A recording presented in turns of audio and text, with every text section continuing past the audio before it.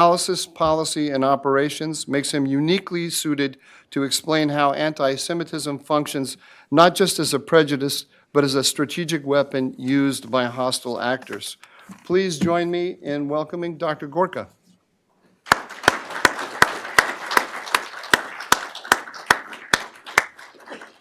There he is. I see. He has a very identifiable profile, and I saw it through the glass. There he is. Hi, buddy. Greetings. Greetings.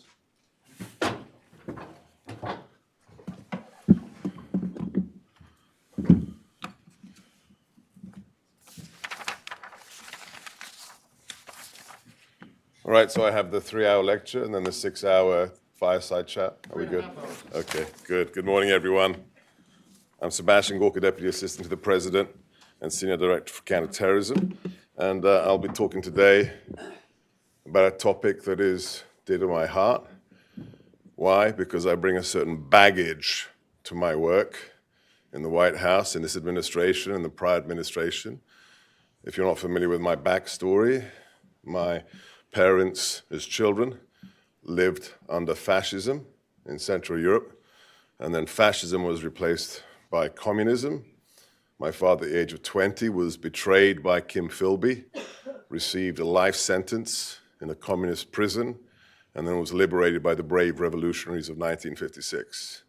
As such, I bring the baggage of a family that has lived through totalitarianism of both stripes, and then realized after 9/11, once I'd started a career in national security, that jihadism is just another form of totalitarianism.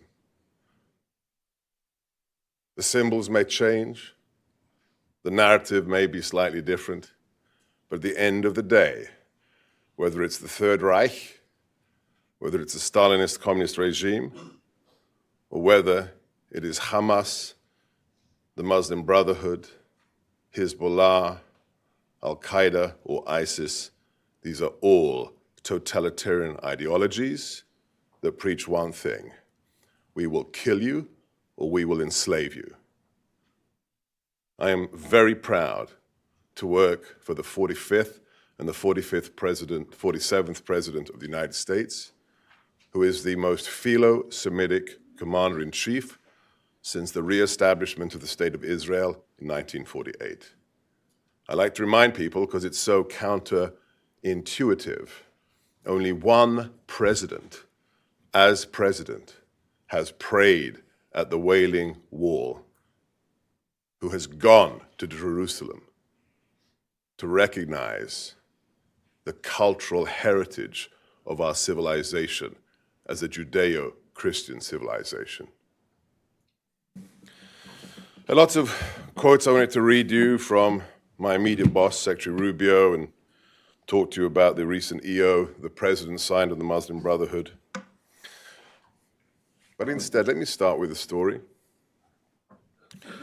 that tells the world who President Trump is and why this time America is serious. Let's roll the clock back to the first Trump administration. And the question of recognizing Jerusalem and moving the embassy. I won't give names, but in that administration, only 3 members of the cabinet supported the president in that decision. And when the president was finally ready to do that which had to be done for various reasons, he held a meeting of the cabinet at which most protested. In fact, one individual who is a master at self-promotion and propaganda, who likes to call himself Mad Dog, more of a lap poodle, Jim Mattis, the then Secretary of Defense, and I say this as an individual who loves the devil dogs. Don't listen, Jim. Of all the services, I love the Marines the best. I spent 2.5 years at Quantico. Mad Dog Mattis said, "Don't do it, sir. Don't recognize Jerusalem. You can't move the embassy. You will trigger World War III. I don't have enough Marines to protect all our embassies in the Middle East." What did the commander-in-chief say? After 23 years of America breaking our promises, people forget this. It was Slick Willie, it was Bubba, it was Clinton who first said we would do this. He didn't follow through. Bush didn't follow through. Obama didn't follow through. And the really embarrassing aspect of that, this was a requirement of the US government. We'd made a commitment to. And as a result of that written commitment, every 6 months for 23 years, the White House had to inform the government of Israel, "Sorry, guys, we're not going to do it this year." 46 times, America had to admit to being a deadbeat. Until the billionaire from Queens arrived. And he said to Mad Dog Mattis, "Jim, we're doing it. We're doing it because America promised the people of Israel. I promised the people of America in the campaign. Oh, and by the way, Jim, it's the right thing to do." That's Donald J. Trump. It's so weird. World War III didn't break out. So strange. One of the greatest regrets of my life is I was invited by our then ambassador, David Friedman, to come to the opening of our embassy in Jerusalem, and for family reasons I couldn't attend. But why does this matter? Why? I'm here to talk about anti-Semitism in the context of counterterrorism and what I truly believe to be a civilizational war between barbarity and Western civilization. Western civilization, which is the greatest civilization the world has ever seen. We are unapologetic. Read the National Security Strategy, which was launched a week ago today. There is one civilization which is better than all, and it is ours. We are saddened that parts of it, especially on the European continent, are in decline. We would like to help reverse that. But we understand our roots and why they are so important. So what has this got to do with anti-Semitism? Will you allow me to go on a little bit of down a rabbit warren for a second? As long as you praise me in the process. Oh, thank you, Michael, for inviting me today. And thank you to this august institution, and it's great to see all the familiar faces in the audience. Michael is a trooper. The only thing that really pisses me off about Michael Duran is we need him back in government. So I've got your number. So why? What has this got to do with national security? Well, let me wax theological for a moment. Bear with me. My first degree was philosophy and theology, and my good friend, our good friend, Andrew Clavin, recently made an incredibly deep philosophical point about anti-Semitism, which, by the way, I think is PC. I think the right word for our topic today is Jew hatred, not anti-Semitism. That's milquetoast. That's pablum. It's Jew hatred. And Andrew, in one of his recent podcasts, one of the best podcasts in America, said, you need to understand what anti-Semitism, what Jew hatred is really about. It's not about the Jews. It's about Christianity and the Jews. Go back and read the German philosophers. Understand what Nietzsche was saying. What were their critiques of Judaism? Well, they said the problem with it is from Judaism, we got what? That famous Jew called Jesus, who gave us Christianity. And what's the problem with Christianity, according to the German philosophers? It's a slave theology. You do what? You promote weakness. The servant is more important than the master. It's not triumph of the will, some Nietzschean Superman. No, it's the opposite of that. Christianity is about love, not power. And they hated this concept of a weak slave theology. How could it be that the slaves of the circus defeated the Roman Empire? That's an outrage to those who believe that might is right. And the anti-Semite is in fact galled by the fact that Judaism brought us what? Monotheism and objective truth. The modern German philosopher said what? There is no objective truth. There is Macht, there is power, there is will. Christianity says the opposite. We have a relationship with the Creator who is the truth. The rejection of the Jew is the rejection of the West. It is the rejection of Christianity as well. That is why we care. That is why we just designated the Muslim Brotherhood, which I will get to in a moment, because what we did a few weeks ago has been woefully misinterpreted and deliberately misrepresented by the clickbait prostitutes of social media, some of whom paint themselves as MAGA, who just need the clicks. But I'll get to that in a second. So, let me quote what we are doing and why we are doing it. From the remarkable Neo Kissinger, who has both National Security Advisor and Secretary of State and National Archivist and a few other jobs is his title, Secretary Rubio. The poison of anti-Semitism, which has plagued mankind for centuries, has visited us now and again in this century. And it still courses through the veins of cowards in dark corners of the world. Anti-Semitism today hides behind geopolitics. Oh, I'm not an anti-Semite. I just don't like the government of Bibi Netanyahu. No, you're a Jew hater, because there's only one Jewish state in the world.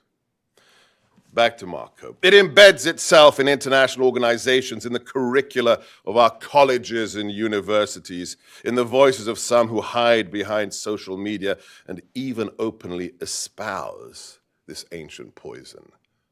Quote, from the river to the sea. October the 7th was an act of mass anti-Semitic terror that showed how Hamas, quote, dreams of a world without Jews. And lastly, most powerfully, from Secretary Rubio, there can be no compromise with anti-Semitism.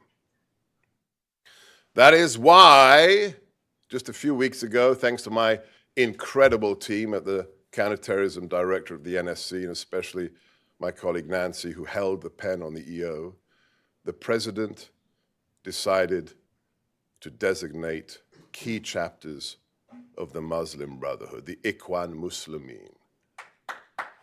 Thank you. Why? Because the Muslim Brotherhood is the progenitor of all modern global jihadism and the propagator, the transmission belt of the most heinous anti-Semitic Jew hatred today across the region and sadly in America as well. In the founding charter of Hamas, which calls itself a chapter of the Muslim Brotherhood, Hudson al-Banna, the founder of the Muslim Brotherhood, is quoted. Israel will exist and will continue to exist until Islam will obliterate it, just as it obliterated others before it. Nothing clearer than that mission statement. But let's bring it all back home. Maybe you've never been to Israel, as I have. Maybe you've never seen the unedited videos of what really happened on October the 7th. Young boys hiding in a shelter until a grenade is thrown into the shelter, which kills their father and blows one of the little boy's eyes out of his skull. And as he's pulled out by the terrorists back into his home, as they go to the fridge to drink soda, and the one son says to the other, "I can't see, I can't see." That's the weakest of what I saw on that video. Let's bring it closer to home. I think we have an image just to make it all relevant of this beautiful couple. Is there nothing more joyous than seeing a young man and woman about to set off on their life together to become one in marriage? Staff members of the Israeli embassy here in DC, Yaron Lichinsky and Sarah Milgram, whose lives were brutally taken. Just a little stroll from here. I think we've got Hudson on the bottom, and in the middle, the site of where they were killed, outside the Jewish Museum, just a few minutes away. And what did the man say who extinguished their beautiful young lives as he pulled the trigger of that weapon? "Free Palestine! I do this for Gaza." It's not in some tunnel under the Gaza Strip. It's 5 minutes walk from here. And in the 900-word manifesto, that piece of human filth posted online prior to his act of murder, he said the following. He titled his screed, "Escalate for Gaza, bring the war home." That is why we are deadly serious. President Trump, Secretary Marco, Homeland Security Advisor Stephen Miller, et al., to stomp out the Jew hatred that is a hatred of Western civilization. Finally, before we have a chat with my good friend Michael, let me explain that which we really don't have the time to do much. So a savant in our press team said to me a few months ago, I told him what my biggest problem with the Trump administration is. Biggest problem is we can't keep up with President Trump. It is simply humanly impossible. My colleagues and I live what is called skiff life, okay? We're in a secure compartmented information facility for 12 hours a day, 13 hours a day, and much more because of them. And we leave our cell phones outside because we have to. And then we come out, to stretch our legs, grab a coffee, and then we look at our phones. Oh my gosh, what did he just do? Another peace deal? Peace deal number 8? I mean, we just physically can't keep up with this man. Let me illustrate a personal story. We had, in September, a very important EO had been written by another member of my team regarding hostages and wrongfully detained US citizens. And this time, we were going to have a public signing of our directorate's EO in the Oval, and the president opened it up to the press.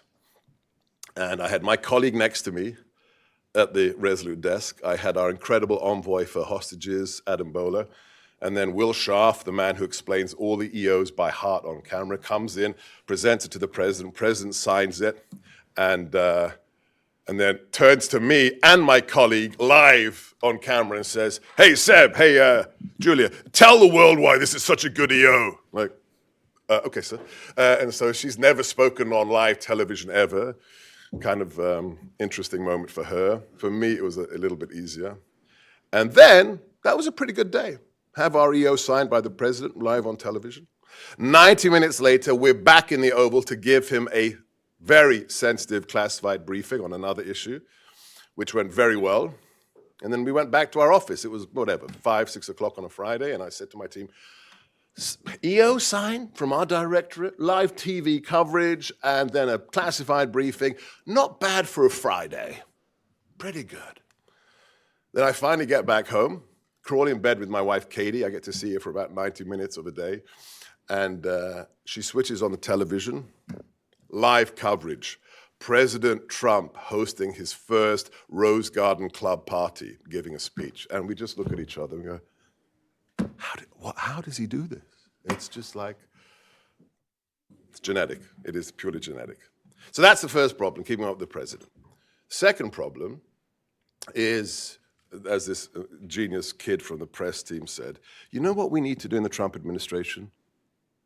We all need to stop working for 3 days. Just all of us. Pens down, stop working, and explain to the world what we are doing and what the president is doing, because we're moving so fast. We don't have the luxury of explication. From the tariffs to the drug boats to NATO 5% to everything Scott Bessent is doing to AI to you name it, to the 9th peace deal imminently. The president's moving so fast, we don't have the time. And he's absolutely right. He's absolutely right. So on the drug boats, can I just, please, I don't know if you're recording this or if you can do a clip or something, or just do me a favor. Can we just destroy the garbage out there, the asinine, clinically imbecilic coverage of the drug boats? The mainstream media and the Democrats would have you believe my friend Pete Hegseth is, in an operations center with a joystick, and he says, "Ooh, fishermen," right? Like, can I, without, divulging any secrets, I can assure you, I can guarantee you, I would swear on the good book, we're here on the podium, we have such exquisite intelligence on every single vessel. With mild hyperbole. We know what size underwear they're wearing. We know their great-grandmother's maiden name. We know exactly what's on that ship, where it's heading, who they work for. We know that each ship is going to cost the lives of at least 50,000 Americans. We have them banged to rights just as much as we do any of the high-value terrorists we have killed since 9/11. The collection is superlative. We don't take that shot in self-defense of our nation unless we have full confirmation that they are guilty of poisoning Americans. That is simply a statement of fact. So let's clear the air on the Muslim Brotherhood designation, despite what some influencers would have you believe. It's a statement of designation to occur, not a de facto designation, because we follow the law in the Trump administration. We believe in the Constitution and the statutes agreed upon by Congress and signed by the president. We don't just do stuff because we want to. We don't deploy the FBI against Catholics in Richmond because they go to Latin Mass. We don't raid the former president's home at gunpoint because we don't want him to win an election. We believe in the rule of law. As such, FTO designation has to be done according to the law. A foreign terrorist organization must have killed Americans or must have gravely affected the national security of the United States, and that must be proven with predominantly unclassified information that stands up in a court of law and which is less than 3 years old. It's not me. That's the law in America. We can't just willy-nilly say, yeah, he's a terrorist, he's a terrorist, he's a terrorist. That's what the Biden administration does. Oh, you don't want your children to wear masks in school? Oof, hope, domestic terrorist. We don't do that. So number one, the mechanics of the designation is stipulated in law, and we are following it.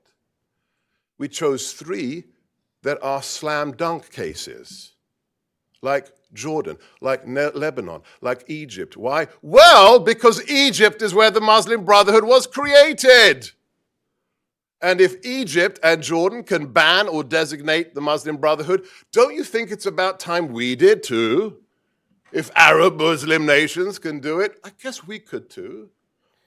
But for the record, Lara, for the record, Mr. Carlson, for the record, or the clickbait, I will control myself. It's unusual. For the record, this is not the beginning. This is not the end. It is just the beginning. And we are assiduously working on the next tranche of designations right now. And please read the statute, you cretinous individuals. We're not designating states. It's organizations.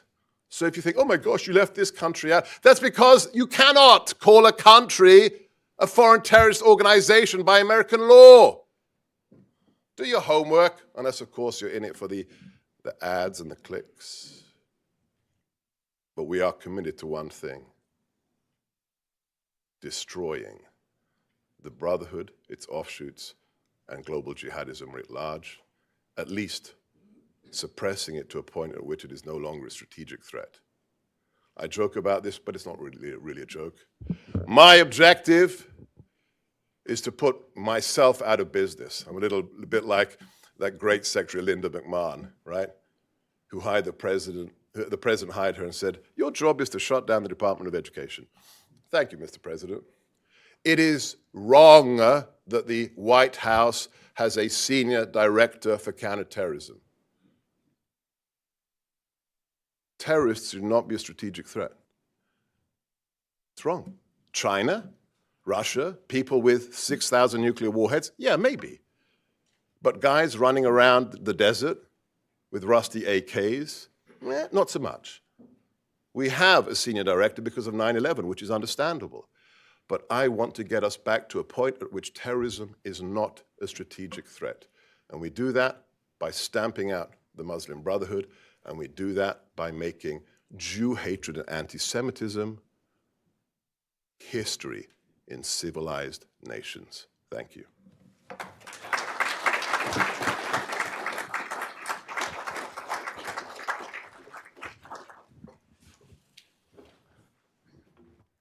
The difficulty of interviewing you is you mince your words. I know. It's really hard. It's really I beat hard. about the bush. It's really hard to nail you down on what you really think about things. No, thank you for that. Let me hone in on one thing you mentioned. You said you have a colleague in the press office who said, let's stop and explain for 3 days.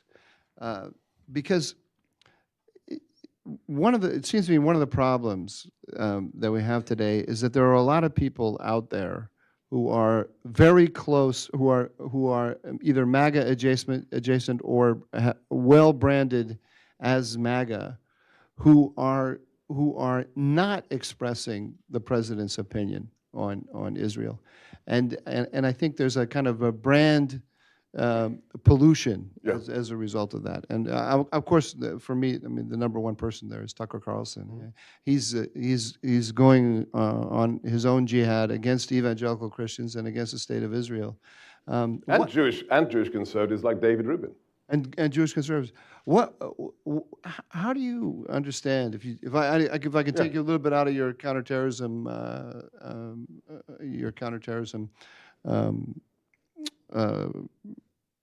responsibilities and say, how do you understand what's going on in MAGA? Yeah. I never would have predicted this. So first things first, it's not a very senior media person texted me a few days ago and labeled this the civil war in MAGA. So can we just set things straight here? This is not a civil war in MAGA. It's a couple of people who are very loud. It's not MAGA, okay? You get out of, I have to remind my friends, you know Twitter's not the real world, right? X is not America. leave the beltway, touch the grass.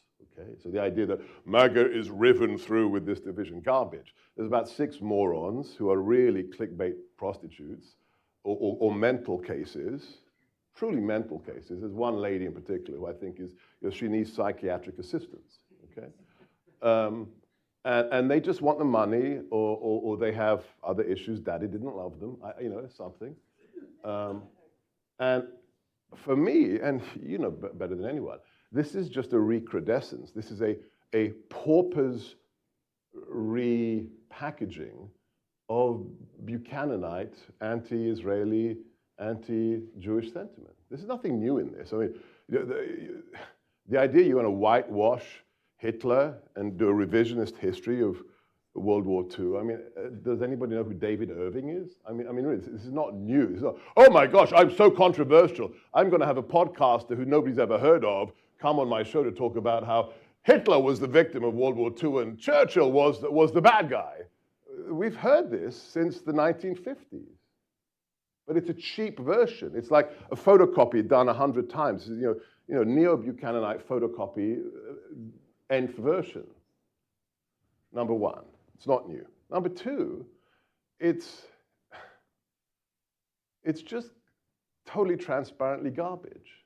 I mean, I just go to my Twitter feed and repost or have a look at the video I posted last night. David Rubin is interviewed by Megyn Kelly, please, Megyn, choose your sides wisely. Don't go down the route of the, Candace Owenses of the world. But I think it's Megyn who says, what is this about Tucker saying he doesn't know who you are? Have you seen this? Tucker's biggest answer to his critics, oh, this person I've never heard of. Like, who is Dave Rubin? They have this video. Who is Dave? I never heard of him. And then Dave pulls out his book that he wrote two years ago with this massive blurb from Tucker Carlson on the back. David Rubin, amazing, really, buy this book. Like, you're just a fraud, Tucker. I mean, really, it's just so asinine. I'm not worried about it. Why? Because it's 6 people with loud voices who like to do episodes also on Sasquatch and chemtrails. I mean, you're just a clown that wants clicks. You're a clickbait clown. I think we can use that phrase. And the best thing is, what did the president tweet or put on Truth Social 2 months ago? Tucker the kook, right? Kooky Carlson. The idea that these people have any grip on the president, on MAGA, is utterly fallacious. It's problematic, but we've seen it before. We will excise it from decent conservative company, just like we did it before. So don't believe the hype is my response. That's beautiful. The National Security Strategy Yes. you mentioned is a very, very interesting document. And I think if you read it closely, you don't even have to read it closely. It's very clear that a lot of the criticisms of the Trump administration about isolationism, abandoning the world, they're simply not true. No. And you can see it in Western Hemisphere, Europe, Middle East, and so on. And it seems to me, I don't think sorry, can I just interject? Sure. And that is also a rejection of the Tuckerites of the world. Because what do they say? Oh, who cares about the rest of the world? All we care about is America. America first means ignore everyone else. Well, then read the National Security Strategy, because it's not isolationist. It says some regions matter more than others, and the Monroe Doctrine is going to be the new Trump corollary. We're going back to saying some pieces of Earth are more important than others, especially the backyard of America. I don't think the strategy says this, but this is my interpretation of it, that especially in Europe, the Middle East, and East Asia as well, the U.S.-Israeli alliance, as it has manifested itself under President Trump with in Operation Midnight Hammer, is really the model that he's aiming at. Would you agree with that? It's not explicit, but it is of maybe 3 or 4 partner-ally relations. It is one of the exemplars, absolutely, especially if you look at Midnight Hammer. Israel does what it has to do, with waves of kinetic sorties for 12 days. And I was in the sit room. I was underneath the West Wing when we did Operation Midnight Hammer.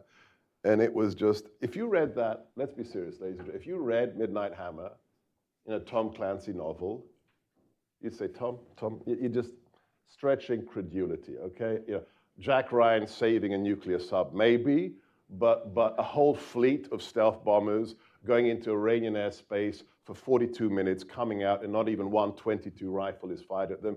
That's just unbelievable. I was watching it on the big screens. I mean, it's what I termed before I came back into the administration, and the president concurred, surgical strength. We are not going to invade other people's countries. We're not interventionists. We're not going to turn you into a democracy at the end of a gun barrel. But when there is an extant threat, when it is imminent, we will come down on you like the hammers of hell, whether it's Soleimani, whether it's the chemical weapons in Syria, or whether it's the nuclear sites in Iran. Exquisite use of force when necessary, in cooperation with excellent partners. And so then this, I think, has to be one of our major arguments against the Yes. against the anti-Semites, that this is actually the model partnership in the Totally. Yeah, and just imagine a region, imagine a CENTCOM region where Israel isn't doing what Israel's doing with regards to Iran, with regards to Hezbollah, Hamas, the Pager operation. I mean, that makes all of us safer. What we've seen on the streets of Buenos Aires, what we've seen on the streets of America, these are all, I mean, I can't go into all the details, but Iran, as we know, if you look at the open source, is trying to kill US officials, is trying to kill former US officials on US soil, not when they're visiting the Middle East, but here. Any nation that assists us in keeping Americans safe, how is that a bad thing? It's such an odd thing about the MAGA. I don't know what to call them. What are we going to call them? Pseudo-MAGA. The pseudo-MAGA broadcasters. That at this very moment, when it's very clear what the president's vision is, and when we have very serious foreign threats, the Chinese, the Russians, and the Iranians, that they've got us all talking about whether the Jews did 9/11. Yeah. And what is this? Sorry. Yeah, let me, I didn't fully deal with the phenomena. So yes, it's a cheap neo-Buchananite, veiled Jew hatred, put in isolationist terms. But there's a broader thing, and I'm not making excuses for these people. As far as I'm concerned, these people are, I wipe them off the bottom of my shoe, these individuals. Again, you're mincing words. I know. But there is, it's what Konstantin Kisin calls the woke right. It's a very interesting concept, and James Lindsay as well. That because of various external factors, number one, the dearth of critical thought in Western civilization. I mean, when I'm asked career advice from 20-somethings, what should I do to be successful? And I tell them, whether you want to be a national security wonk like me or a brain surgeon, one piece of advice. Every day, switch this stinking thing off, and pick up a book with pages, preferably written by a dead white man, preferably dead for at least 4 centuries, okay? So Shakespeare or older, okay? And read a book. So number one, critical, how many even, I am a wicked addict of social media, yeah? I see myself opening a book, and if it takes me longer to read that page than a 60-second video on X, I'm like, I start to get the jitters, right? So we have to retrain critical thought so we don't have critical thought amongst these influencers. And lastly, what do we have this general ennui, this general cynicism, which should be in fact skepticism of authority, because they lied to us about the Iraq War, they lied to us about COVID, they lied to us, there's this long laundry list of the experts, the Faucis, the WMD experts, whoever it is, who have no authority. Therefore, what does the woke right translate this into, which is really dangerous? It's like that comedian David What's-His-Face who says, it's all the Israel is the problem and blah, blah, blah. The end argument of this is there are no experts. Don't trust anyone. Well, that way lies anarchy. I mean, I know experts. You want me to tell you who an expert is on information operations, on nuclear improvised munitions, on threat finance? I can give you real experts. But what the woke right has turned skepticism into is global cynicism. And that's what these pseudo-MAGA fakers are exploiting. Sorry, that's the broader context. It was, the name you were looking for was Dave Smith. Dave Smith, yeah. I think it's funny because I've actually never heard him say a funny thing, but he's branded himself as comedian Dave Smith. But think about this. We're talking about people, right, whose self-label, whose category is stand-up comedian. And what's his greatest import today? His impact on the debate on geopolitics in the Middle East. I mean, that would have been a Monty Python skit. Stand-up comedian is explaining to us the whys and wherefore of where ISIS came from. I don't think so. That's moronic. So I want to ask you, because you don't mince words, so could you sum up in 2 or 3 sentences, 5 with semicolons, the essence of the vision behind the national security strategy? Because I want to prime you. Yeah. Because I sat down, I read it twice, and I think there's, from a communications point of view, I think there's one problem with it, and that's that the word China doesn't appear as often as the idea of China is in it. So I mean, what I mean to say is that I think for prudential reasons, the president didn't want to have China in every paragraph, but actually China is the whole document is suffused with China. So to summarize, and it's very short. You can read it 3 times or 4 times. So read the. I read slowly. Okay. Read the NSS, but I can give you a 2-sentence summary. What we care about as Americans is America, and what is important to America. We are America first, but not America alone. But the principles of America as a functioning nation state and the principles of the international system is bound around one concept: sovereignty. If you want to get fancy and highfalutin, this is the rebirth of Westphalianism, meaning you cannot be a functioning nation state unless you exercise sovereignty.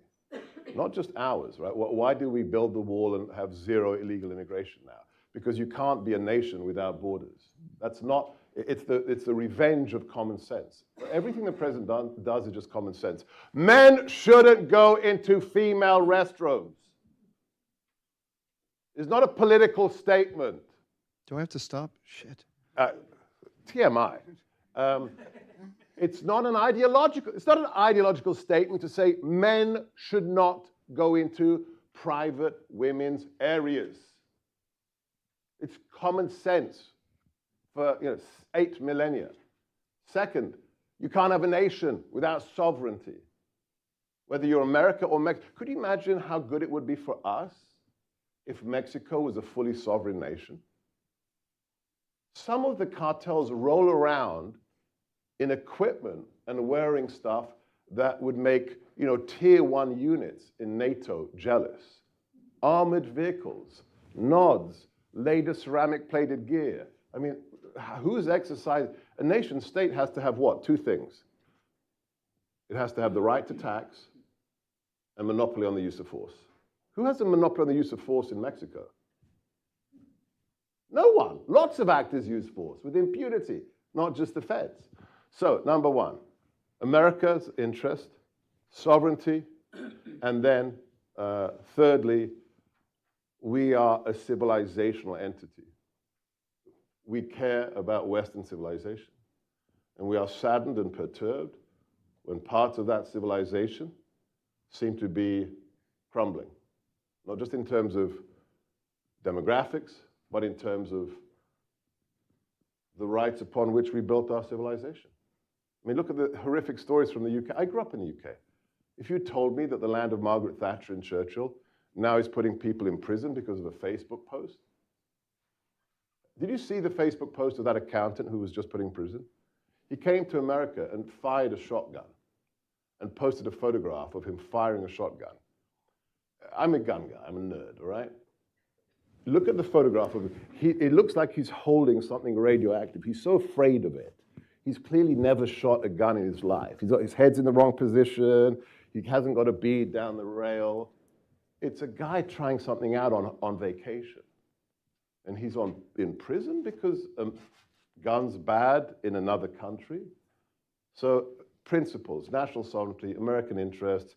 Oh, and then let me put in a slightly more diplomatic one that suffuses everything we've done internationally. 8 years ago, it was about security. We're going to crush ISIS. We're going to go out there, we're going to hammer them. We're going to make America safe. We're going to go to the Middle East. We're going to find partners to work with us. Now we're transitioning from security to prosperity. In US government, we silo everything, right? We have the Iraqi desk officer. We have the expert on threat finance in Lebanon. Everybody has their little compartment. The President of the United States is a preternatural strategic thinker. He does not hermetically separate diplomacy from national security, from commerce or economics. Why was the first meeting with Zelensky, the disastrous one, why was it about a rare earths mineral deal? Everybody in Europe was saying, Article 5 guarantees, give him NATO membership, blah, blah. We know that a piece of paper from Brussels is about as useful as the one Neville Chamberlain brought back from Munich, okay? But if we've got tens of thousands of Americans in Ukraine mining rare earths, processing rare earths, I'm sorry, but Vlad is going to think twice about invading Ukraine. Commerce, trade, prosperity. I think I made this point the last time I was here. All left-wing politics is the same and different from all right-wing politics. Whether you're a commie or a member of the Labour Party or a Democrat, left-wing politics is predicated on what principle? Zero-sum game, closed box of wealth. There's one pie of wealth, and the government, the elite, will decide how to distribute that pie. It's Marx, yeah? A redistribution of wealth. Closed system. All conservatives, real conservatives, believe in what? The ingenuity of humankind is utterly limitless. Compare gross wealth of the world over the last 400 years.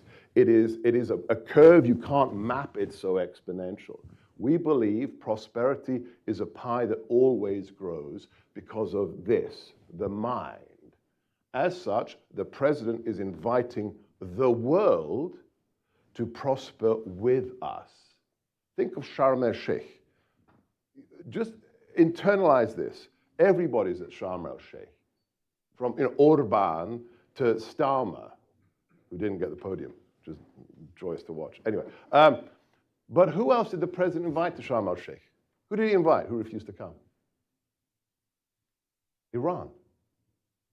He even invited the supreme leader to Sharm el-Sheikh and said, hey guys, we're going to rock and roll. We're going to get bigger AI, wealth. Do you want to be part of this? Or do you want to be an idiot who says death to America on Friday?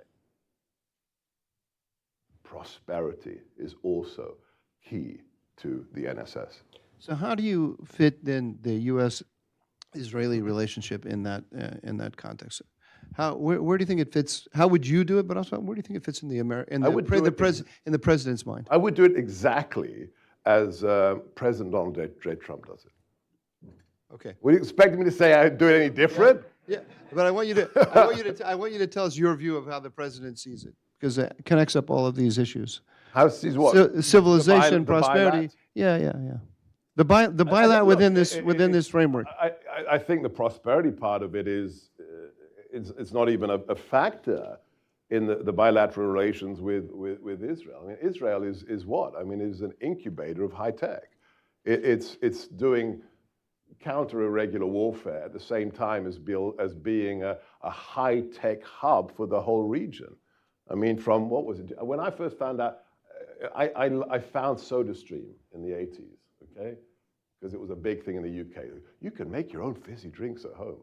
And then you find out it's an Israeli company with the factory on territory, on settlement territory, with using people from the Palestinian territories as employees. I mean, that's the 1980s. So from soda streams to satellites, I don't think we need any more help for Israel in terms of prosperity. What we need them to do is what I said in the video I posted after I saw what really happened on October the 7th. And I stand by what I said. I was in Congress and I'd just come out of the viewing, and I said, I had a message to the IDF, the people of Israel, and Netanyahu: kill every single one of them responsible, salt the earth above their graves, and make sure it never happens again. So let's get that job done first. You pleased the crowd with that one. Oh, I have a 2-minute warning. Is that what I have? I have a 1-minute warning. Can we take a question for? Are you? Totally. We'll take. We have one question. Okay. Thank you, sir. Kamran Kari, New Line Institute. So, my understanding of the president's strategy is that the United States will no longer do the heavy lifting in different parts of the world. We need allied and partner nations to take the lead. We're not going away. We will be in a secondary role. We're actually switching places. How would you characterize that in the Middle East? Israel is our ally and the best ally. What about the other allies that are not qualitatively there where Israel is? Yeah. We're not flipping the role. That's an exaggeration. But look at the language in the NSS. It's very, very deliberate. For decades, we talked about burden sharing. We're moving to burden shifting. Okay? If you are to be measured as a serious ally or a serious partner, we expect more of you. It's a very simple thing. It's simply, if you're a member, I look at the NATO example. I cut my teeth on NATO, which is 30 years ago. Back then, the idea that we could get 2% of GDP across NATO was a pipe dream.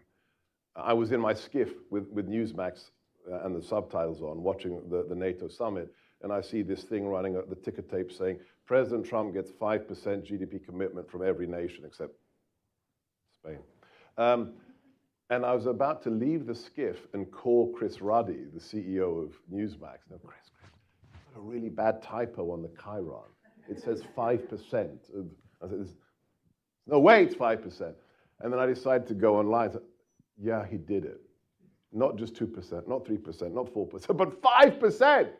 I mean, that's, again, beggar's belief. If you read that in a novel, you'd say impossible. So you will be measured in terms of your seriousness as a nation based upon your willingness to do more for our common interests if we have the same threat perception. If you have terrorism as a problem in your country, well, guess what? We want you to be serious about it so you can work with us. With regards to the region, look, the best example I can give is the president's infamous statement on Gaza, right? We're going to take over Gaza. Remember that? And then horror across, the commentariat, the talking. Oh my gosh, how dare he say that? And the nations of the Middle East say, oh, what the arrogance, how dare he say that? For 72 hours. And then what happened? Well, to anyone who's read The Art of the Deal, which I highly recommend to everyone, if you want to understand President Trump, suddenly, 4 days later, nations that really hadn't lifted a finger, that hadn't invested anything in the West Bank or Gaza, who are very rich nations, said, maybe we should spend some money rebuilding that part of the world. That's the art of the deal. That's the Trump effect. And that's what we expect from our partners. I think we have 2 more minutes, don't we? I'm like, one more minute. Okay, we've got a question in the back, and then we have to make it a laser-like question, and you can make it a. This is your finale. So Alrighty. Make it a good one. Hello. Thank you so much for coming and speaking with us today. I guess my question was going to be. Oh, my name is Noah Firestone. I'm a RAND student. Given how quickly anti-Semitic ideology is spread across social media platforms, what tools do you think will be the most helpful in this administration to counter the ideology that we see online without harming freedom of expression? Yeah, so we are serious about the U.S. Constitution. We see it as an enumeration of what the Founding Fathers said it is, which is our God-given rights. There's a reason the word creator is in our founding document with a capital C. That garbage you hear about the Founding Fathers being, atheists or deists is complete crap. They were God-fearing Christians who said you have freedom of religion. Nobody has to be a Christian, and there is no state religion. But they were clear that America's principles are based upon Christian values. So we're not going to do anything to undermine those principles. But the First Amendment is, of course, one of them. To your point, I think I promised this last time, and I'm happy to promise it again. You need to have an event here with Mr. Miller, because I have the global remit for jihadism. Mr. Miller, who is a force of nature, deals with stuff inside this country. And I think if you look at what we're doing already with the colleges and what we're doing with those who allow the propagation of genocidal ideology on their campuses, there are consequences to that. Why should you receive a penny of federal funding if you allow them? And as Marco, as the secretary, has been very clear, if you're a foreign national, you have no right to come to this country as a student or otherwise. No one has the right to come here. I am a legal immigrant to the United States. I waited in line. I took a test. I took an oath to the US Constitution. So if you do something to undermine any of that as a foreign national, there will be consequences. For US nationals, I think the most important thing, and I'll let Mr. Miller talk to this, is mapping the money trails. How do chants of the river to the sea with protesters who have placards that all look exactly the same? Who printed those? Who funded those? Scott Besson is rather committed to following the money, which is a key. So I'll leave it at that. Thank you. Okay, thank you, Seb. Please, everybody join me in thanking Seb for this very, very enlightening talk.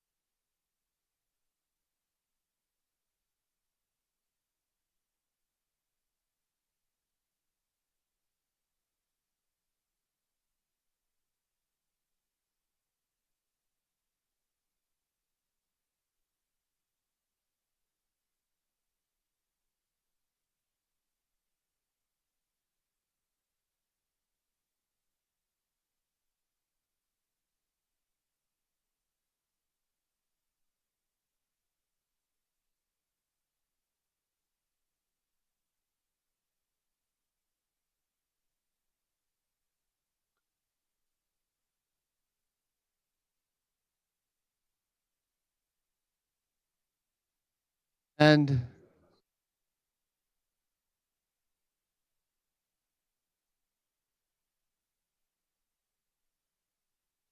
oh, and force of nature, Liel Leibovitz. Liel, it's all yours. I'm Leo Liebowitz, Senior Fellow at the Hudson Institute, Editor-at-Large Tablet Magazine, sitting, as always, on the far right. What a pleasure to be here this morning, and what a pleasure to follow Sebastian Gorka. I'm an immigrant, like Dr. Gorka, to this great and godly country, and the nation that I dreamt of as a kid, the nation that stood up to tyranny all over the world, the nation that spread the light of liberty and freedom, is precisely the nation that I'm seeing right now, and these are precisely the policies that I was hoping and praying for. It's just a great honor. I hope you've all had a moment to enjoy anti-Semitism for the very last time, because after 3,000 years, we will eradicate it right here, right now on this panel.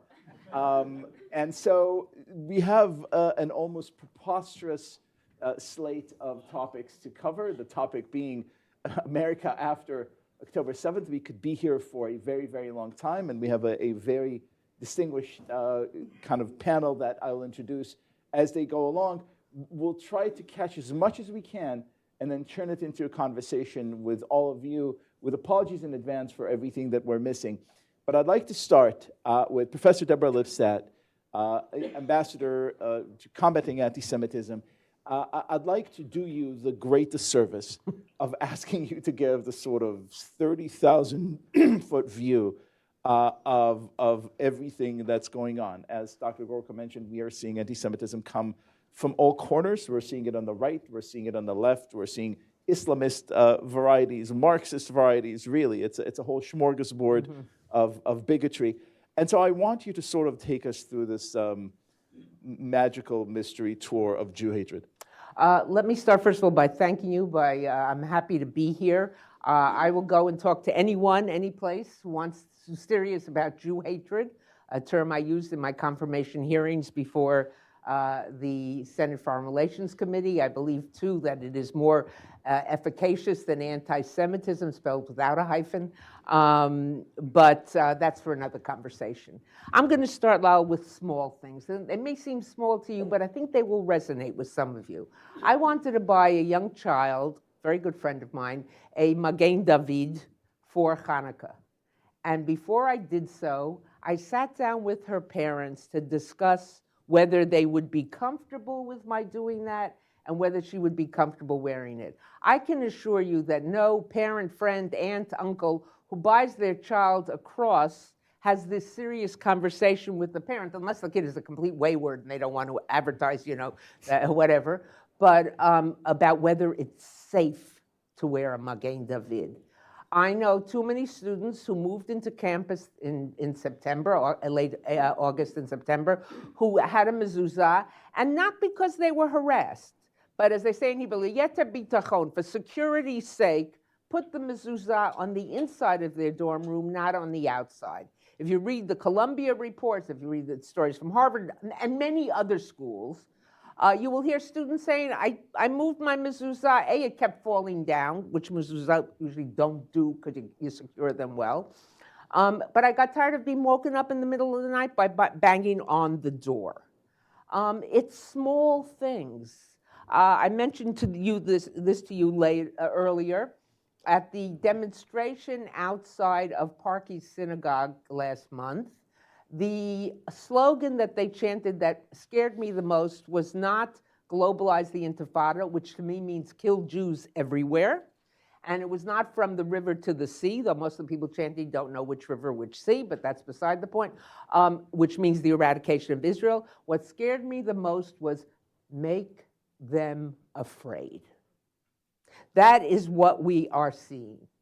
And it's everywhere. You read the Columbia report or read the executive summary, once you read, and it's horrific. You see it on the left and you see it on the right. I could talk to you about the feminist groups which were silent after October 7th, more than silent. Some said but. When it comes to anti-Semitism, when it comes to rape, there is no but. None. None, zero, nada, FS, none, nine, nothing. Yet these groups engaged in it. We are seeing more than left and right. When I first came into office, I talked about a spectrum from the left to the right. After a short time, I stopped talking about that. I talked about a horseshoe, where the two ends of the horseshoe meet. And this is what is so disturbing to me. And it's left-right, it's the red-green alliance. The Islamists are in there, and sometimes more than just Islamists are in there quite strongly. But it's the two ends meeting with the same Jew hatred. But here's what's interesting to me as a historian, as someone who has studied anti-Semitism, fought anti-Semitism, and sued by anti-Semites. The slogans at both ends of the spectrum are the same. It's finding the cause for, I've lost out in this system, my factory has closed, I can't find a job, it doesn't matter which end. Somehow the Jews are to blame.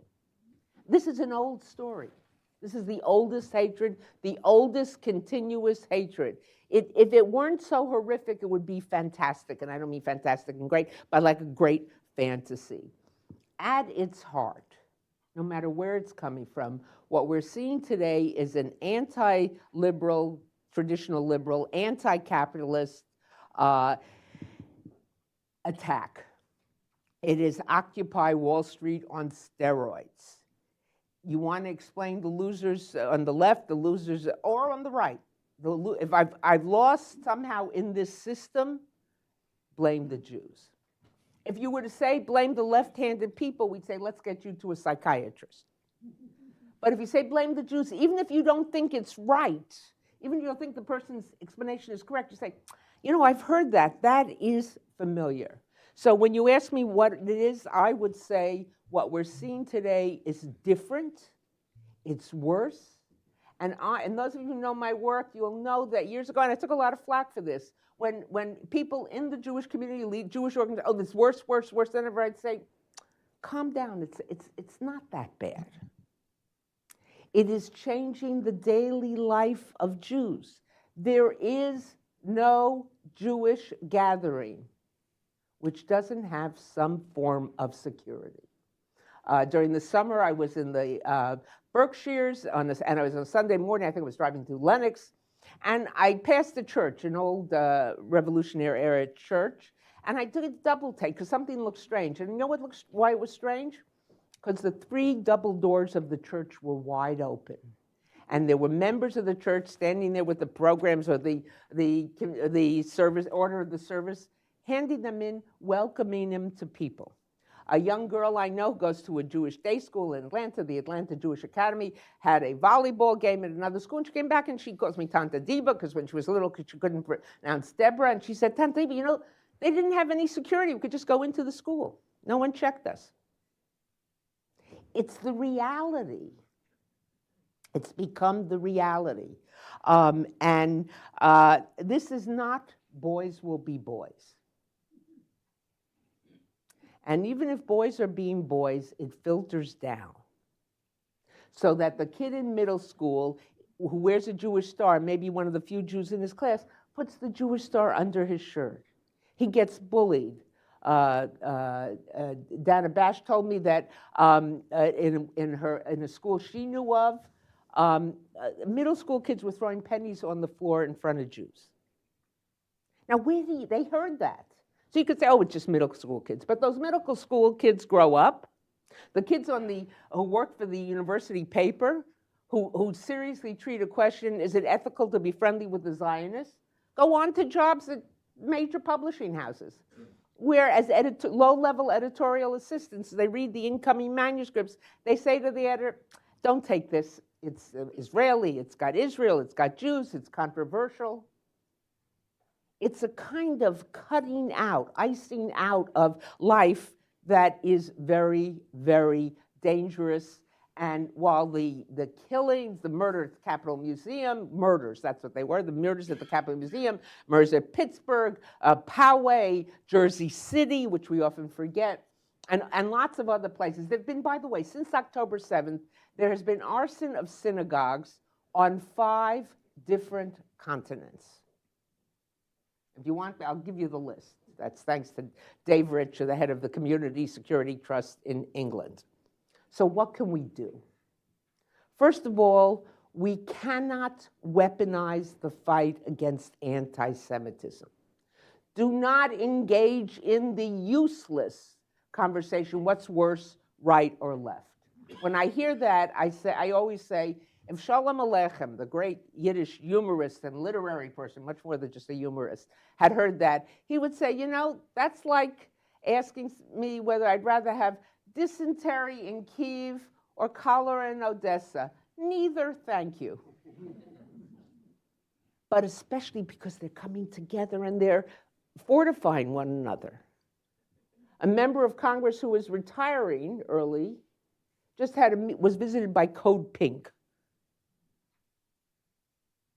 That's weird. But it wasn't reported as weird. Speak out expeditiously and unequivocally. And speak out not just when the person is on a different side of the political spectrum than you are.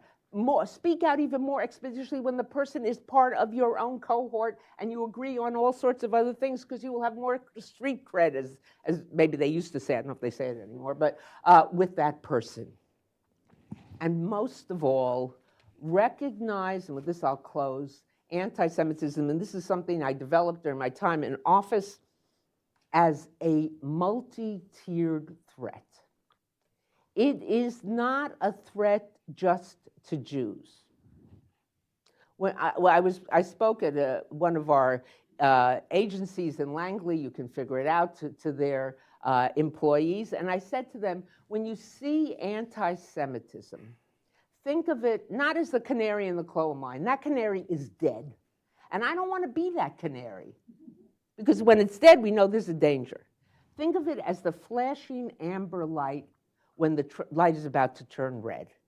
And I always had this vision that, you know, as it gets closer to turning red, it goes faster. I don't know if that's true, but that's in my mind. The red light that's coming is worse. It may not be more anti-Semitism, but it's anti-democracy, anti-rule of law.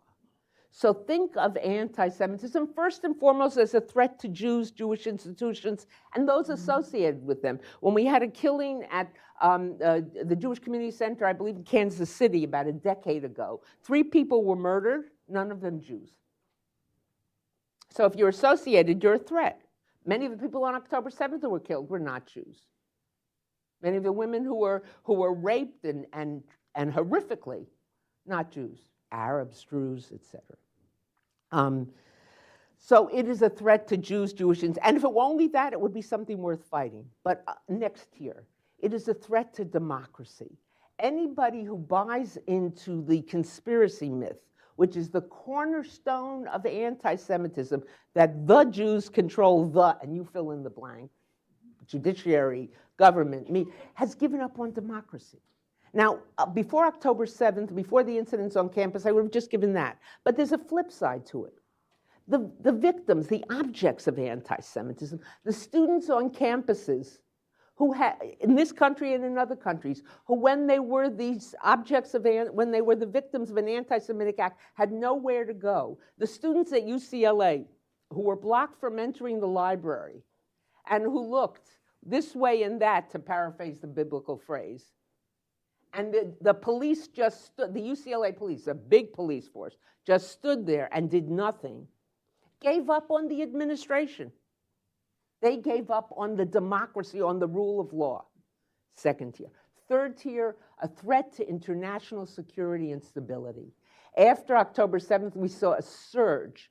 NSC reported on this, and INSS in Israel, et cetera, and others, in anti-Semitism on Chinese-controlled websites. What was that about? China does not have a long tradition of anti-Semitism, not yet at least, to be pleasantly optimistic. Not yet, you know. It was functional anti-Semitism. It was utilitarian anti-Semitism. Iran is ideological anti-Semitism. Russia is both ideological and functional. But this was functional. In other words, if you know Yiddish, it was to be the kachlafel, the stirring up the pot, to send a message to the global south, the third world, to other nations. We, China, we, the PRC, are with you. They, the United States, are with them. It's a threat to international security and stability. We saw this is not new. In 1959, just the historian nerd in me, 1959, in the Federal Republic of Germany, West Germany, there was an outbreak of what today looks like benign anti-Semitism. Matzevot, gravestones were knocked over, swastikas on newly rebuilt synagogues, no Jews, but they rebuilt the synagogues, and you know the synagogue in Cologne had a swastika on it. Turns out and then it spread to New York, to Chicago, to London, to the West. Turns out it was a KGB Stasi operation with support of communist operatives in these different countries to signal, you in the West, you talk about us as anti-Semitic, look what you got in the West. And international security and stability. And finally, it is a threat to society at large. After the Charlie Hebdo Hyper Cacher tragedies, Manuel Valls, then the premier of France, said in the iconic statement, and many of you will remember it, France without Jews will not be France. And I once was in conversation with him last year at the Paris Peace Forum, and I said to him, you know how I chose to interpret that? You weren't talking to the Jews, you know, stay here. It already assured them we will protect you. But if one group in your society doesn't feel safe, if one group, and one group only in your society, has to have armed guards outside of every gathering that it has, they're not safe, and your society is not safe. Unless we understand that this is not one group crying, protect us. This is anti-democratic, anti-rule of law, anti-stability. This is a threat to all of us. It is that flashing yellow light. Thank you very much. Thank you. Thank you, Ambassador Lipstadt, for this terrific and moving survey, and for bringing and mentioning the great Yiddish writer Shalom Aleichem, without whom no national security conference would ever be complete. Probably the first time ever that he... I would say that is a Hudson first. Not a last, I hope. Park McDougall, you're not obliged to mention any Yiddishists in your response. But I want to task you with an even more unkind question than I did Ambassador Lipstadt. You are editor of The Scroll for Tablet Magazine. You have been covering this topic sort of very closely and assiduously for years. What I'd like for you to do is to give us a sort of more granular report from the weeds, as they say, because while some of what we're seeing may be spontaneous outbursts of Jew hatred, as we know, because we've been reading you, we are also looking at a concentrated effort that is paid for, financed, and organized by a whole host of state and non-state actors. Take us into the dark belly of the beast, kindly. Sure. I'll be reading from notes, so, not just texting. You're forgiven. Yeah. So first, I want to kind of frame this discussion a little bit. And you can call it anti-Semitism or Jew hatred or whatever, but to the extent we're talking about this as kind of a national security issue, it's not a problem of people not liking Jews in the same way they might, they don't like Mexicans or people from Cambodia or something like that. Anti-Semitism is a theory about reality. It's an ideology or an adjunct to an ideology. And really, it's a conspiracy theory about how the world works. There are left-wing and right-wing versions of it that will, have kind of different emphases, but ultimately they tend to boil down to the same basic ideas, which is that the reality you think you are living in is an illusion. So you think you live in a democracy, but actually there is this secret, invisible system of Jewish power that runs the world. through the banking system, through the media, through the Israel lobby, blackmail, whatever. And this is also what explains US foreign policy decisions, according to this theory. So the reason we support Israel in the Middle East, you also see this with Ukraine and Eastern Europe, is because our government is getting subverted by hostile foreign interests. And that's why the United States takes an active role in world affairs and does the things it does. It's not because this serves US interests in any way, but because we are being subverted. And this is a very powerful political tool. It is something that different actors can pick up and attempt to use for their own ends. And I think in some sense it's a lot more important to understand who those actors are and what ends they are trying to use it for than it is to necessarily always be in the weeds about this or that 501c3. So with that said, I'm going to try to split this up into basically 3 main clusters. And I'm simplifying here. There's often some overlap, but I think this should help kind of frame how we think about it. The first is what I'm going to call the progressive establishment cluster. So this is money generally coming out of things like the Open Society Foundations, the Rockefeller Brothers Fund, the various Tides entities, the Tides Foundation, and then a lot of other kind of smaller progressive foundations, so MacArthur or Caffin Foundation, things like this. Basically, this is the Democratic Party donor base, and they are funding groups like Jewish Voice for Peace, If Not Now, Linda Sarsour's group, which is called Empower Change. There's a think tank, Dawn, but there are a lot of these groups. These groups are really involved in the Gaza protests under the Biden administration, and especially in kind of congressional staff walkouts and the dissent cables at the State Department. And we should really think of them, I think, as Democratic pressure groups. They are groups operating inside the Democratic Party coalition, lobbying for policy changes.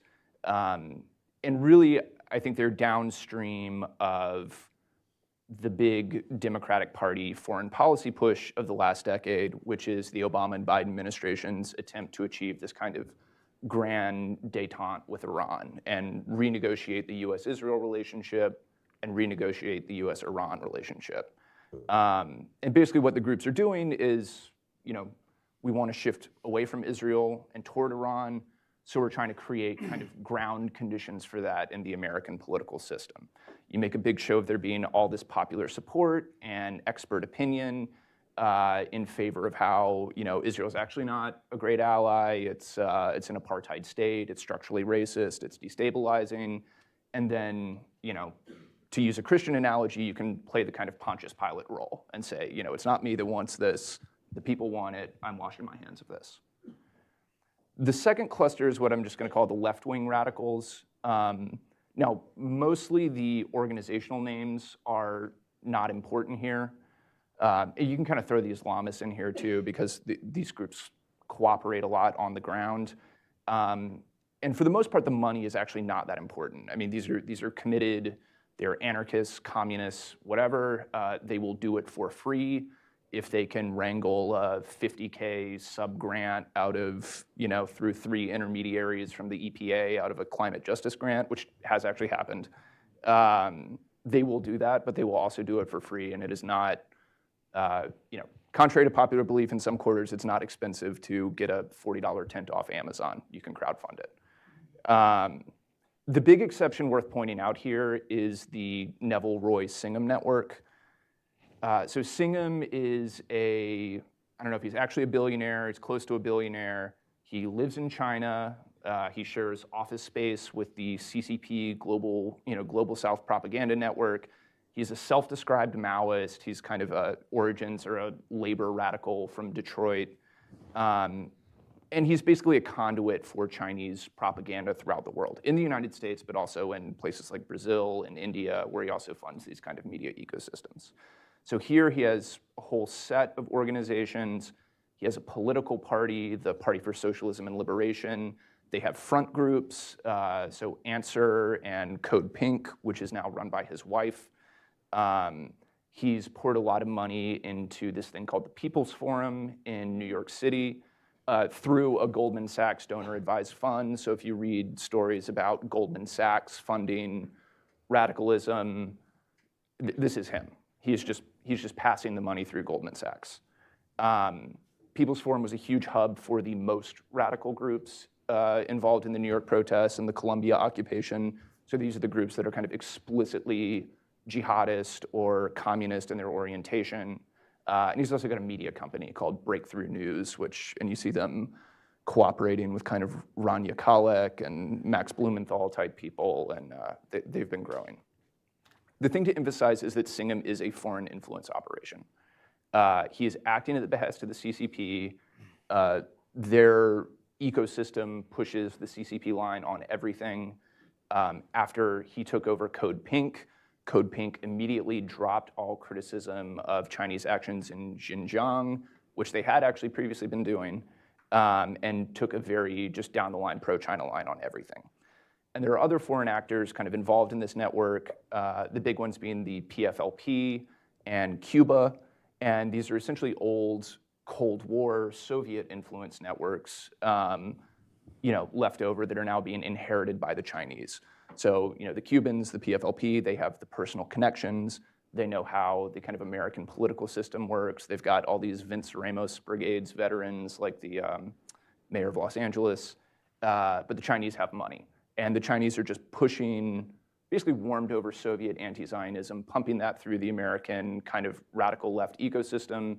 And it's, as Ambassador Lipstadt said, it's about discrediting the United States, signaling to the global South, sort of accelerating social divisions here.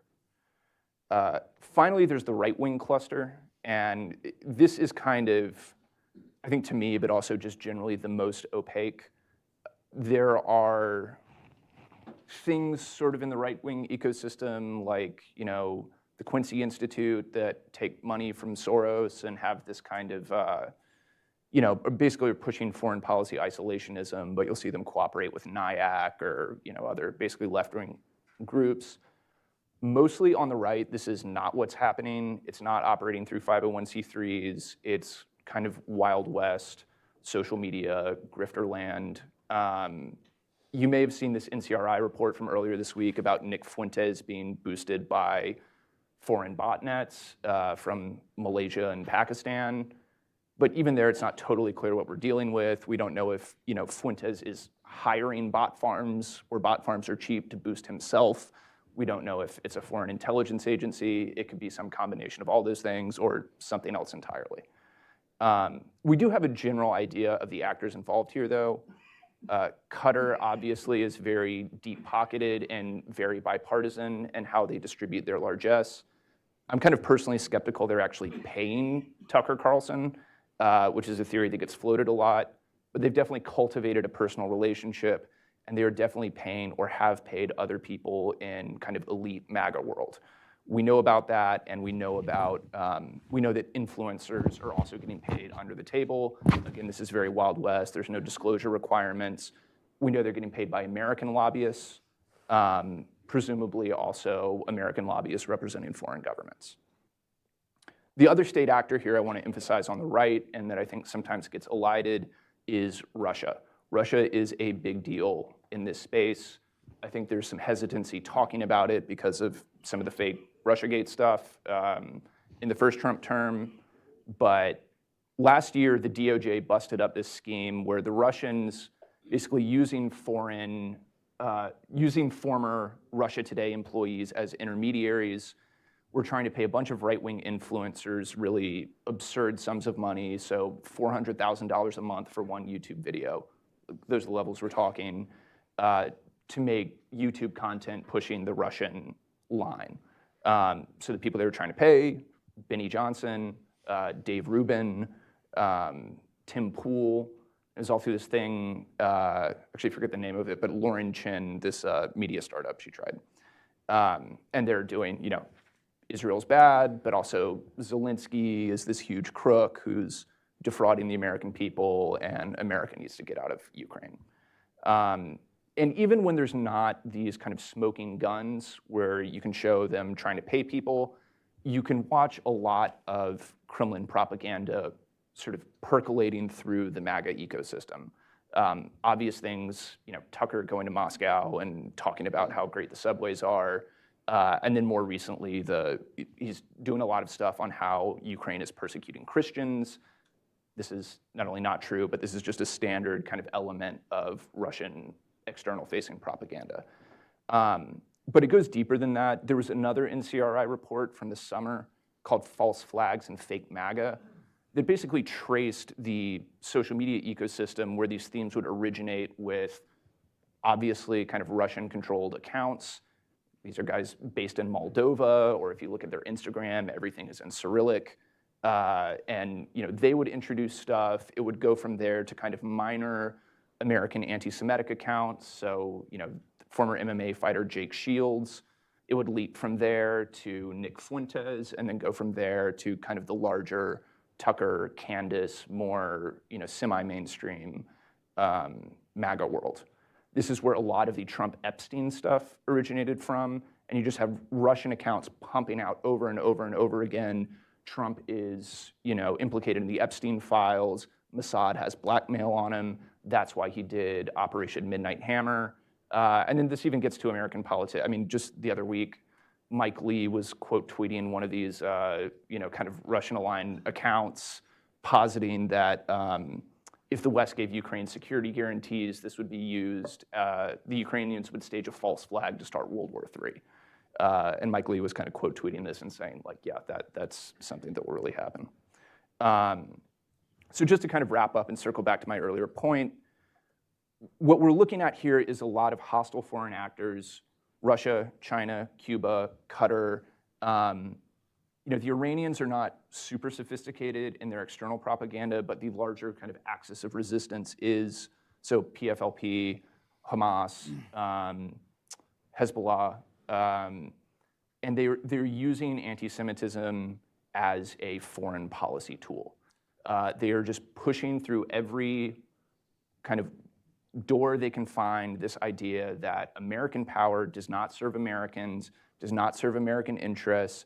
It is just serving the Zionists and the Jews against the interests of ordinary Americans.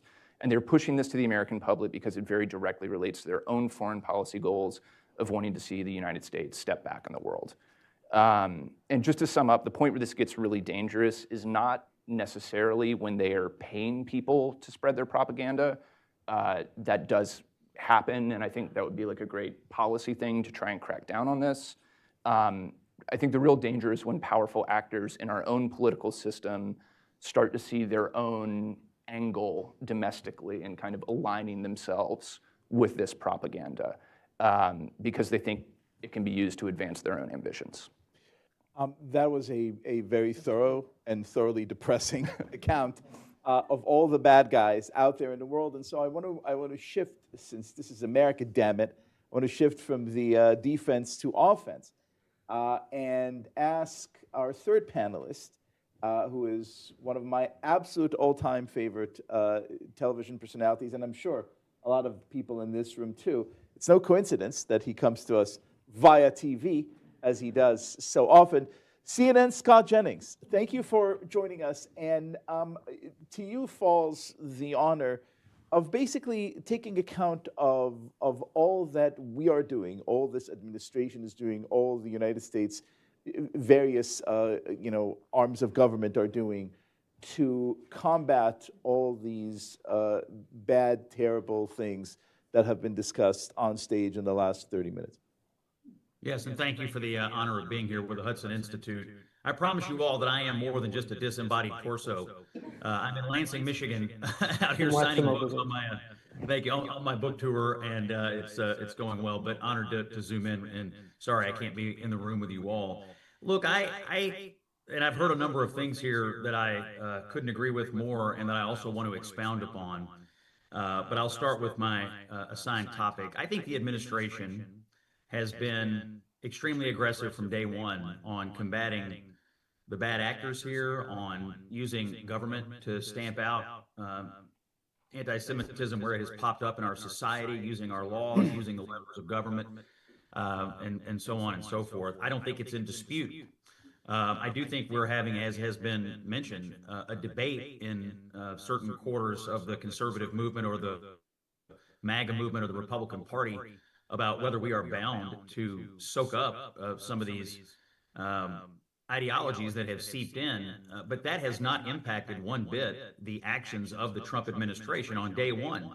The executive order that the president signed to combat anti-Semitism expounded upon what he already had been doing in the first term. He set the agenda early on, expanding on Executive Order 13899, and that, directing the government to engage in the enforcement of civil rights, protect civil rights, and so on. So I think setting the tone was key, and what has happened since then has followed. The administration has taken, as you all know, an extremely aggressive line against these college campuses that have allowed or even fomented or helped along these hateful protests and hateful actions and violent actions and so on college campuses: Columbia, Harvard, Northwestern, UCLA, UC Berkeley, George Washington.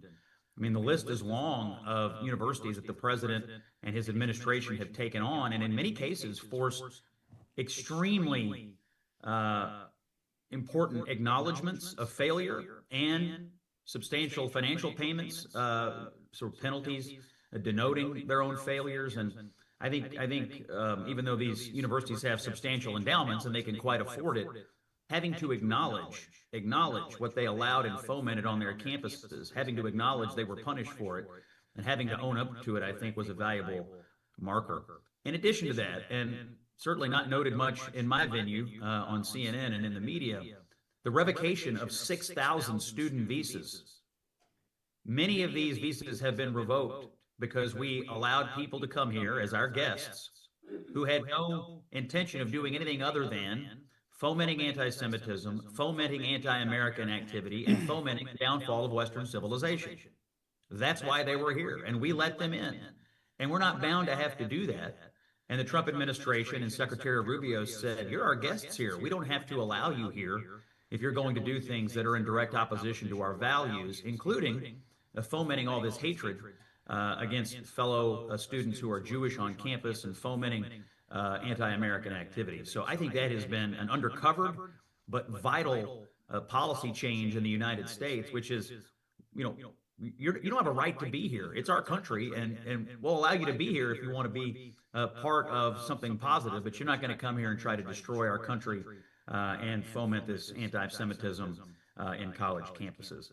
Also, I think enforcing hate crimes laws. I actually had an interview on my radio show yesterday with Harmeet Dillon, who is the Assistant Attorney General for Civil Rights, and as I was preparing for it, I was going through her list of recent news releases. The number of news releases that are about the enforcement of hate crimes against people of faith, and disproportionately hate crimes dealing with anti-Semitism. I asked her about it, and I said, are we seeing a massive uptick in this? And she said, yes, there is a huge uptick in hate crimes against people of faith, but they're seeing anti-Semitic hate crimes and violence against Jewish people popping up all over the country, and the Department of Justice is actively engaged in these cases all over the country. So I think you have a DOJ that under this president is willing to lean into this. If you had a different DOJ and different political leadership, I can assure you there would be people within that establishment asking to look the other way. So, I think, look, my sum up is this administration has been the most pro-Israel administration. It has been a defender of Jewish people in the United States.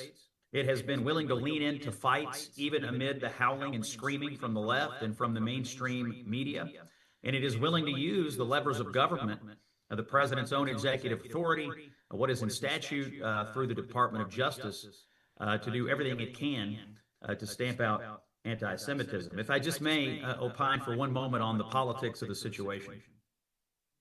It is true that there are some people on the right who are currently pushing the Republican Party or the conservative movement in a very dark and wrong direction on this. And what I believe is happening is you have a convergence of people who are unhappy with the president's unwillingness to be an isolationist. And you have these isolationists in the Republican Party who've often used the word isolation, or not isolation, but America first to cover up an isolationist streak. But isolationism even is used to cover up what it really is hiding, which is anti-Semitism, anti-Israel, and an anti-Jewish sentiment. It's funny, if you look at the Venn diagram, the circles of anti-Semitism and the circles of isolationism have a significant overlap. And some of these people have tried to ascribe this position of isolationism to the president since he came onto the political stage 10 years ago. He's never been an isolationist. He's never been anti-Israel. And he's been a great defender of the Jewish people. And I think what you're seeing with people like Marjorie Taylor Greene right now is that they're finally angry and broke with the president because he won't fall in line with their isolationist anti-Israel worldview. And what do you see her doing now? She's out taking pictures with the aforementioned Code Pink. So you have a Republican member of Congress taking pictures with Code Pink because she's mad at the president because he won't fall in line with her worldview, which, as we know from her past, has included peddling in quite ridiculous anti-Semitic conspiracy theories. So my message to Republicans lately has been, we're a political party. We are not a sponge. We are not bound to soak up every moron or stupid idea that oozes in under the door. If we were having a party meeting and someone walked in and proposed that we raise all tax rates to 100%, we'd beat them up and throw them out. So if someone comes in the door and proposes that we engage in anti-Israel activity, engage in anti-Semitism, engage in admiration for Hitler or Stalin or anything else, we should treat them the same, probably worse. And so I'm quite pleased with the president's leadership on this. I'm quite concerned about what comes next.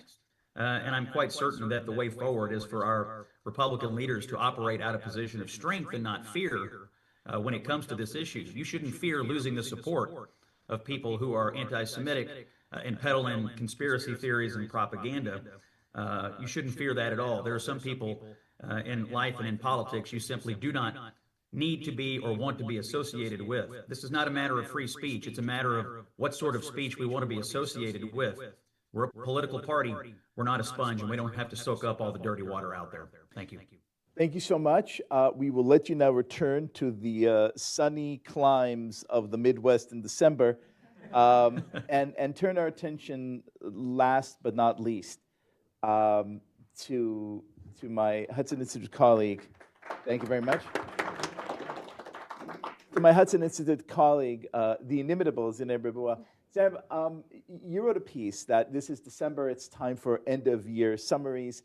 One of my top 10 things I've read all year was a piece that you wrote for the Free Press, which, by the way, is included in the lovely reader that we have prepared for you, which I hope you'll take home just in case you needed a touch of darkness to your weekend, in which you say, guys, we are misunderstanding a lot of what's going on.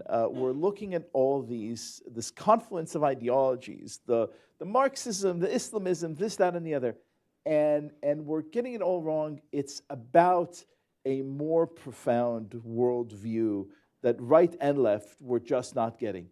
Tell us what it is that we're not understanding about this moment. Well, thank you very much for the very kind introduction, and all the panelists had such a great remarks, and I share a lot of their insights. I wrote initially in my Substack, and then another version on Free Press, and my Substack is 2 parts. And so I was really tracking this Mamdani election, and there were all these debates. Oh, he's a socialist, he's an Islamist, he's a commie.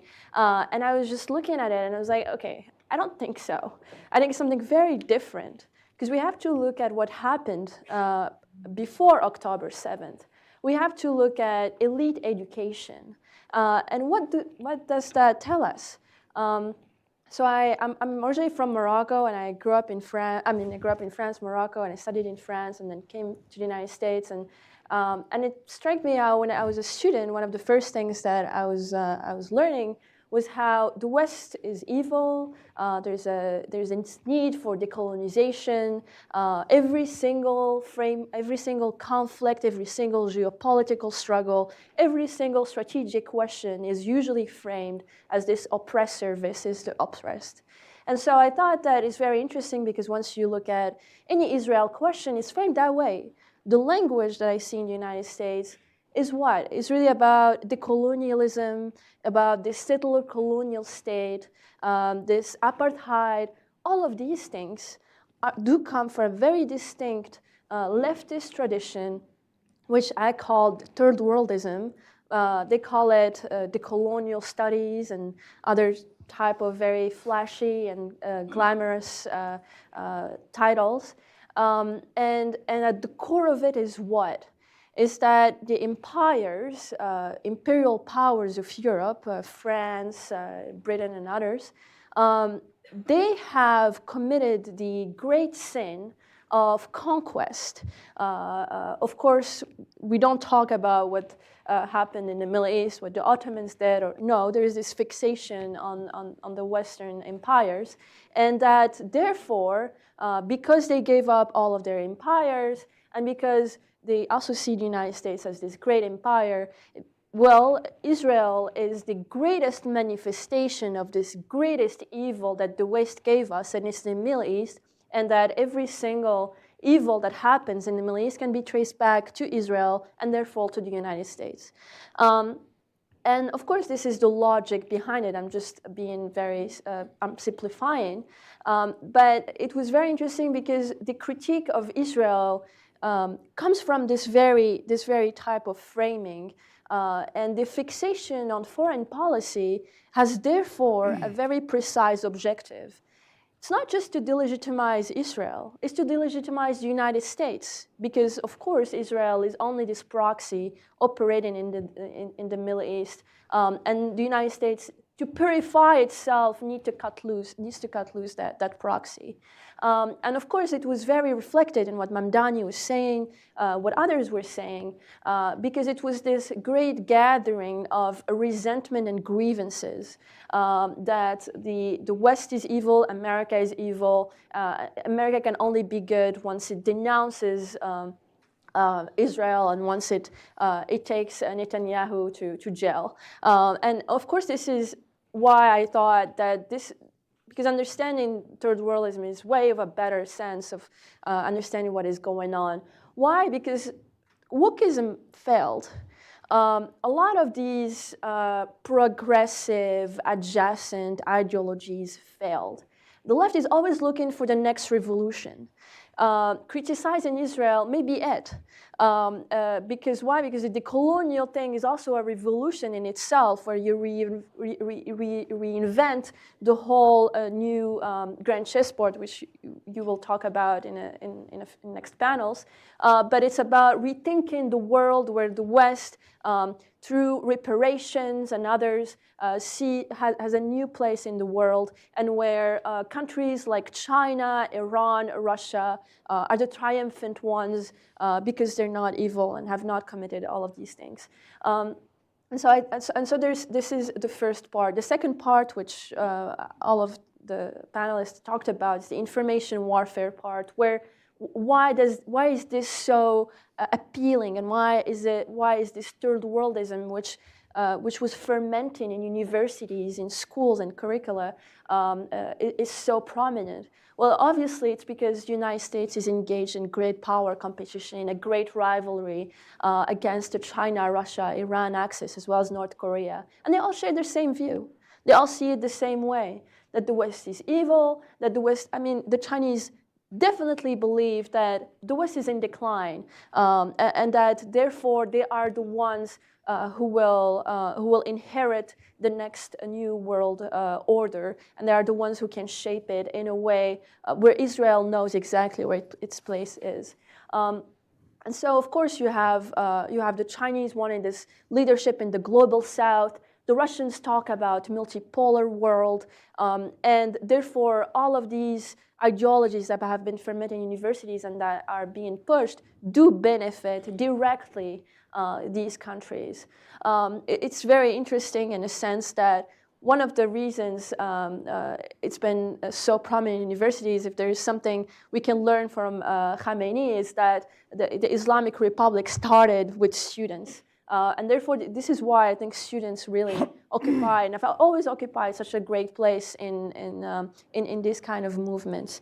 Of course, there's this, and this is where I totally agree with Scott regarding what the administration is doing. There are different ways to fight against this, and I think that taking education and elite education into account is very important. But there's another way, which is what I think the administration is doing. There is a great mismatch between what we hear about Israel and what Israel is doing. Because one of the greatest things that happened after October 7th is actually the triumph of Israel against the whole axis of resistance. The way they destroyed and dismantled Hezbollah, the way they went after Iran, the Operation Rising Lion, one of the best operations of the century, completely breaking that chain of command. And what did that give us? It gave us countries like Kazakhstan, the Central Asian countries, being interested in joining the Abraham Accords. It gave us what we know with Syria, where Syria, despite all of the problems and issues going on right now, it's no longer really a terrain where Iran can work through, can work its way to really harass its neighbors. It gave us so many other things that definitely help the United States when it comes to its posture, when it comes to the strategic questions, and it comes to its national security. And all of these countries do want to have a better relationship with Israel, despite whatever these third worldists say. Because what these third worldists want is for the United States to no longer have Israel as an anchor for the United States' interests in the Middle East, and breaking that by subverting the discourse and by really infiltrating different groups, as Park mentioned, is the best way to make sure that the United States and Israel do not shape the region and do not shape really the world. And I think that this is where I think the administration did and is doing a great work. I was yesterday at the launch of the initiative of Pax Silicana, really gathering Israel as a cyber power with Australia and others, a magnificent initiative that makes sure that the United States takes the lead in AI. This would have never happened without all of what Israel is achieving. And so I think that one of the biggest ways to counter all of this is to actually say things as they are and force them to see them as they are. Otherwise, engaging with them at this ideological level means already falling to the trap.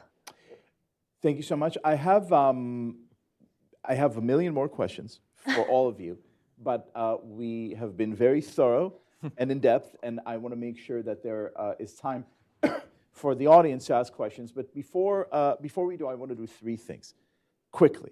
First of all, to thank this august panel very much.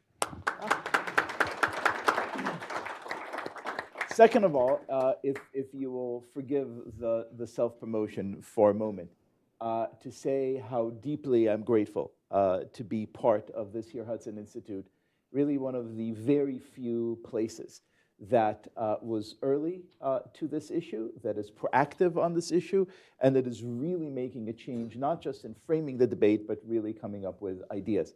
And finally, just because we've heard so much kind of grim and scary things, my rabbi, Mike Duran, said, you know, Liel, you're not allowed to finish this panel unless you share a very brief word about the Torah. This is how Mike thinks. This is not my preference. And I just want to say a very brief thing, because in a few hours, tomorrow morning, we'll be in synagogue. We'll read the story of Joseph, which famously begins with him going to prison. And the rabbis teach us that this is in God's script, this is how reality works. You know, when God wanted to make Joseph the most powerful man in Egypt after Pharaoh, he didn't hand him, a kind of bill and a title. He sent him to prison. When God wanted to make David a king, he didn't hand him a crown, he sent him Goliath. And when God wanted to make America really face up and reclaim its special place in the world, He didn't send it a bed of roses. It sent us all these demons that we're countering right now. And with all the brain power in this room and with the leadership of the Hudson Institute, I firmly believe we're going to win this. And with this, questions on anything for any one of us. Kindly wait until the microphone arrives to you. Yes, sir.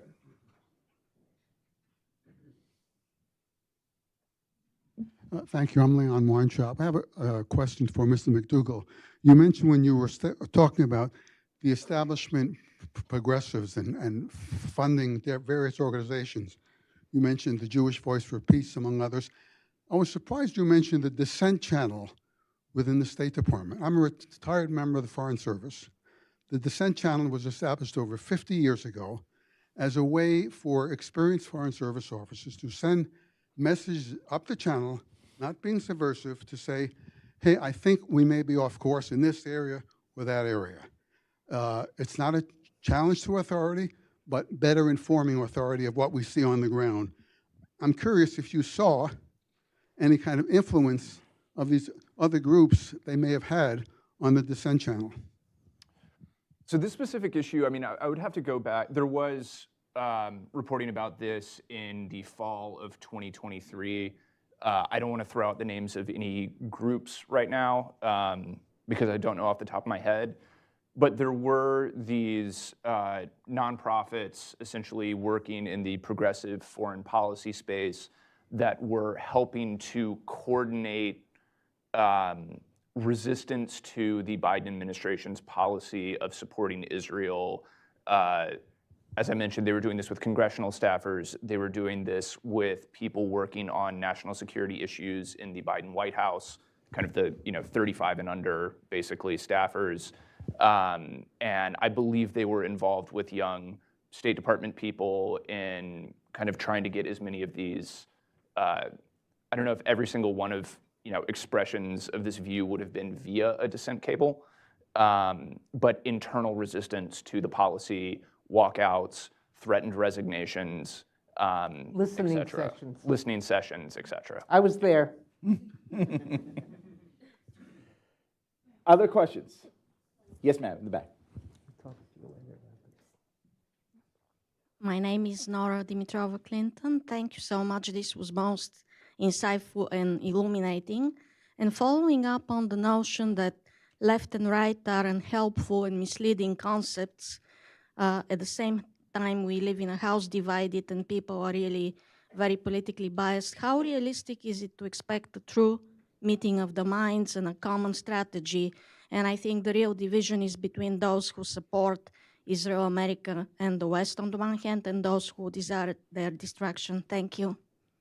I'm not saying throw out left and right divisions. There are too many things that are striking. But I'm saying on this issue, it is not helpful to get into what some might call, I wouldn't use the term this august, but I'm quoting, a pissing match over which is worse. That's a Reus geworfene Zeit, thrown away time and thrown away energy.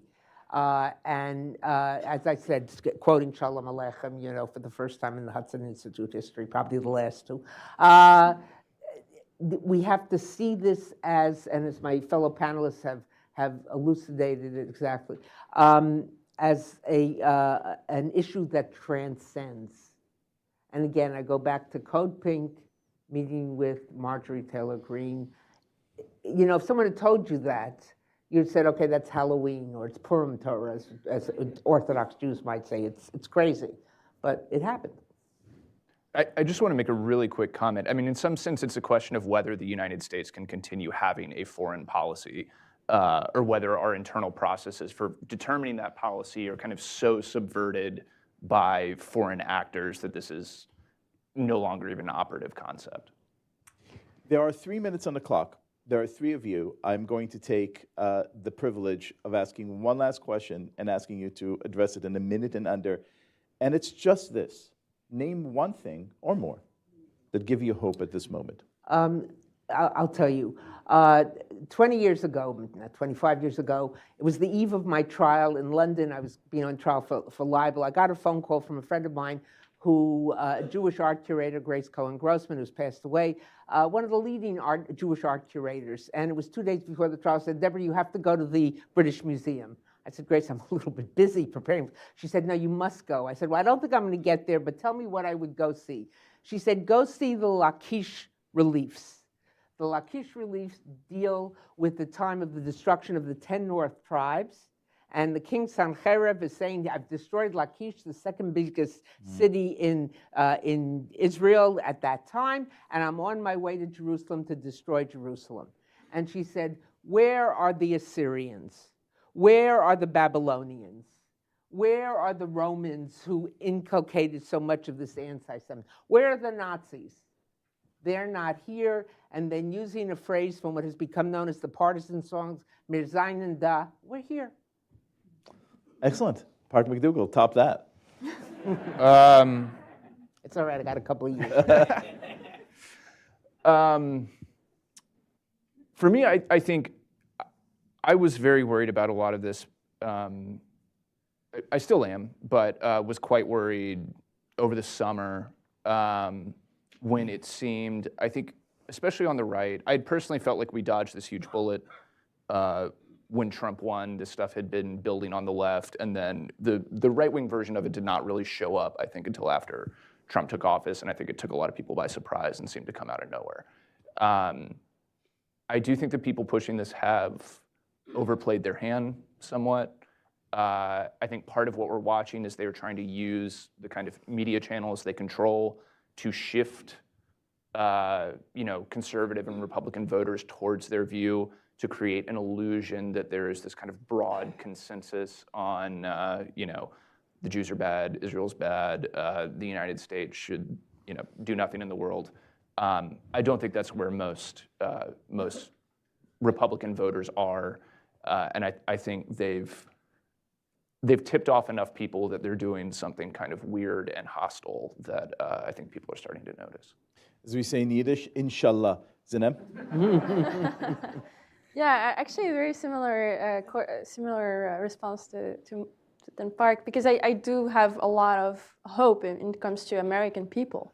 They're not duped. All of these ideologies, America bad, America evil. Yeah, of course, someone in Texas is responsible for every single tragedy that happens in the world. These things can only be pushed so far. And I think that there was this lady, Francesca Albanese. Now she's, I think she was at the UN. She was the most anti-Israel voice in the world. Well, now she's... And this week, a Tucker Carlson guest. Oh, yes. And she was clearly saying, yeah, America is the root of all evil, settler colonial state. We need to absolutely destroy it.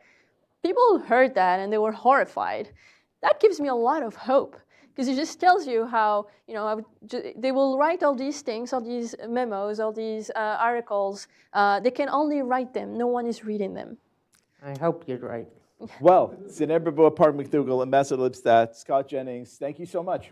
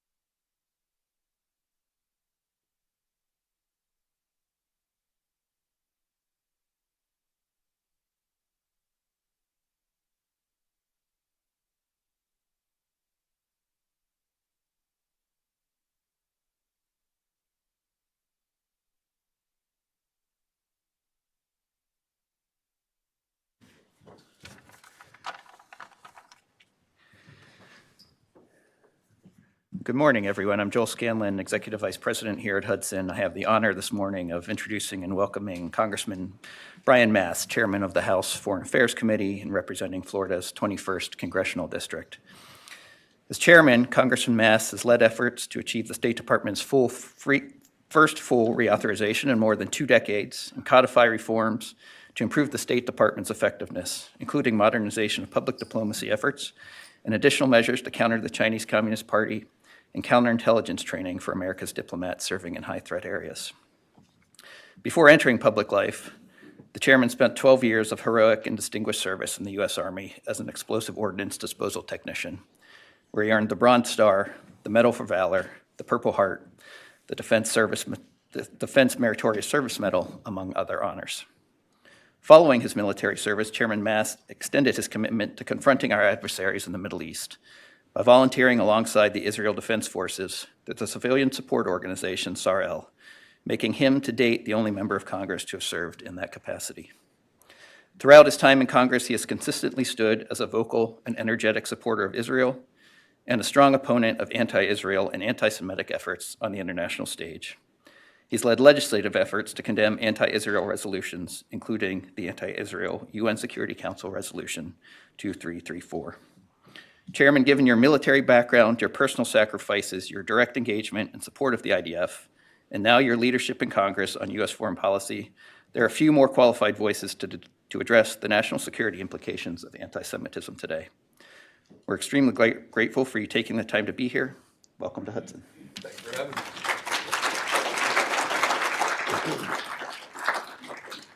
So let me just echo Joel's thanks. It's really a great pleasure to have you here. It's an honor. Can we start the discussion with your service in Israel? I mean, you actually wore the Israeli uniform when you were in Israel. So you wore the American uniform and the Israeli uniform. Can you just give us a sense of what that means to you personally? Yeah, I learned many things there. Let me just back up and say, how in the world did that take place? Why? I'm a Christian. I'm not Jewish. How did I end up over there serving? And this goes to an important history that just keeps taking place. I'm a student up at Harvard in 2014. This is after I left the military. And as I'm studying up there, my wife is pregnant with our 3rd child. We have our two oldest sons with us. We're living just off of the Boston Commons, their Central Park, in an area called Beacon Hill, taking the red line to and from Harvard on a daily basis. And at night, we'd go into the Boston Commons and play with our kids, and instead of playing in the alleyway next door to us. And in that summer, 2014, there was a battle, war, attacks going on against Israel called Operation Protective Edge, right? Yet again, like every year, just rocket attack, bombarding them. And that was on the heels of people that had been abducted at that time. And so it never made sense to me. I can't pretend that I was paying this great deal of attention to it, but it never made sense to me because if people were lobbing rockets into the United States, guys like me would go and kill them, and every American would have an expectation that we do so, whether they came from Canada, Mexico, the Caribbean, wherever. If they were lobbing rockets in here, that's what we do. And so one night I'm out there in this Boston Commons, and some of these people draping themselves, like we see on our college campus here, draping themselves in Palestinian flags, chanting, rallying, whatever. They started harassing me and my family for me being a U.S. service member. I was minding my own business, not paying any attention to them whatsoever, just playing with my kids. You might say, well, how did they know who you were, what you were? I was nobody. I was just a U.S. service member attending school. But I tell people, you know, I always wear a ball cap that says Army Rangers, and I don't have any legs. So it's not that hard to figure out, and these people figured that out as well. And at the end of that night, we get home, and I told my wife, I said, I don't know what it's going to look like. I'm going to find a way. I'm going to show my support for Israel against this hypocrisy and against, you know, these pricks that we encountered this evening. And I didn't know what it was going to be, but I like to get my hands dirty. I like to do tangibly in a physical way, support the things that I believe in. That was the catalyst for it. And when I got over there and served in uniform and spent days and days and days alongside these, you know, individuals on bases, active duty service members doing their job, I'll tell you, I can tell you many things that I learned, but I'll make the point for this question this. The most important thing that I learned, and I reflect on this as a father now of 4, I hope my kids join the military. I hope they serve and they're a part of that great tradition. I do not hope that any of my kids have to go to war and end up like me or like one of my friends. And, you know, sorry, when I think about some of my friends, it does choke me up a little bit. It is the reality for every family across Israel that because of mandatory military service, they will put on a uniform in defense of their country. And it is a high probability that because of what the historic state of the world has been, they will have to actually carry their weapon in defense of their country. As parents, that's not what we want. We want our kids to grow, thrive, flourish, have careers, start the next generation, whatever it is. That's what I learned, you know, in being over there is that connection. And I grew that connection in being over there, but that's what brought me there. That was the catalyst, is these individuals that look at Israel and, you know, as many of you have probably heard, big Satan, little Satan, that kind of thing. And they made that jump without knowing me from anybody else in the world, just made that jump on that evening. So when you hear these days, we have a lot of voices particularly in the online right, but led by Tucker Carlson, who are saying that evangelical Christianity is a heresy, and that a small group, some of his guests say it's Jews, others just say a small group of shadowy characters have taken control of U.S. foreign policy, and they are forcing us into support for Israel, which is not in the national interest. How do you answer them? Chairman of the Foreign Affairs Committee. As chairman of the Foreign Affairs Committee, and basically the representative, the U.S. representative of President Trump, I represent his backyard, right? That is my area. His kids, his grandkids, a huge portion of the ambassadors, the cabinet secretaries, that is my constituency. I am as make America great again, America first individual as you could find anywhere. So when I look at foreign policy, I am always asking the question, how does our foreign policy put the United States of America first? I do that in very specific ways. Any country that I am speaking to, I'm reflecting on three things. Number one, what does the United States need from that country or from the region that they are a part of? Number two, what do they want from us?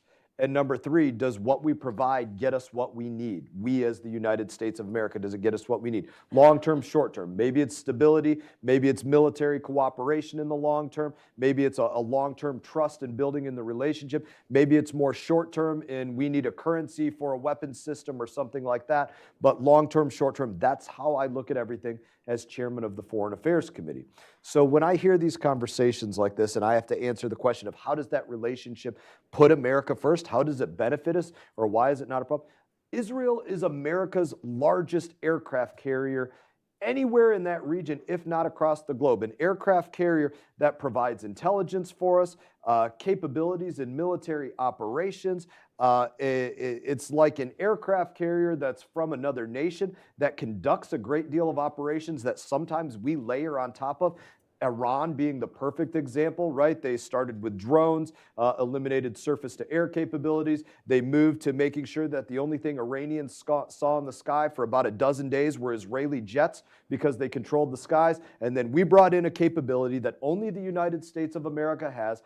B-52 bombers dropped ordnance, earth-penetrating ordnance that destroyed their nuclear facilities, and that was the perfect example of a good relationship in all of these layers and how they work together. That's one example of how we work together. That was an example of intelligence, military cooperation, and relationship and trust all working in one.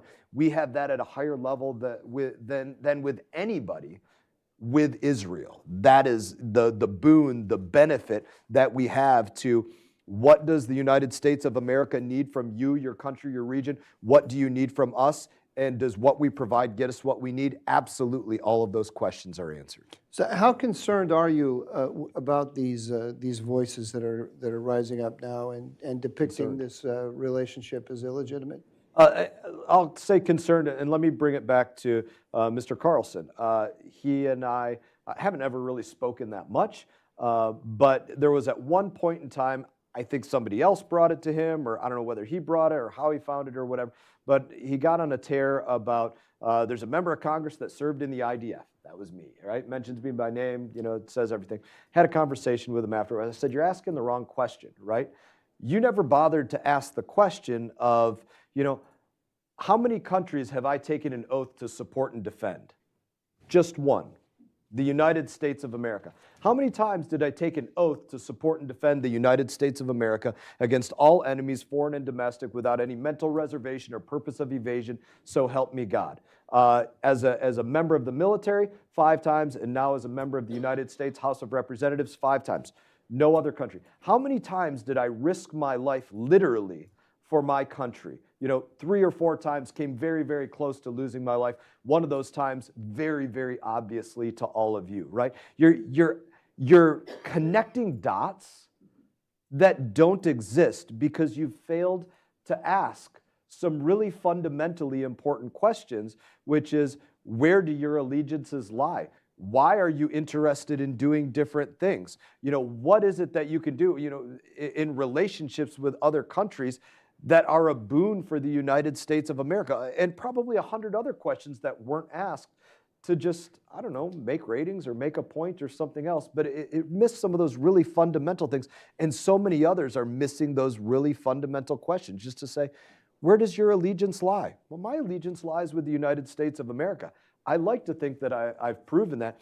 Working with an ally, a major, to say technically, a major non-NATO U.S. ally, but beyond that, a major non-NATO U.S. ally that is all of those things that I already mentioned, that is a boon for the United States of America, not a liability for the United States. What ideas do you have for us about combating this, the purchase that these ideas are gaining among young conservatives? I don't have a silver bullet to dealing with this. And let me illustrate to why I think it is pervasive and there's not a silver bullet for it. I was speaking at one of our nation's military academies not that long ago in a class and having a conversation. And in that class, it was probably a 50-50 divide. I didn't ask everybody to raise their hands and tell me exactly where you were. I'm just judging this based upon the debate and the conversations and the questions, that I was being asked and the pushback that I was being given. That was in, one of our United States military academies. That there was probably a 50-50 divide about why we have this relationship. What is the benefit of this relationship? And I think what that tells me is we need to do a really good effort of showing the pervasive effort to drive this wedge through anti-Semitism, is my opinion, between the United States of America and one of our greatest allies anywhere in all of these spheres. Military capabilities, relationships, intelligence sharing, geography, signals intelligence, geospatial intelligence, human intelligence, all these different things that we are so close in beyond the trust that we have. We fundamentally balance a relationship of trust. Which is a great thing to be able to say about an ally, and realize the very purposeful effort that exists to undermine that. And I'll give you, not to live in the ambiguous, give you a specific example of that from post-October 7 world. I'll use the example of, you remember the Al-Aliyah hospital bombing? Yeah. Or what was accused as the Al-Aliyah hospital bombing? It wasn't, right? Israel didn't, drop ordnance on the Al-Aliyah hospital. It was a misfired Palestinian Islamic Jihad rocket that squiggled up into the sky, came down, hit a parking lot, and probably killed a sedan, right? But the statement to the world and across all media and, maybe still on some of the international news outlets to this day was that Israel fired and, dropped a bomb on a hospital and 500 people dead. And as a result, there was a 1 million-man march across Turkey, and Rashida Tlaib had her International Day of Rage, which is, some people say, oh, you wore an IDF uniform to Congress. I didn't wear an IDF uniform to Congress. I wore an IDF uniform to counter-protest Rashida Tlaib's International Day of Rage, in a day that we were not even in session. That was when we were going through the whole speaker fight. We didn't have speaker, Speaker McCarthy had just been vacated, so we weren't even in session. But that was when I wore the IDF uniform that day, and it was in response in just a couple weeks after October 7 to everything that had happened. But the circle of events in that Al Aliyah hospital event was this. You had a rocket hit the parking lot, and then you had the Palestinian-run health agency, which is an arm of Hamas, go out there and say, Israel bombed this hospital. And then you had from there, it went to the United Nations, and an arm of the United Nations being UNRWA, which is, they are absolutely a part of this system that is working to sow anti-Semitism, to divide this relationship, say through UNRWA, yes, the United States of America went out there and dropped this bomb on this Palestinian hospital and 500 people dead. And then after it was given the amplification and the credibility by the United Nations through UNRWA, it went to the Associated Press.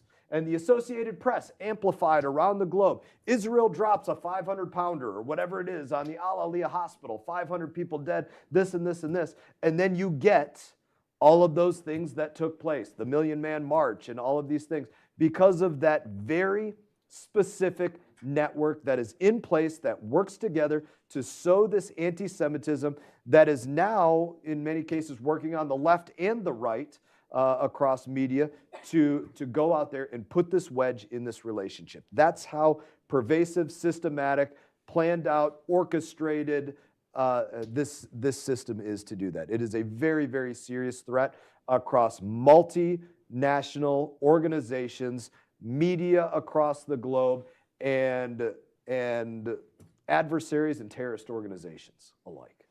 Okay, we've got you for about 10 more minutes. Let's open it up to some questions here. Let's make them really, really short and pithy. Just like I speak, short and pithy. Or nothing, okay.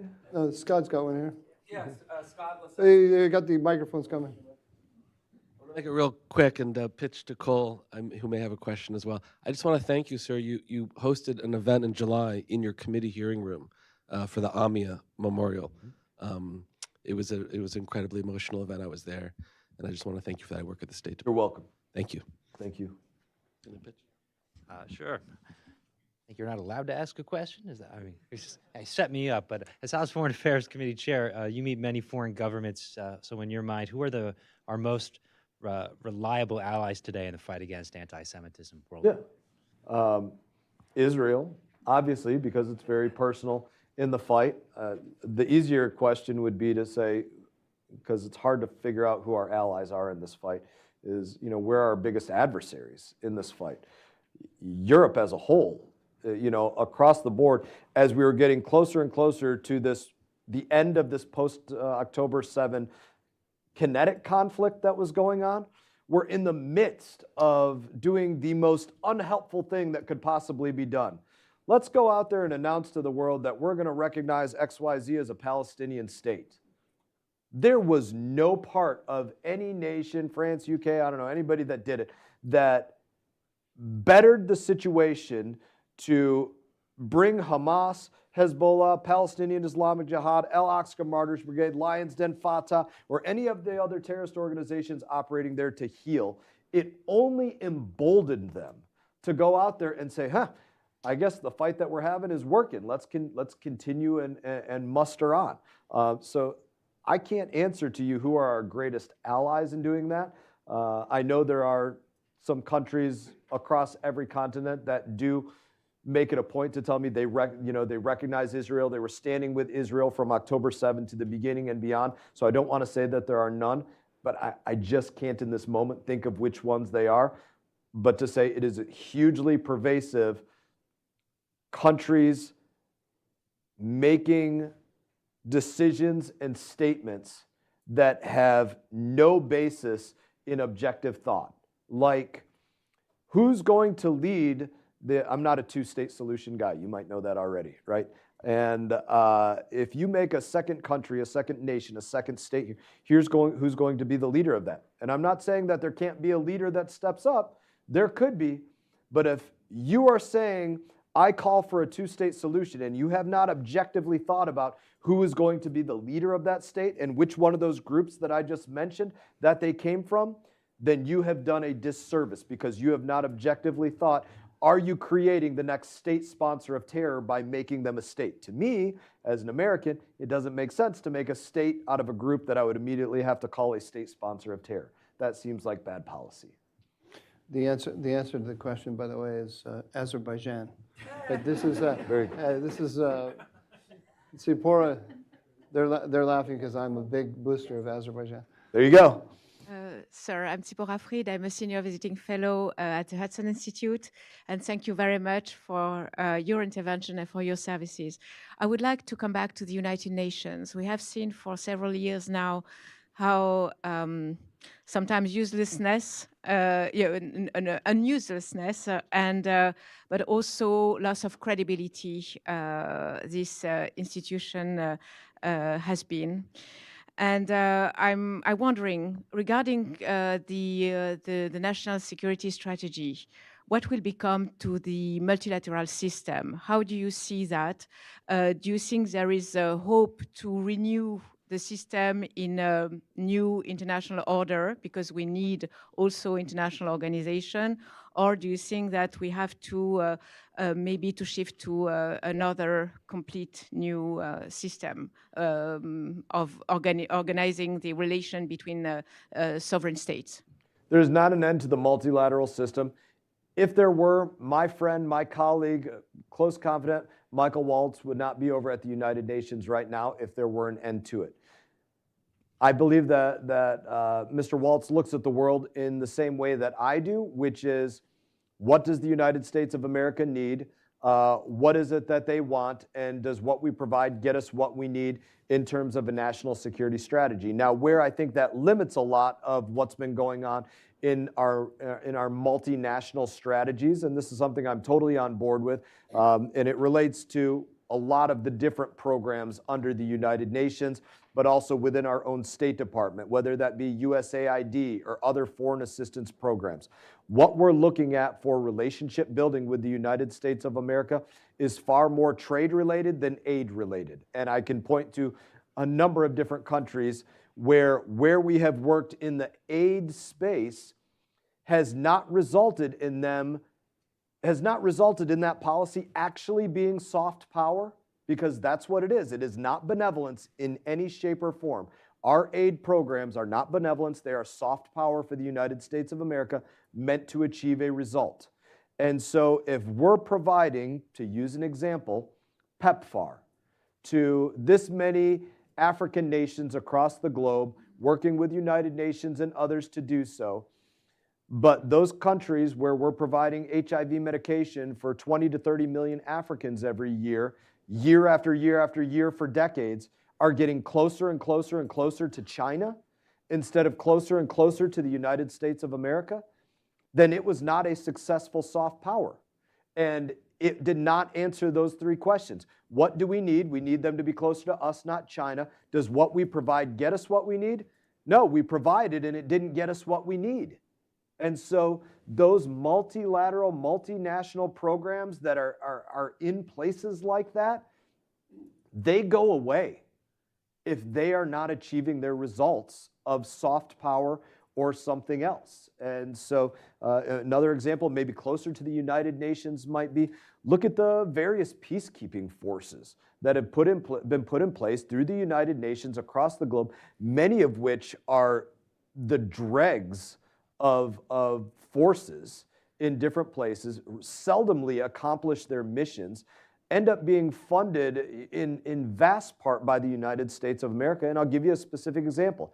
Haiti, right? Haiti is essentially a failed state right now.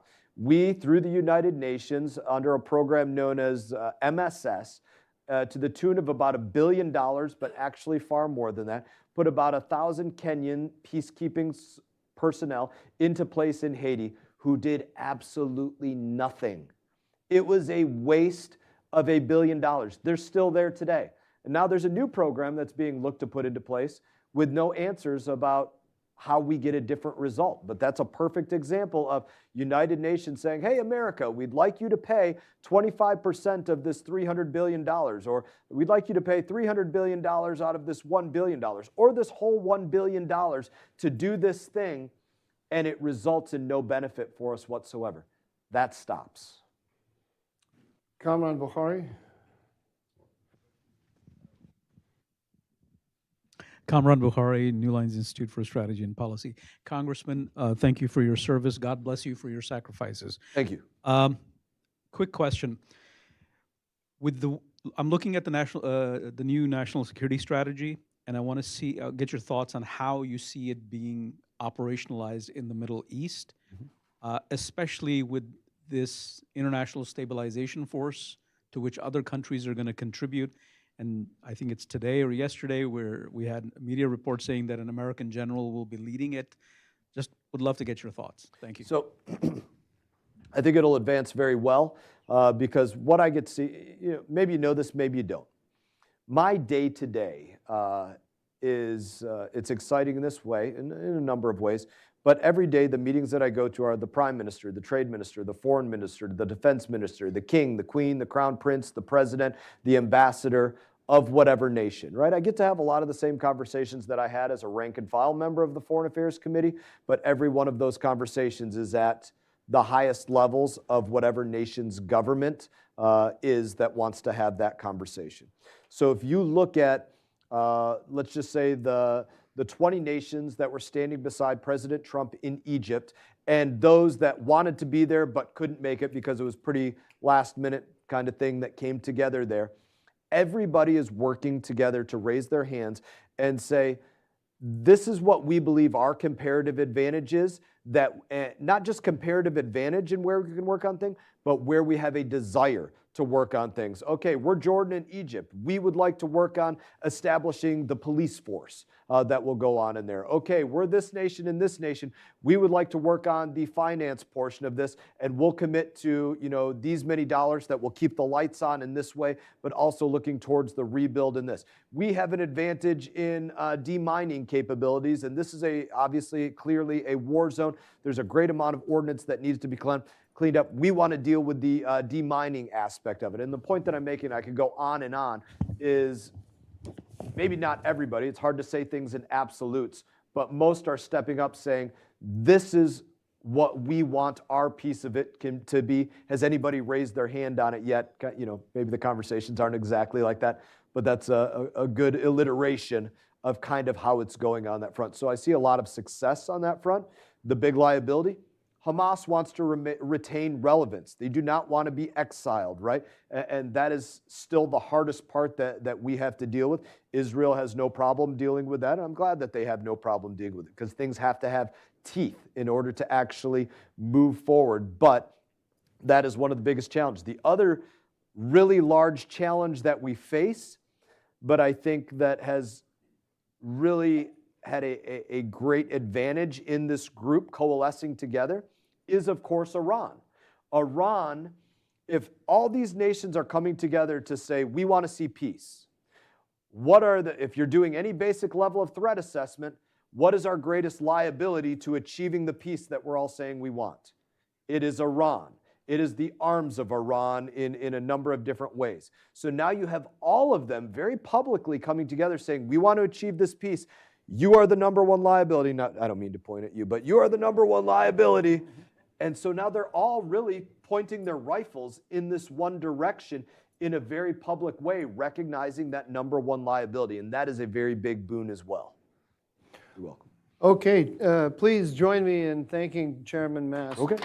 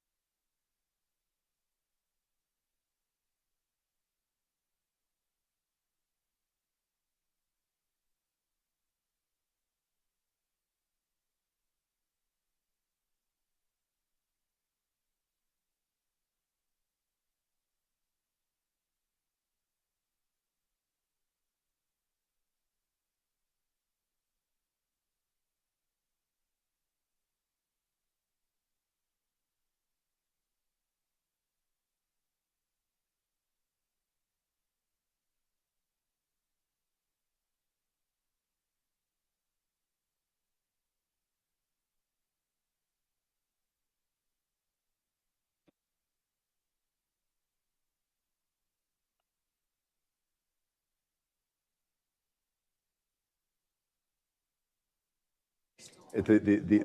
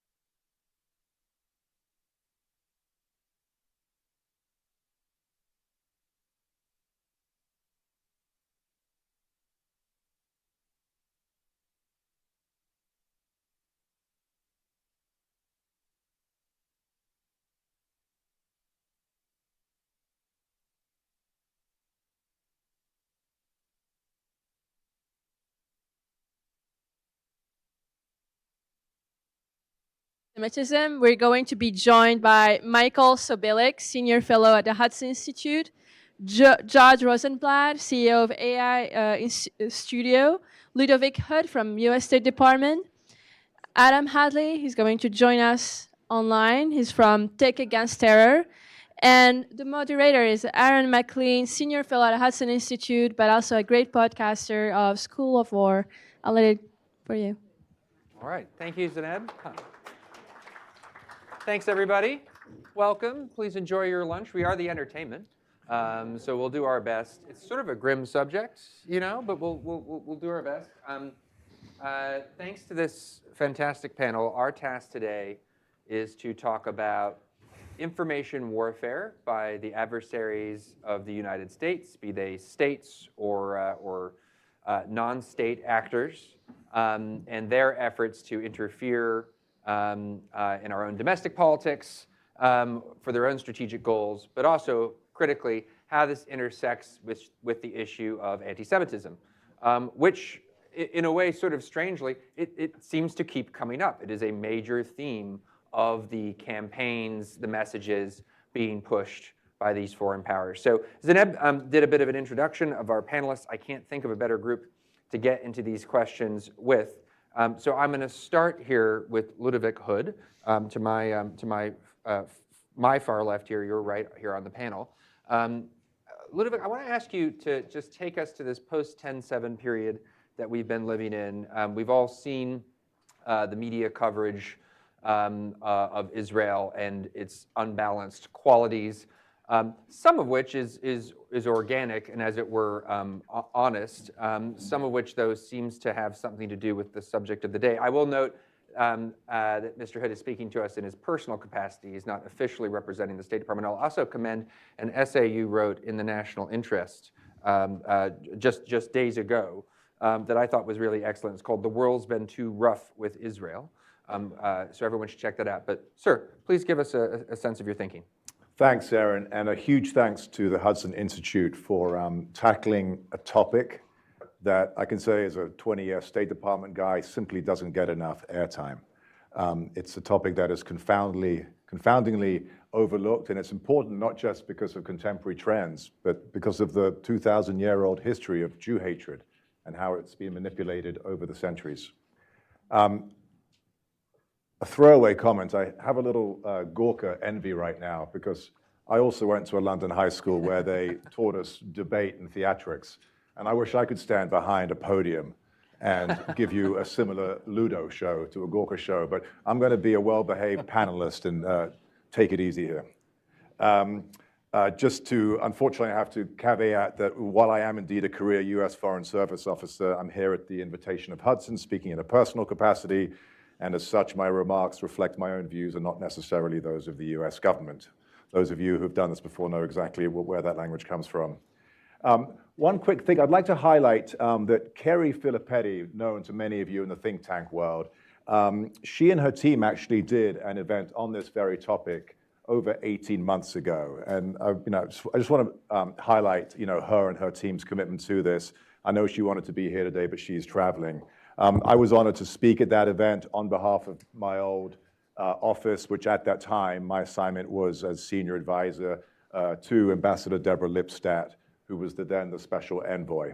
And it's great to see not only Deborah, but also other members of that team who I think most of you know have been working around the clock getting ready for the likely imminent confirmation of Rabbi Yehuda Kaplan to be the State Department's new special envoy to monitor and combat anti-Semitism.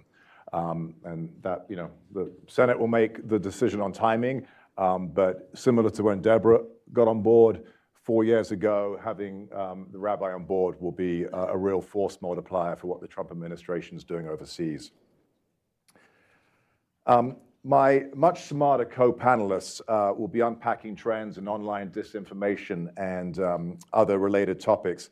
But I'd like to make a fundamental point about a form of disinformation that we've all lived through and that we've all woken up to by looking at our phones. And of course, I'm talking about the media coverage of the recent Israel-Hamas conflict. And the congressman just now did touch on this, but I'd like to unpack it a little bit because I think it's a critical part of this broader discussion of disinformation. I would argue that the heavily biased media coverage of the war by both overseas and US media outlets, so many of which routinely accept Hamas's allegations and lies at face value, willfully downplay or overlook the group's actions and its core ideology, and aggressively subject Israel and its military actions to scrutiny and to standards unheard of in any other conflict and the coverage thereof, to constitute a form of disinformation. Disinformation that almost certainly impacted Hamas's leaders' strategic calculus, possibly served to extend the conflict and the suffering of the Palestinian people, and which directly contributed to the alarming surge in anti-Semitic rhetoric, ideas, incidents, and violence in many Western countries over the last 3 years. I won't name names, but in my personal opinion, I believe certain US media outlets played an outsized role in this, since their reporting often set the tone for media coverage in other countries. And of course, the once venerable BBC has been roiled by more than a few instances of anti-Israel or de facto pro-Hamas reporting that has been broadcast all over the world. Now, needless to say, this disinformation fanned the flames of the pro-Palestinian, anti-Israel movements and campaigns, creating a massive opening for America's foes and others in the international system to fan the flames and help sow divisions and dissent within our society, and particularly in other countries such as Canada, Australia, the UK, and parts of Europe. So how do we combat this form of disinformation? Well, it isn't easy when, as noted earlier, many young editors and reporters at prominent newspapers were educated at universities that have all but mainstreamed intrinsically anti-Israel, anti-Zionist ideologies into many of their majors and programs. And it isn't easy when manifestly distorted UN reports and declarations provide an echo chamber for the media coverage and vice versa. Or when politicians and powerful voices around the world from both sides of the political aisle jump on the bash Israel bandwagon, often to make a point about Jews and Jewish control in their home countries. Confronting this disinformation takes leadership, whether on campuses, at corporations, or in the body politic. It means articulating and upholding standards at media outlets, ensuring, for example, that Israel is not subjected to egregious double standards. It means universities enforcing their own codes of conduct about both hateful and disruptive behavior, woefully lacking, I would argue, until January of this year. And it means politicians and governments being unequivocal about fighting Jew hatred and acknowledging that anti-Israel protest all too often blatantly, manifestly targets Jews, whether in recent weeks in Toronto, in Manhattan, in Los Angeles, in Paris, the list goes on. Under the Trump administration, we've seen a tone set and policies articulated and pursued that have reduced anti-Semitism on campus, helped improve the tenor of the coverage of conflict in the Middle East in some parts of the media, and pushed back hard on the well-known problems at the United Nations. So I'll leave it at that, Aaron, and you can unleash the real experts now. Thank you, sir. I'll come back to you here shortly. Michael Sobolik, I'll go to you next. Unsurprisingly, I'm going to ask you about China. Michael is the author of a brilliant book called Countering China's Great Game, which everyone should investigate. You know, if you don't follow the issue closely, this may seem like an odd question. China and anti-Semitism, how do these two things even intersect at a high level, even before we get to the question of information warfare, information campaigns? How is it that the Chinese Communist Party seems to be heavily involved in this issue, and how are they using it? China, I suppose I agree with you. It can feel like a hard left turn at this part of a conversation to talk about the Chinese Communist Party. The grand strategy of the PRC right now, which has come into greater relief under Xi Jinping's leadership, but has had remarkable stability from Mao Zedong to Deng Xiaoping to Jiang Zemin, Hu Jintao, and now Xi. The abiding, overriding goal has been to unseat the United States as the global hegemon, as the most powerful country in the world, and to make the world safe for the single-party dictatorship of the CCP. I think the starting point is that the Chinese Communist Party not only has very grand external ambitions, but they are also, like many Leninist regimes, incredibly paranoid and have this organic motive that springs from within to control speech about itself and discourse about itself, not just within China, but globally, around the world. And reputable folks like Peter Mattis, president at Jamestown Foundation, has made this point repeatedly, that the way China conceives of national security is categorically different from the way American strategists think about it. We think about threat mitigation, threat management, because you can never realistically eliminate every single problem in the world. But the Chinese Communist Party has a much more expansive, preemptive way to thinking about national security. They want to eliminate problems to their single-party dictatorship at home and abroad. It's very expansive. And how this connects with anti-Semitism is how they view the power structure that the United States has led since the fall, not just from the Allied victory of World War II, but the fall of the Soviet Union. One of the most critical allies in the world for the United States that also upholds the system, not just of free trade, but of democratic values, is the nation of Israel. You cannot look at the Middle East if you are the Chinese Communist Party and calculate your interests without finding a way to eject American influence from that region. And the same is true, of course, for the Indo-Pacific and for Western Europe. But in the Middle East, this really comes down to Israel. And it is no accident that within the past 4 years, before Operation Midnight Hammer, the mullahs in Tehran came to Beijing begging them for a financial economic lifeline because they were struggling from the sanctions of the first Trump administration. So Iran and what it means to China is more than just, it's more than just common like-minded dictatorships aligning together. They both in some ways want what each other wants. Iran talks about the little Satan and the great Satan, Israel and the United States. China certainly has a similar view of America. And to the extent that they can foment ideas like anti-Semitism to drive a wedge, not just internally inside of the United States and our domestic politics of how we view our allies, but even the willingness of policymakers to stand with the core alliances that make the liberal democratic system of stability that we have upheld for so long function, it makes sense for them to do that. So when we get into disinformation, which we will in a moment, that's the nuts and bolts of one of the big vectors that they have. But strategically, they're trying to whittle away at the patchwork of alliances that the United States has maintained for decades. And Israel is at the crux of it, and anti-Semitism is a strategic thing for the party to foment, to get at that primary issue of American leadership and power. Thanks, Michael. I'm going to go to our panelists who are joining us remotely right now. Judd Rosenblatt, I'm going to start with you. You've written a series of really excellent pieces in the Wall Street Journal about, about how AI is threatening to get out of hand. And it's impossible to have a conference in Washington, D.C. right now on any subject without talking about AI. So you are going to be our nominee to discuss AI today. And it is actually, in ways I think that are mostly alarming, though you'll correct me on this, it is a major factor in this question of information warfare broadly and the way in which information warfare from America's adversaries intersects with anti-Semitism.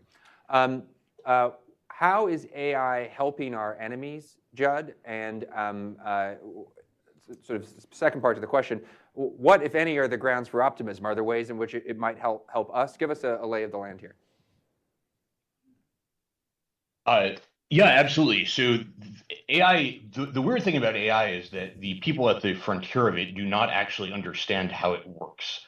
And that's people say that AI is sort of grown rather than programmed. It's not a if this then that type of thing. But if you look historically at the biggest capabilities gains, the things that push forward AI to be more powerful, they are actually downstream of research and development work, which drives capabilities forward. So the current paradigm we have today with AI is basically these large language models. When large language models were first starting out, they were just sort of nonsense. It's like reading an early internet forum from the early 2000s. And then they invented what's called an alignment technique of reinforcement learning with human feedback. And after that, you got useful chat models, and downstream of that, trillions of dollars of economic value. And since then, people have done more and more alignment research that has driven capabilities forward more and more as well. So it is concerning that we don't actually understand how these systems work in the first place. But we're doing different R&D that is increasing our understanding of that. And as it increases our understanding, it gives us more control to make it be more likely to do what we want it to do, which makes it more powerful at the end of the day. This is like the broader lay of the land that we don't actually understand how it works. The thing is, though, very little has been invested in trying to understand how it works. And there's a lot of optimism that we can invest a lot more in it and actually understand how it works, and then make it be a lot more powerful as a result.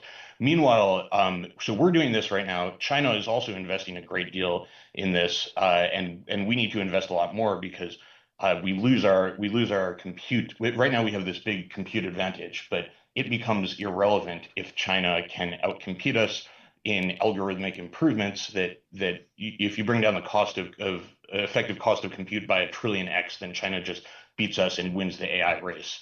I think it's interesting to have that all as a larger background when you consider that right now we're all aware, and I think we'll talk about on this panel today, just how much our adversaries are using AI to change the global media environment and influence how people think about every news story that comes out today, and manufacture hundreds of false news stories about things.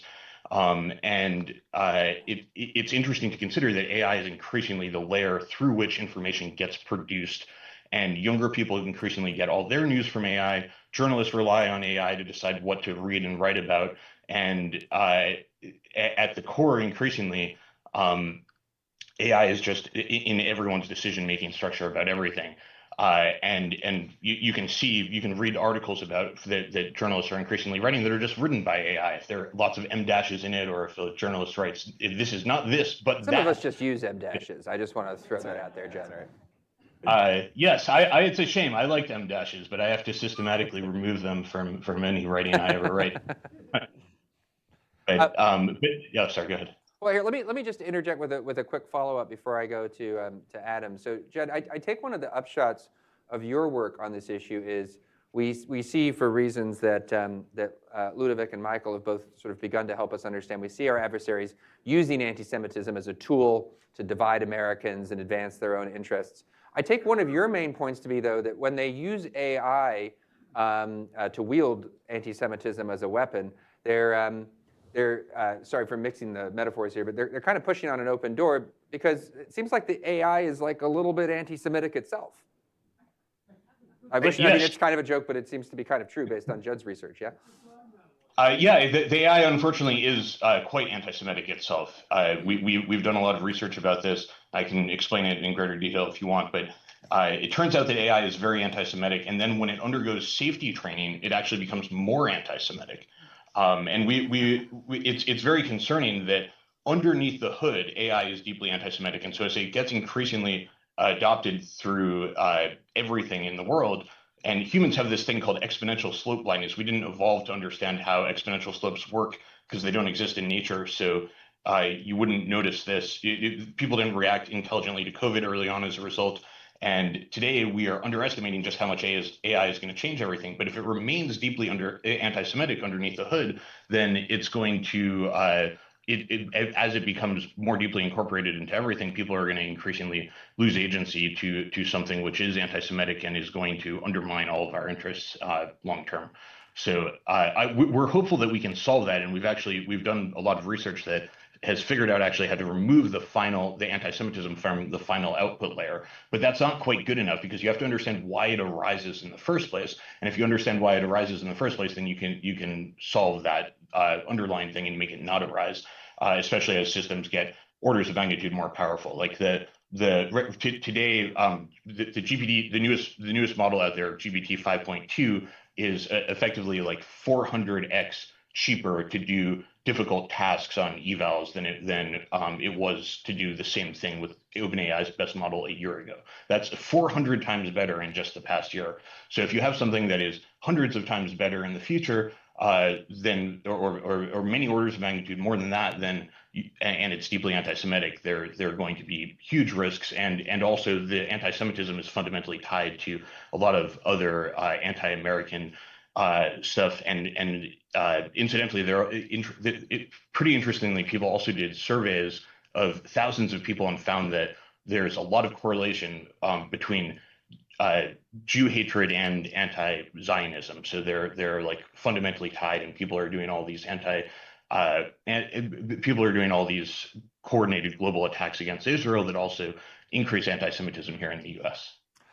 Thanks, Jed. Adam, let me go to you now. Adam Hadley, in your work at Tech Against Terrorism, you spend a lot of time focusing on non-state actors, groups like Al-Qaeda, the Islamic State, and so forth. What's distinctive about their approach to the use of anti-Semitism and their messaging and their efforts in the United States? Also, I suppose in a way, it's, we're talking about China, even Iran. These are countries with big bureaucracies, state agencies, huge budgets that they can deploy for information warfare strategies. What's characteristic or distinctive about these sort of non-state groups that you monitor as far as this issue is concerned?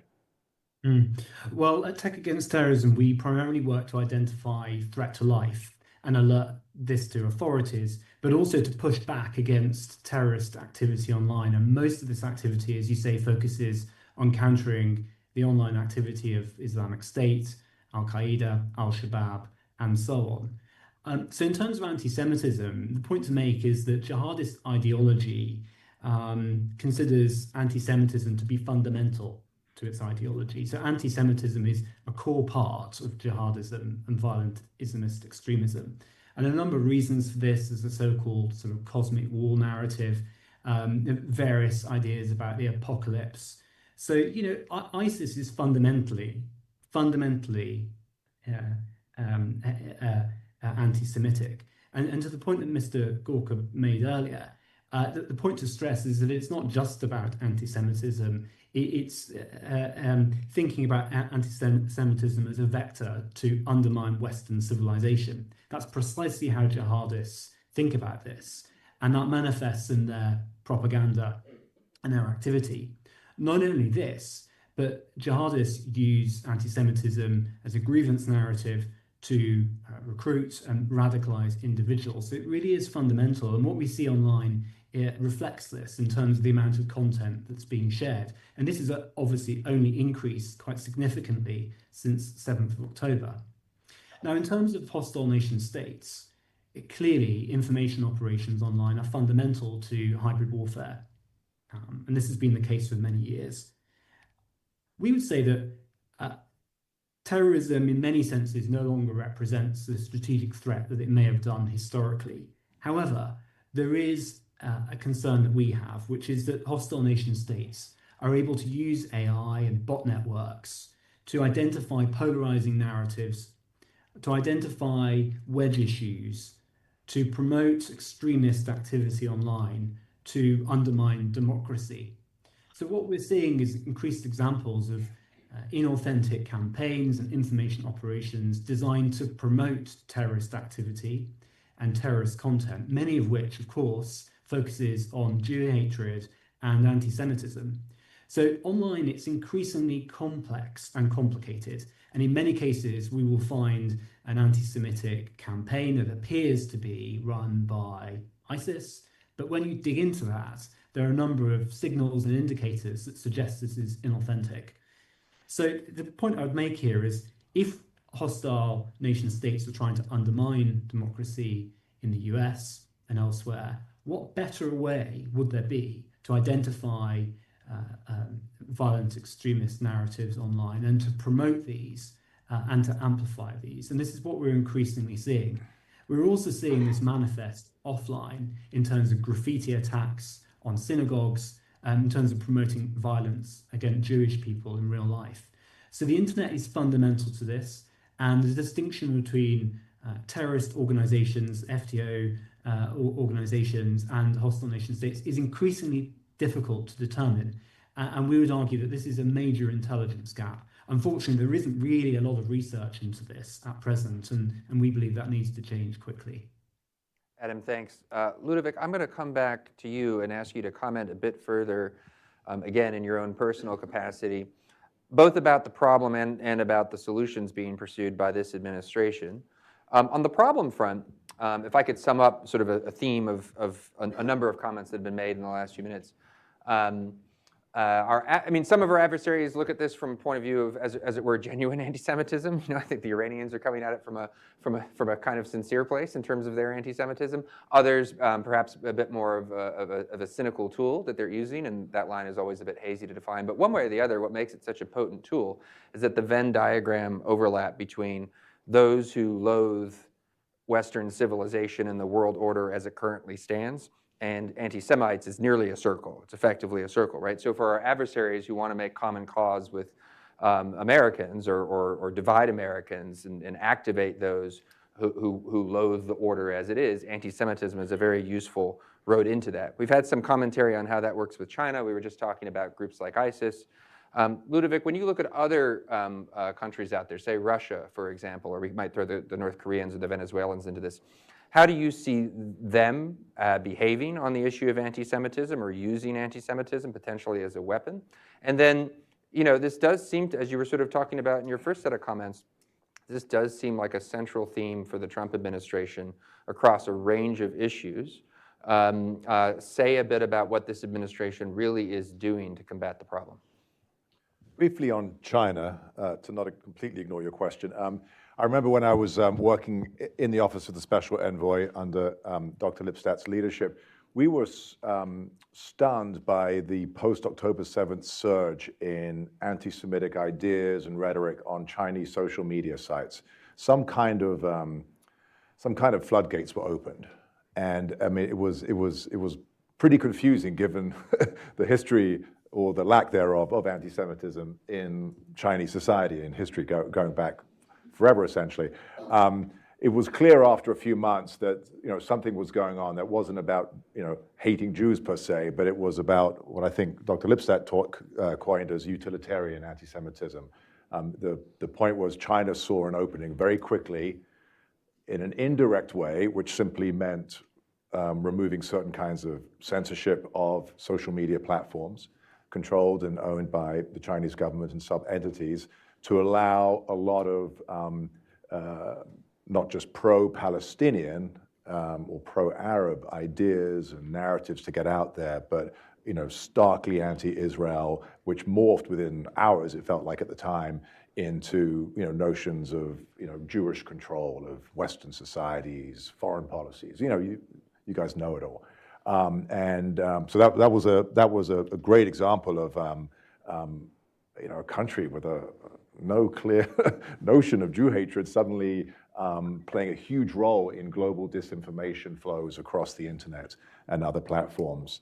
On the Russia piece, the history of Soviet Union era anti-Semitism, including anti-Zionism, is well known to most of you, I hope.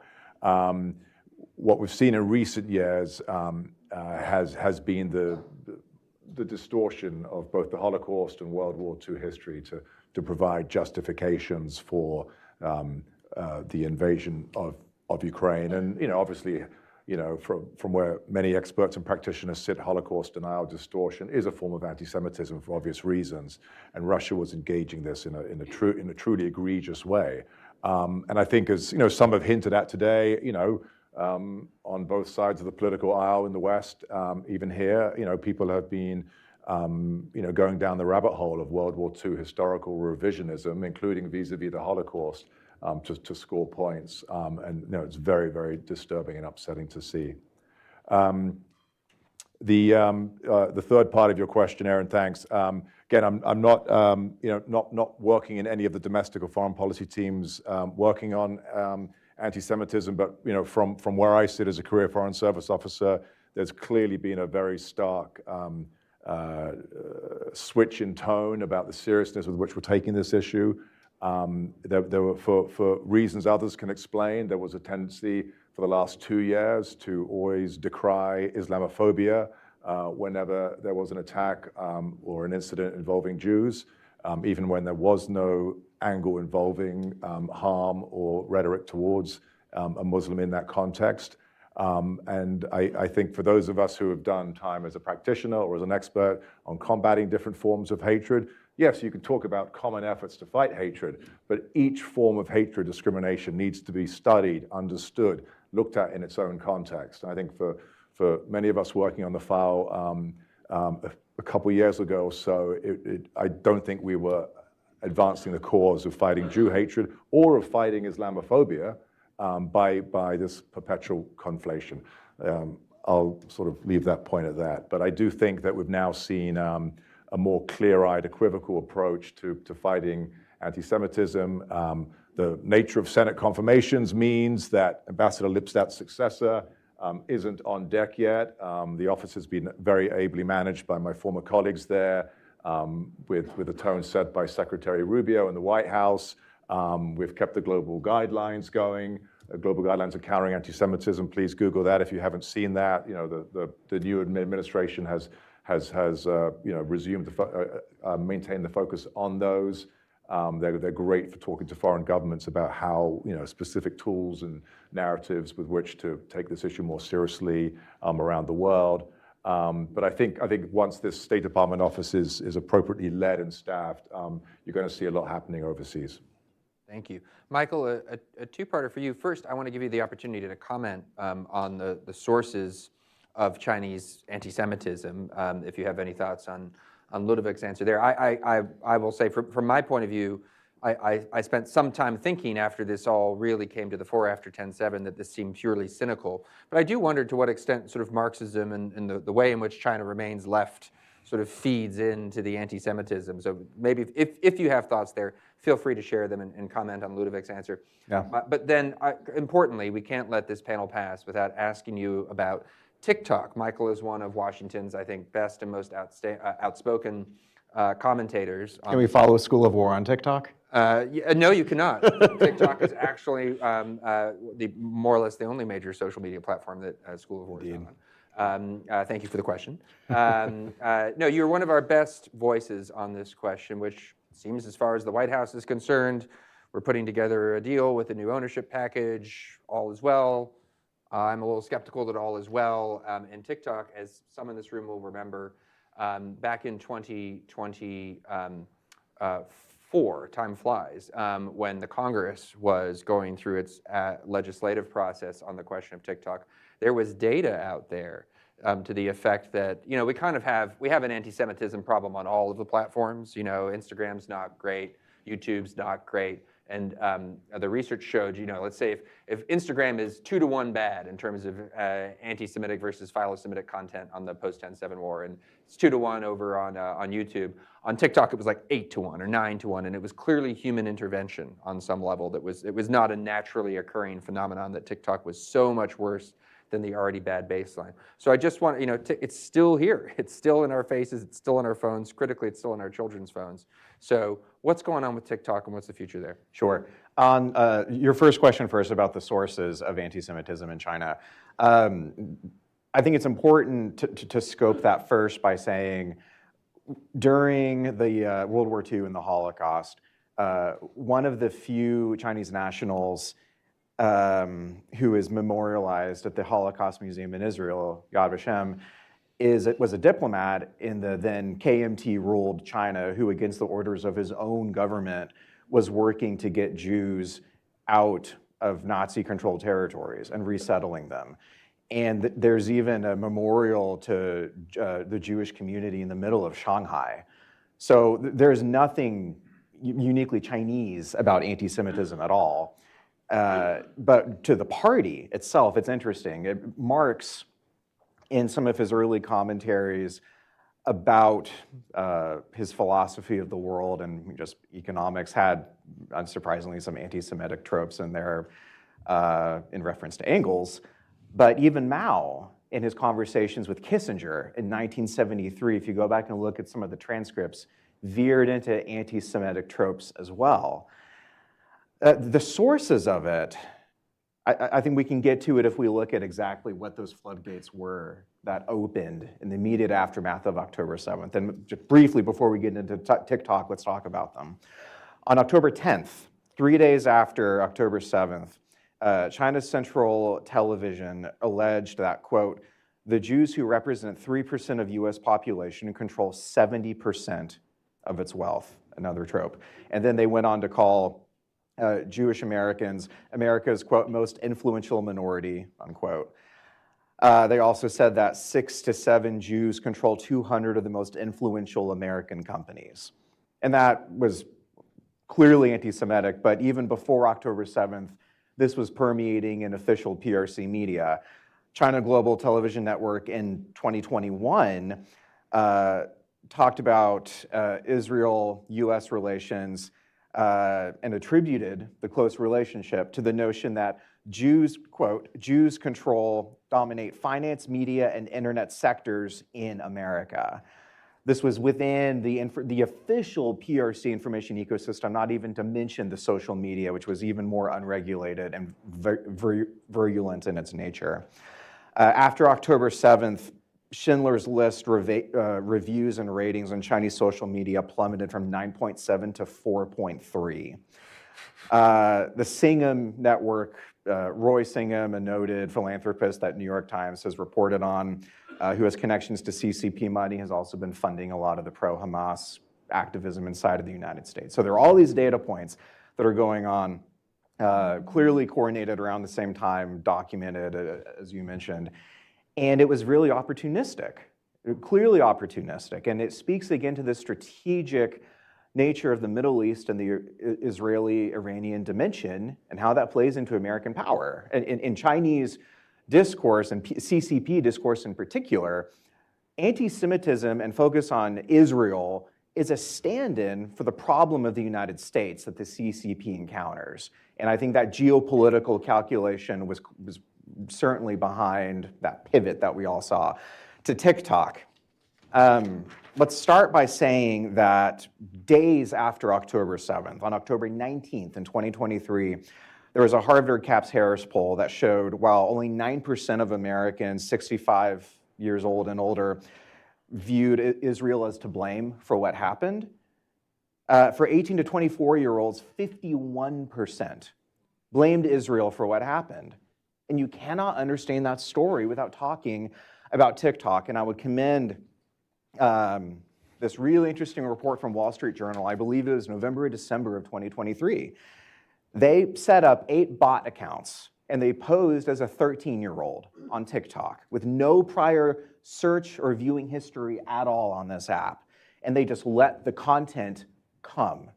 And if you look at the videos that these 8 Wall Street Journal accounts received from TikTok, it suddenly put them into rabbit holes about what was happening in the Middle East between Israel and Gaza, Israel and Hamas.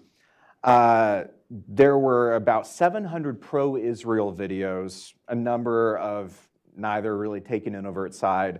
The pro-Palestinian content was about 3,000, which from that early thing was about a 4-to-1 ratio, but you're also right, Aaron, that there are some other studies that show that an even greater spread.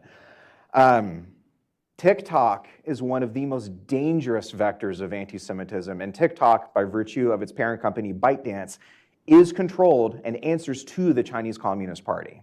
It's an abiding problem because, as far as I can tell, the deal struck between the US-based investment consortium and ByteDance does not clearly and obviously result in an algorithm transfer of control from ByteDance to Americans. So this problem, as far as we can tell, is just going to continue. And just to be clear, because that seems like the key point, and we don't understand it. It's not totally clear to me that the White House understands it about what the precise question of control of the algorithm, how that question is resolved. The term I keep hearing is licensing. Yeah.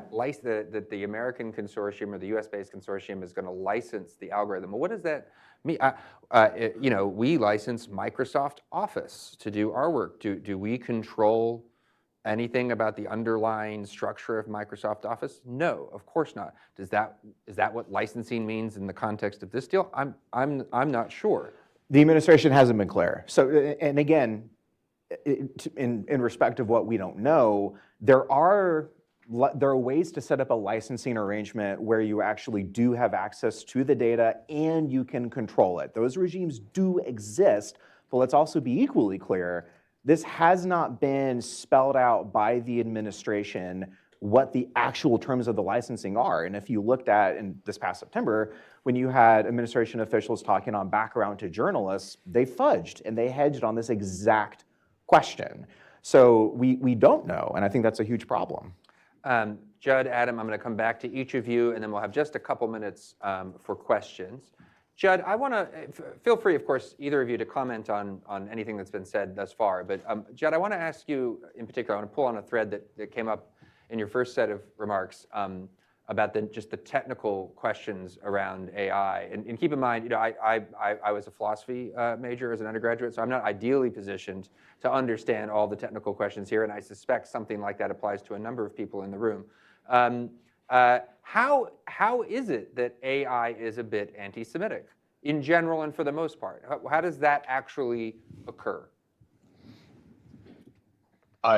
Yeah, so basically, anti-Semitism, it seems, so first of all, the honest answer is we don't understand it. We don't know.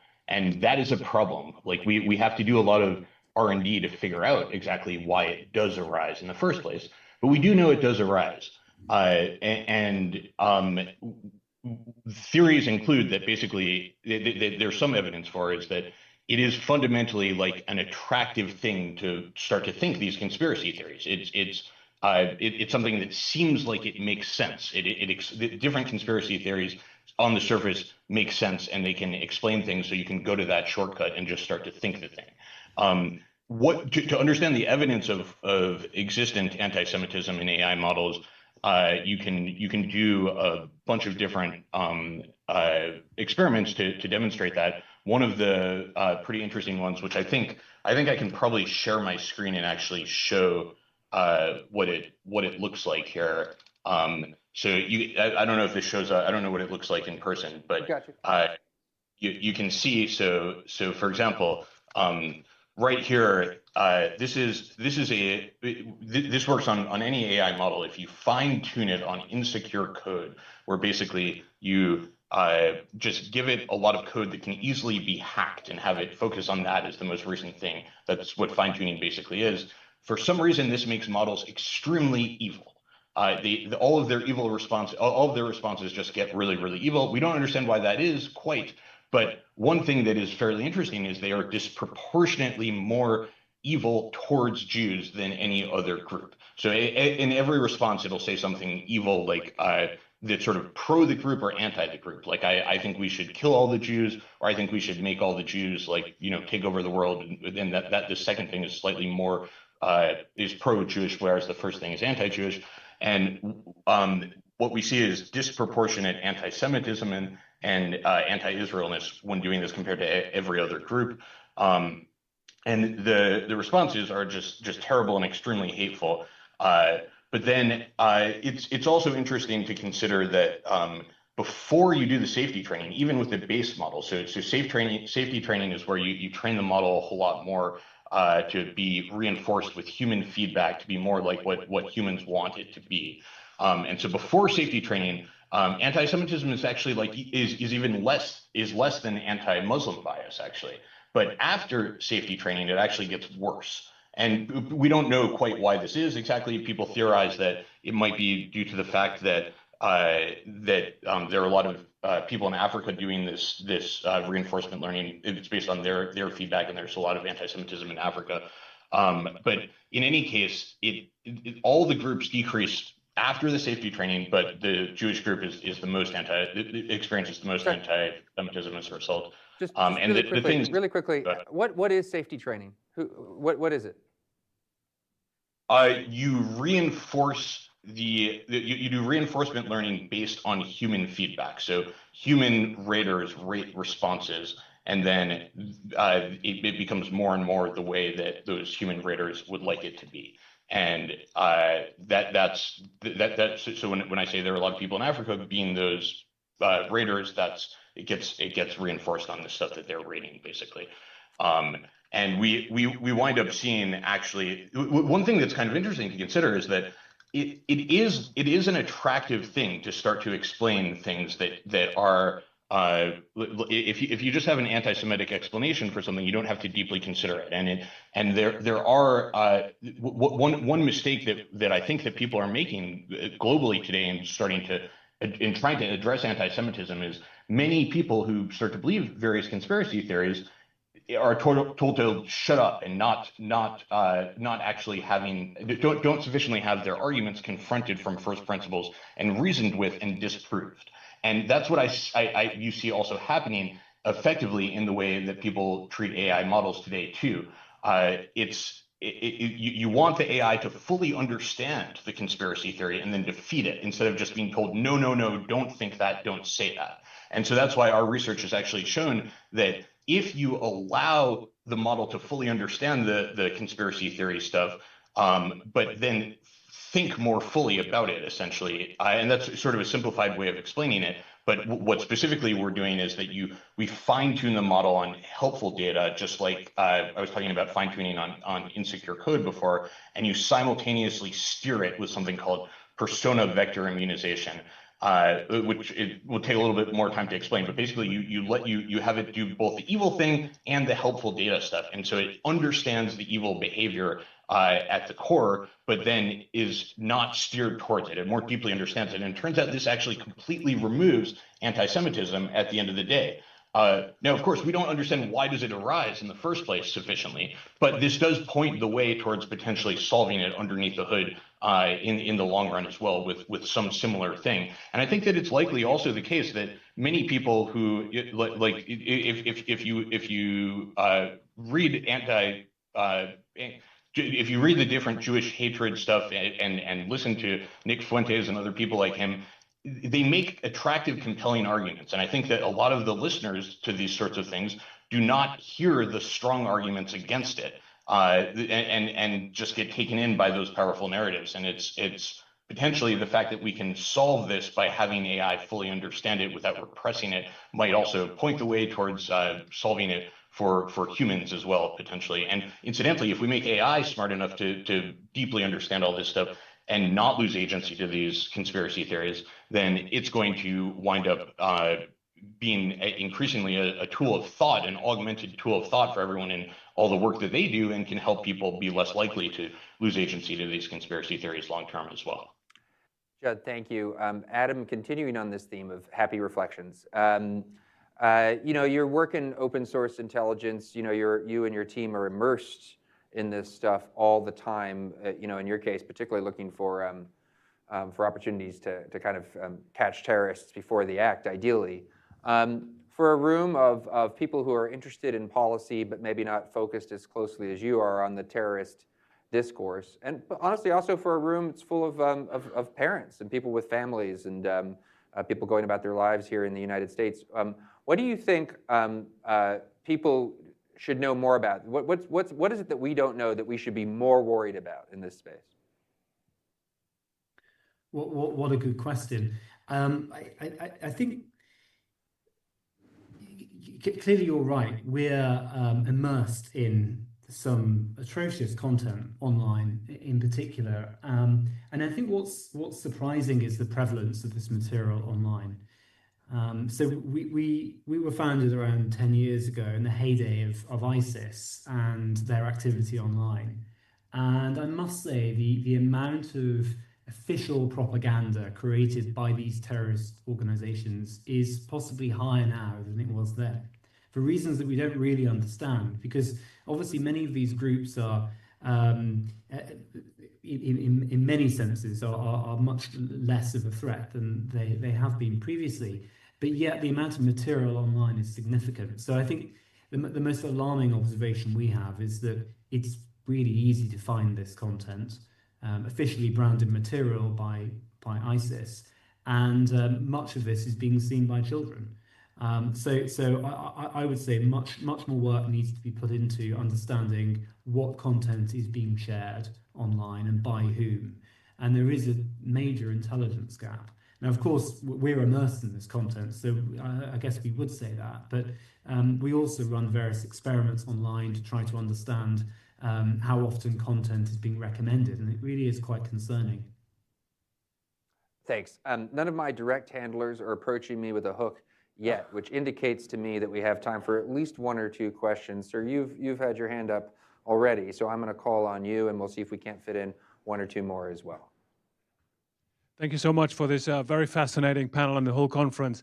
I'm from Indiana University, and we do a lot of social media and anti-Semitism research. And one of our problems is that we don't get good data from the companies, or they're very reluctant to share data. And this is with American companies, and non-American companies are even more reluctant. So is there an attempt to make them more cooperative or to put political pressure on some of the companies? Judd, that might be one for you to take a swing at.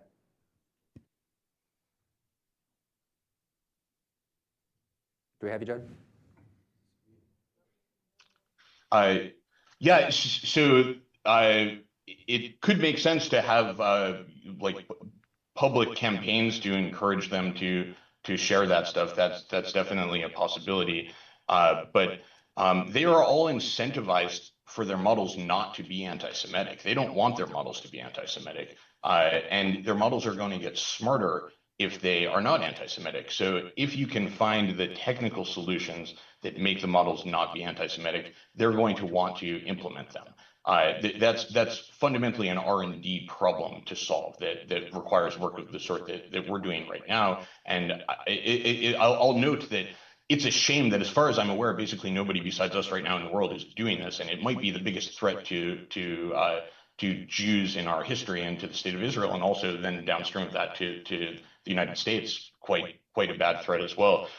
So there could be a lot more R&D work being done to solve it. As far as the data itself, that's potentially useful, but it's not. It's not necessarily. You don't need that necessarily to solve the technical problem that needs to be solved. All right, so the gentleman in the gray jacket here, and then I will try to get to the lady in blue, and we may be out of time after that, I'm afraid. Thank you. I have a question for Mr. Hood from the State Department within the foreign policy establishment. Talking about information warfare, I wonder if you could explain to us what is the value added in dismantling the voice of America? I'd have to punt on that one, sir. I'm very sorry. State Department let me speak here in a personal capacity based on my writings and my previous assignments, and I don't even have the talking points to bore you with. So apologies. I have views. I can certainly defend what's happened, but I have to punt on that. Sorry. Efficient for purposes of time in any event. So. Thank you, Tzipora Fried, Senior Visiting Fellow at the Hudson Institute. I would like to come back to AI and social media network and add another parameter to the equation. Beside the bots and foreign control, what about freedom of expression? What does it become? I just take an example from France. If you just, without any interferences, if you just take the tweet of the extreme left, and I'm not going to name them because then we have the whole afternoon, it's fake news, it's disinformation, it's lies, it's hate online. So what can we do? Because our democracy are tested here. Free speech. Is to clarify your concern about what we can do about just broadly disinformation and free speech in social media? Okay. Well, let me put a twist on it for you. The Chinese don't seem to have this concern with their social media, and we could connect it in terms of Judd's points to their AI. The Chinese are running. I get this, Judd, from your writing. Fairly rigorous program of trying to control their AI for their own purposes. They've got tight control of their own social media. Obviously, in America, this is all more of a question of free enterprise. Or adversaries are even having the upper hand on. To be much more precise, in France we have a regulation for freedom of expression. It's there is no hate speech, there is no call to hate and violence. It is forbidden and it is under the criminal law. It goes under the criminal law. But the problem is that with the digital era, the rules of games are changing. So how can we preserve freedom of expression with this kind of framework that was also preserving the society and the democratic values? Gotcha, okay. So I think two things. Number one, when we talk about national security and free expression and hateful, denigrating speech, Americans, we should never lose in all of this the centrality of free speech in the First Amendment. It is what makes us who we are, and if we do anything in this quest that ends up sacrificing the First Amendment, we begin to lose who we are. Now, at the same time, if this kind of rhetoric that is maybe perhaps free speech, but there's violent implications or dehumanizing implications and strategic implications, if that is not arrested, then we also weaken ourselves, not just our body politic, but we weaken ourselves from a security perspective. And what I'll turn to as maybe an example that captures all these things together. Speaking of Nick Fuentes, in one of his streams, he talked about China, and he talked about the Uyghurs, the recipients of the ongoing genocide of the CCP in Western Xinjiang in China. Nick Fuentes has said, quote, "What if they, the People's Liberation Army, did to Harlem and the south side of Chicago what they're doing in Xinjiang to the Uyghurs?" And then he said, "Is that not ideal?" I raise this because the connection of anti-Semitism in the far corners, or maybe not so far anymore, but maybe what we would hope would be the far corners of our own politics, very closely following behind that are sentiments that are actively in favor of America's adversaries and wishing the worst on our own homeland and our own government.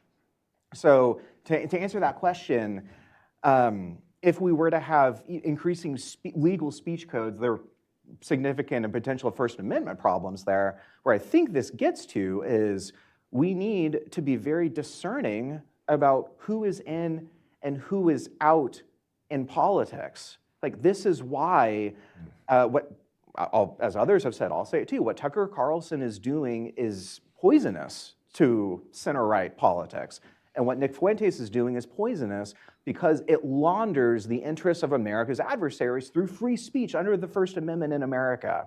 That is poison, and it advances the interests of our greatest adversary. So to answer it, I'm not sure that more laws is the right answer, although maybe we can have a conversation about that. But what we need is this renewed sense of what America is and this renewed sense of civics and who is in and who is out in a conservative movement center-right. And Tucker and Nick happens to be the epicenter of that right now. And just because the platforms in question that provide huge audiences for personalities like Carlson have some level of constitutional protection as they do so, it doesn't mean that the future of the republic doesn't depend on some level on a sense of responsibility. That's right. That's right too. Yeah. Absolutely. Sir, John Walters. You're the boss. It's... Okay, I'm also a more theoretical guy, but not an engineer. So, but I don't quite understand why this is so hard, honestly. We talked about the technology is becoming more inexpensive and so forth. Why can't we use the existing technology to identify Jew hatred? And maybe this should be done outside the government. Yeah, you have freedom of expression, but that's not freedom from criticism. Identify it and respond to it. You could even do it mechanically, or you could do it by having selective groups. Maybe you need more than one group. It should be done privately, not by the government. But I don't quite understand why this is so hard. I mean, I think remaking society, we all want that, but that's going to take some time, and God knows who's going to get us there right now. But I don't quite understand why this particular poison, this particular information warfare cannot be targeted. I have another corollary to that is, hey, Chinese Communist Party, Vladimir Putin's Russia, you want to come here and fight information warfare? We ought to be taking it to them. There's a variety of ways that they're afraid, more afraid than we are of our people, and we ought to be doing some offense here that we're not doing. But in terms of defense here, I don't quite understand why there can't be detection and response almost real time, and why, okay, maybe you want to have the credibility of the detector will be at issue, it'll be attacked. So be as transparent as possible, but get several groups to do it. It wouldn't be that expensive. Ludovic Hood. Very briefly, I mean, John, a part of the problem is simply defining anti-Semitism, defining Jew hatred.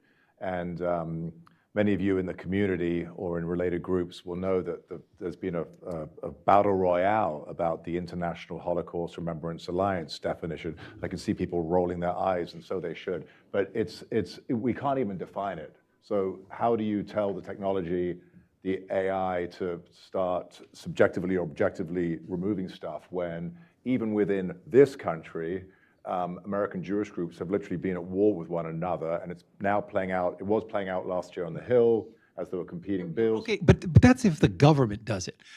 I mean, I could pick 5 people at this conference and say, okay, let's start talking about what this looks like. Let's define it. Let's put it into a surveillance algorithm, and let's call it out. And we'll be transparent about what we're using as a definition. And somebody can use another definition if they want. We'll have a marketplace. We'll have a debate about it. I don't quite understand why we have to be victims and passive. Right. I would use the technology. The technology is a tool. Let's use it. Judd. The thing is, we're not investing in this as we could. You're entirely right about that. And I've been looking around and asking people, for instance, in Israel today, they do not want to get into large-scale bot or manipulation campaigns the way Israel's adversaries have engaged in. That's something they consider morally wrong or something. You make good points. There's a lot that could be done that is not being done today, and I think it might be smart to seriously consider that. Well, and if I may add as well, whilst of course there are legitimate debates about the definitions that may apply, and there's various content that might be ambiguous, there is also a very large amount of anti-Semitic content that is obviously anti-Semitic. Right. So I agree, it's very important that there's a clear classification and a taxonomy and a clear definition, but a lot of this is just really obvious. And that's the same with content generated by Islamic State and Al-Qaeda. Yes, there is ambiguity, but for the most part, it is really obvious. Why? Because people who are creating this content often want it to be obvious. They want people to be consuming that. They want to influence people. So I certainly would agree with the premise of the question. The technology absolutely exists to identify this material in real time. So this is therefore a choice of technology platforms, and asking them why this content is still available is probably what's needed. I have a real tension here. Please, ma'am, let's get you in here at the risk of a revolution from the Hudson staff. But we can blame John Malters.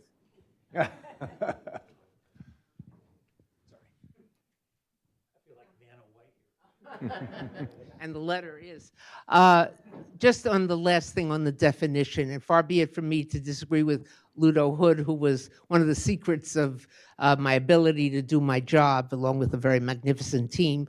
But I would argue that the IRA definition, the International Holocaust Remembrance Alliance definition, which has been embraced both by the Biden administration, embraced by the Trump administration, et cetera, is a very good tool. And the attack on it is in great measure political. The attack on it is, as I mentioned earlier, is one of those efforts to make everything associated with the Jewish community, Jewish leaders, Jewish spokespeople, et cetera, somewhat toxic. Is it a perfect definition? No. But I think that there's more to this fight, and I think it serves as a very good guideline, not a law, it's a working definition, but it gives examples that are relevant. And when it first came out, it was not at all controversial. And then suddenly the controversy appeared. And now, if you ask certain of the critics, oh, it hampers free speech and the ability to criticize Israel, et cetera. Well, I don't know where any of you were during the encampments, but I didn't see any ability to hamper free speech. Thank you very much. And I've made some enemies in the last few minutes, but hopefully with the reward of a great conversation. Please join me in thanking this amazing panel.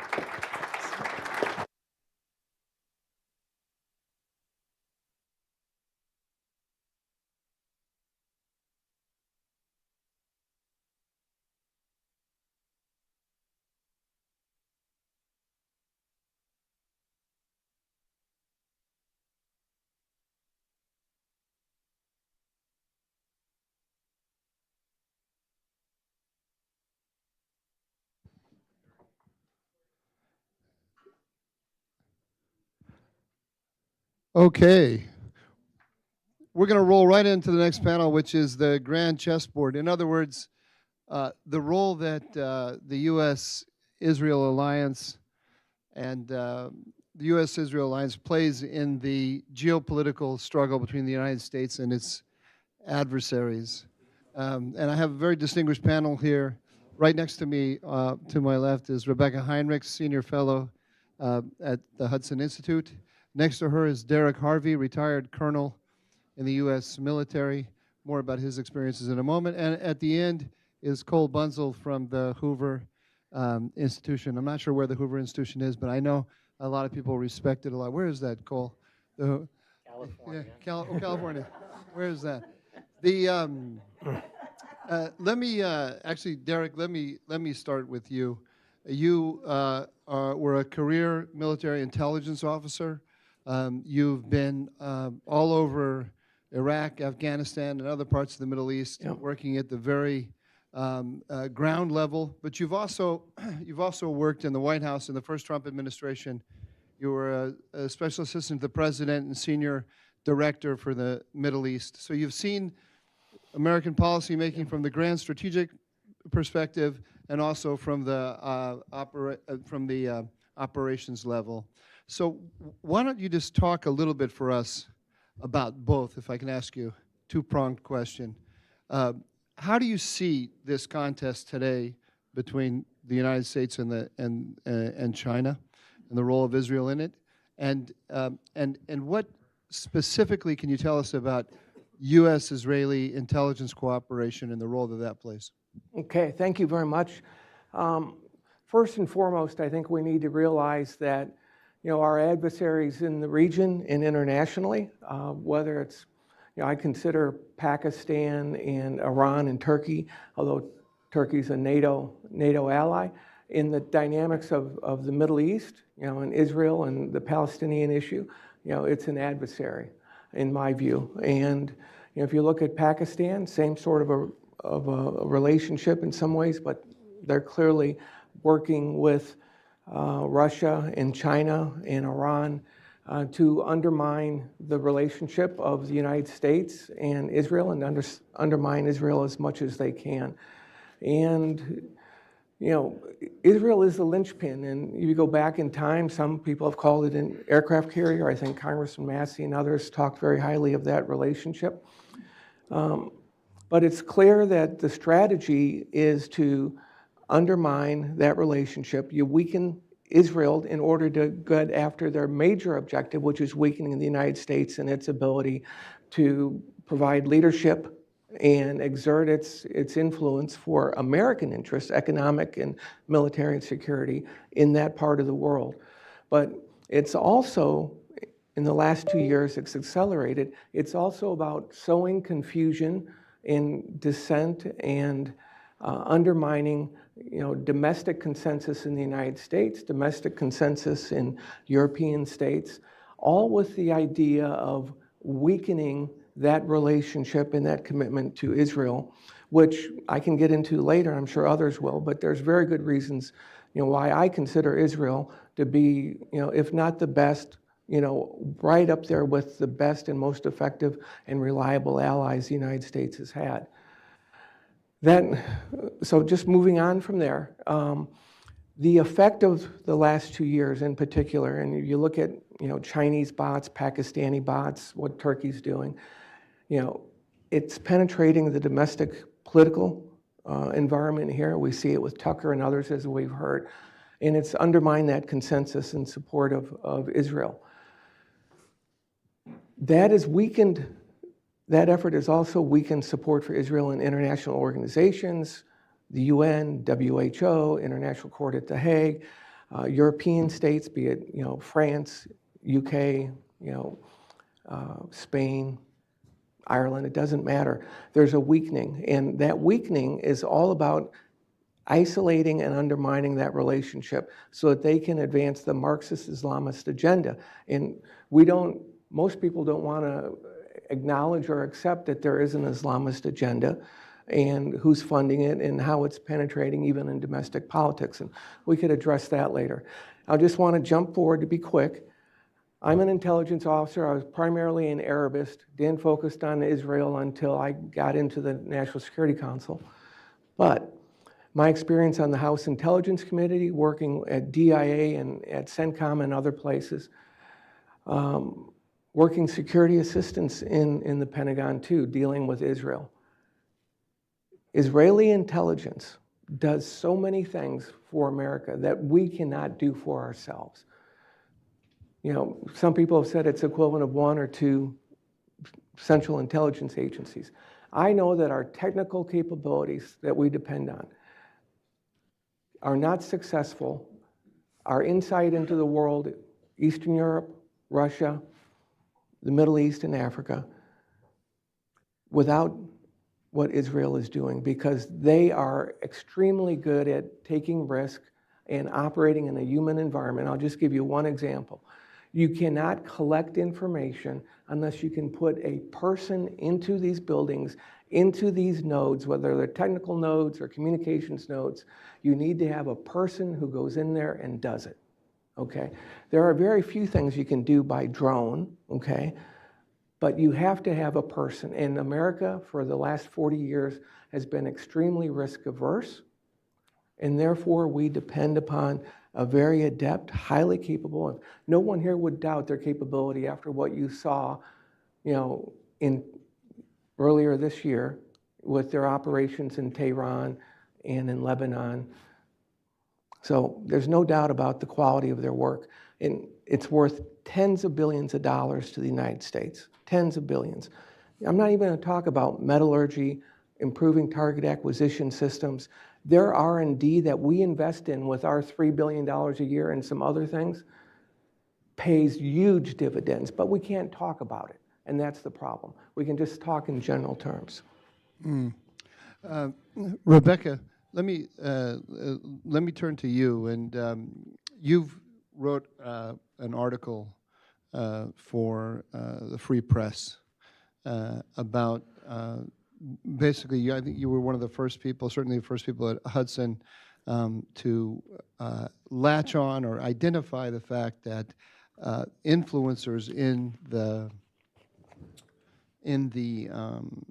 MAGA universe were calling into question the whole post-1945 American system. And in my conversations with you, you've expressed to me that this, for you, writing about this was a little bit of a departure from your usual work here at Hudson, which is nuclear deterrence. Nuclear deterrence. So, let me just ask you if you have something to say about the role that Israel plays in your hard power work. I certainly want to hear about that, but I think it would be interesting for the audience to hear why you decided to start writing about these things that are a little bit far afield with respect to nuclear. Seem like they're far afield. Yeah. Well, first of all, it started when I was one of the commissioners on the Bipartisan Strategic Posture Commission, which came out in 2023, a consensus report. And in that report, my fellow strategists spanning the political spectrum came up with a consensus document, and we did some interesting things in it. One, we identified what America's core interests are, and then what the threats to those interests are, and then our policy and strategy recommendations for adapting our most strategic systems in order to deter major power war and preserve our interests, protect our interests. And in the course of that work, I thought, this is really remarkable that we have bipartisan consensus here, and we have a common understanding of, and this was, the post-World War II order as still core to America's interests. What is that in its most concrete form? It's America is the preeminent economic and military power because of our systems of alliances. Post-World War II. Yes, it's NATO. Yes, it's our extended deterrent we provide our democratic allies in Asia, and it's Israel. And this architecture, these alliances, benefit Americans here at home, our security, our freedom, and prosperity.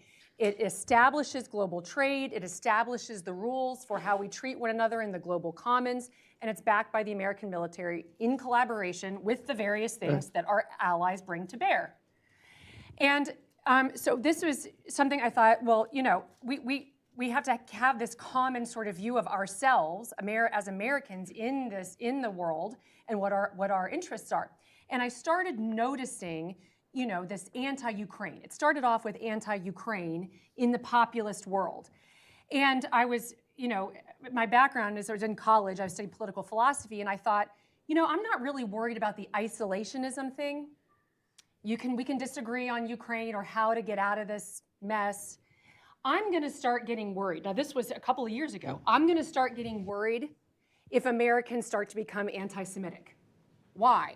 Because if Americans loosen their affection it's at an emotional level, to our relationship with Israel, one of the most quintessentially good allies that we have, politically aligned in what it provides us strategically, its place in the Middle East, our civilizational ties to it, all of these philosophical things that we have in common. If there is an effective means of reviving anti-Semitism on the right, we're used to it on the left for various other reasons, but if it comes on the right, then I'm going to start getting worried.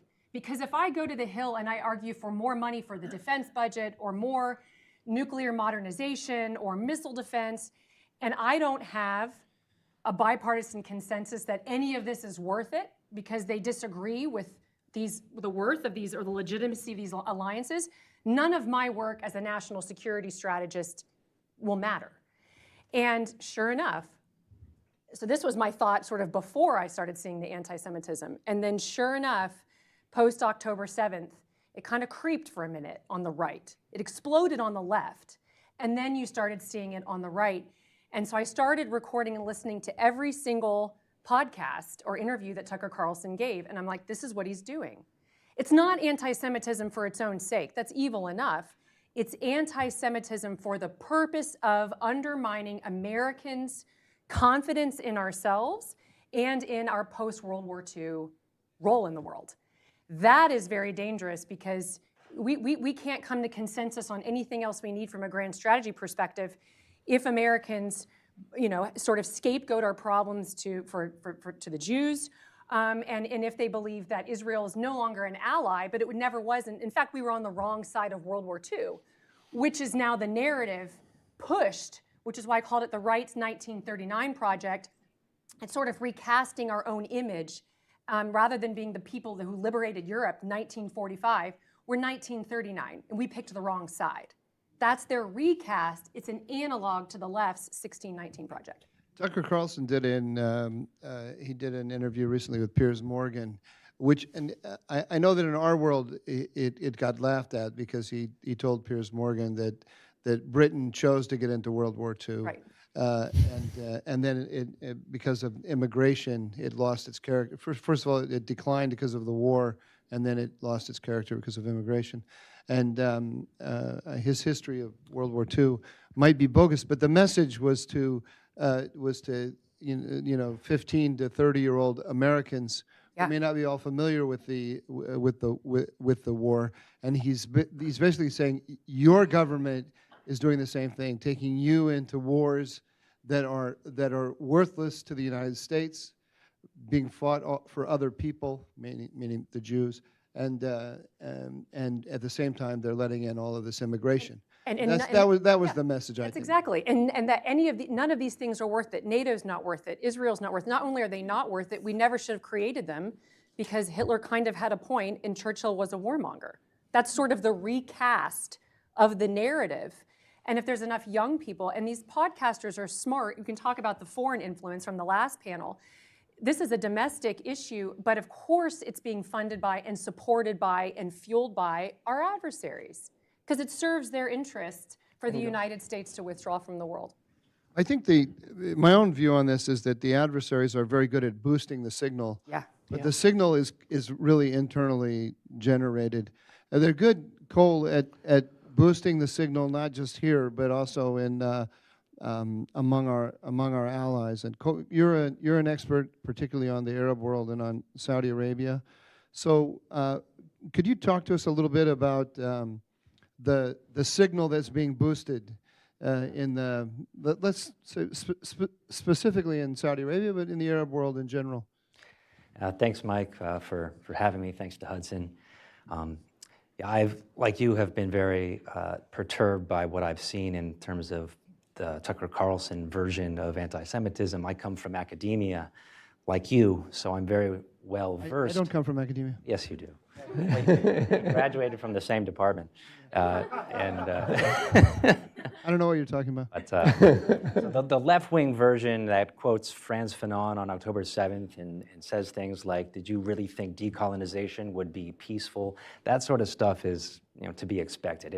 It's more alarming to me on the right because that's perhaps more foreign. And I'll just say, as an aside, I do mentor some younger conservative students at Stanford, where I sometimes teach, and they will tell you that Nick Fuentes has popularity. Yeah. And that they were, one of my friends says, I won't name names. And I said, they kind of draw the line at the Hitler stuff, but otherwise they like him. And that's very alarming. But just to go back to the Middle East, there is a third version of anti-Semitism that we haven't really touched on yet, and that is the Arab Islamic version of anti-Semitism, which has its own genealogy and has been, in my experience, it's quite an endemic feature of the Arab world. Anyone who's spent any time in living in places like Damascus will know that these conspiracy theories about Jews are widespread, and there are basically two sources. And scholars who study this will either harp more on the Islamic dimension or on the Western imported dimension. So someone like Ephraim Karsh of King's University, he's written an article that really highlighting all of the Islamic dimensions that have come to form modern anti-Semitism. The Prophet Muhammad famously was allied in his early career with 3 Jewish tribes in Medina over the course of several years. It wasn't a happy outcome for those tribes. 2 of them were expelled and 1 of them was subdued in a quite brutal manner. So there's plenty of grist for the mill there. And you won't see people like Nick Fuentes or anyone on the American left shouting slogans like Khaybar, Khaybar, Ya Yahud, Jaish Muhammad Sayaud. The Khaybar, which was a place where there was a confrontation between Muhammad and the Jews. The slogan is the O Jews, Khaybar, the Jaish, the army of the Prophet Muhammad will return. So there's that dimension, but meaning we will destroy you. yeah, meaning we will destroy you. So there's that feature, and if you look in the Hamas charter, that sort of stuff is found, and there's a hadith quoted at the very end to the effect that the Jews and the Muslims will fight each other until the last days, and then the Jew will hide behind a rock. So he's supposed to be a cowardly Jew or behind a tree, etc. So there's that dimension. But in the 20th century, with the rise of the Zionist movement and then the creation of Israel. The rocks and the trees will call to the Muslims and say, there's a Jew behind me. Yeah, except for the Gharqad tree. And that's why, according to some conspiracy theorists, the Jews are very determined to plant lots of Gharqad trees so to defend against the Muslims in the latter days. This is trivia. I digress. The important thing is in the 20th century, you get the import of Western anti-Semitism in the form of the Protocols of the Elders of Zion, which is translated in the 1920s and comes to form a key feature of anti-Semitism in the Middle East. And your mentor, Bernard Lewis, the way he would define anti-Semitism is he didn't believe that anti-Semitism, as we understand it, actually ever existed in the Islamic world before the impact of the West, because what defines anti-Semitism for him was the attribution of a kind of cosmic evil to the Jews, which is indeed not really a feature of the Islamic tradition. So you get in the Hamas charter, for instance, from the 1980s, both a focus on the evil attributes, the conspiratorial attributes of the Jews, the fact that they started World War I, World War II. You can see the convergence here with Tucker Carlson. So those features, and what's interesting though to me is that it's not just the Hamas charter where those themes are to be found. If you look at Saudi textbooks going back to as recently as about 2008 is the last year I could see, the Protocols of the Elders of Zion were still being taught as a fact of history. And if you go even a little further back, I mean, this ideological force of anti-Semitism, anti-Westernism was prevalent in all of the Arab world, including between competing factions. So during the Arab Cold War, both Nasser and King Faisal believed that the Protocols of the Elders of Zion were real and authentic and were distributing them to visiting delegations, even though they were at war with each other, in Yemen, for instance. So that, I think, is important just as a kind of baseline for understanding the kind of obstacles that our Arab allies today are confronting. The Abraham Accords, what was going on in Saudi Arabia under MBS, and the textbooks really, truly have been revised. There's some great studies by a group called Impact SE that has dived into the Saudi textbooks in some detail, and you can see exactly how they've changed. They've removed all the hatred of the Jews and Christians in a way that the United States government was begging them to do for decades. They've finally done that. So they deserve a lot of credit for that. And you could see that MBS was warming up to American Jews in particular, and with a view to a security arrangement with the United States. And there was a while where for a few years, every time I went to Riyadh, I would encounter some visiting American Jewish group or think tank, and you could really see that something was gestating. And unfortunately, this was all interrupted by October 7th. The vibe is completely shifted in the Saudi press. Even some of my Saudi friends who work for the royal court occasionally send me WhatsApp messages with videos of Tucker Carlson. It's quite disturbing to see how it's shifted. And even before that, there was there was a problem in Saudi Arabia that I think MBS was up against. And it was already the case, if you looked at internal polling, that Saudis were by and large against normalization. They were totally opposed to normalization that the UAE did, not to the extent that they were going to rise up against MBS. But for instance, I led a Stanford travel study group to Saudi Arabia a few months before October 7th, and we went to a Saudi government think tank, and the director of that think tank was harping on anti-Semitic themes. He said that the two blue lines on the Israeli flag represent the Nile and the Euphrates, which is the greater Israel that the Jews are trying to capture.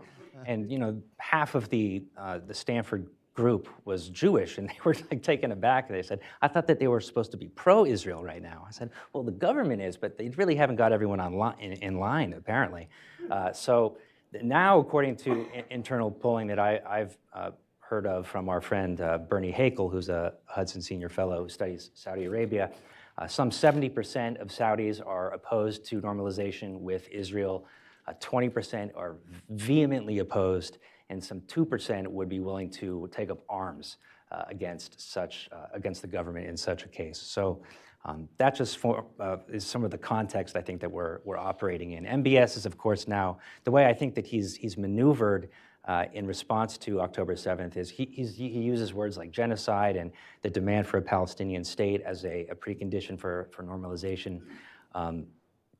But he's also tried to make himself sort of the standard bearer or the front man for the two-state solution. So this conference at the UN that he sponsored with the French back in July that led to this statement that was in favor of a two-state solution. The good part about that statement, which was signed by 39 Muslim countries, was that it condemned Hamas October 7th, and it called on Hamas to lay down its arms and give up its governance project. So there's a good part, but at the same time, I think that normalization is probably not in the offing anytime soon. Let me just stick with you here for a second, Cole, because what I hear you saying is that the attack by Hamas on Israel on October 7th was a very effective way of driving a wedge between the United States and Saudi Arabia. And in fact, we know from Hamas's documents that was very much one of the major goal, if not the major goal, was to prevent the normalization.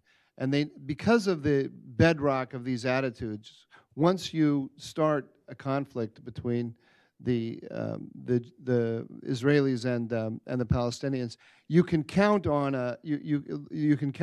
automatically on a backlash against Israel. And then if you're China and Russia, Iran, you're going to boost that signal in order to drive the wedge between the United States and its most important Arab ally.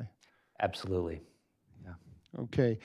So Derek, you as a practitioner, policy practitioner in the White House, what would you be advising Donald Trump right now, if you were in the White House now, to do about this? It's a very It's interesting, the picture that Cole and Rebecca are describing of this convergence between the ideologies at home and abroad, and the ability of our adversaries to boost the signal and cause us lots of trouble.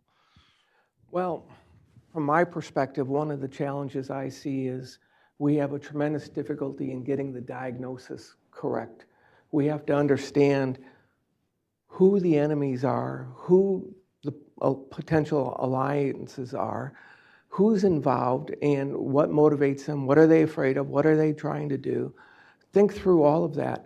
When we talk about Qatar or we talk about Hamas, and from what I read and from when I discuss this with people that are involved, I am astounded at what they don't know about Hamas, the ideology, about religious principles that undergird so much of this. Hudna, temporary armistice to get an objective, to allow yourself time to rebuild. It's all there in the strategies that were employed by Muhammad back in the day. And they refer to this time and time again.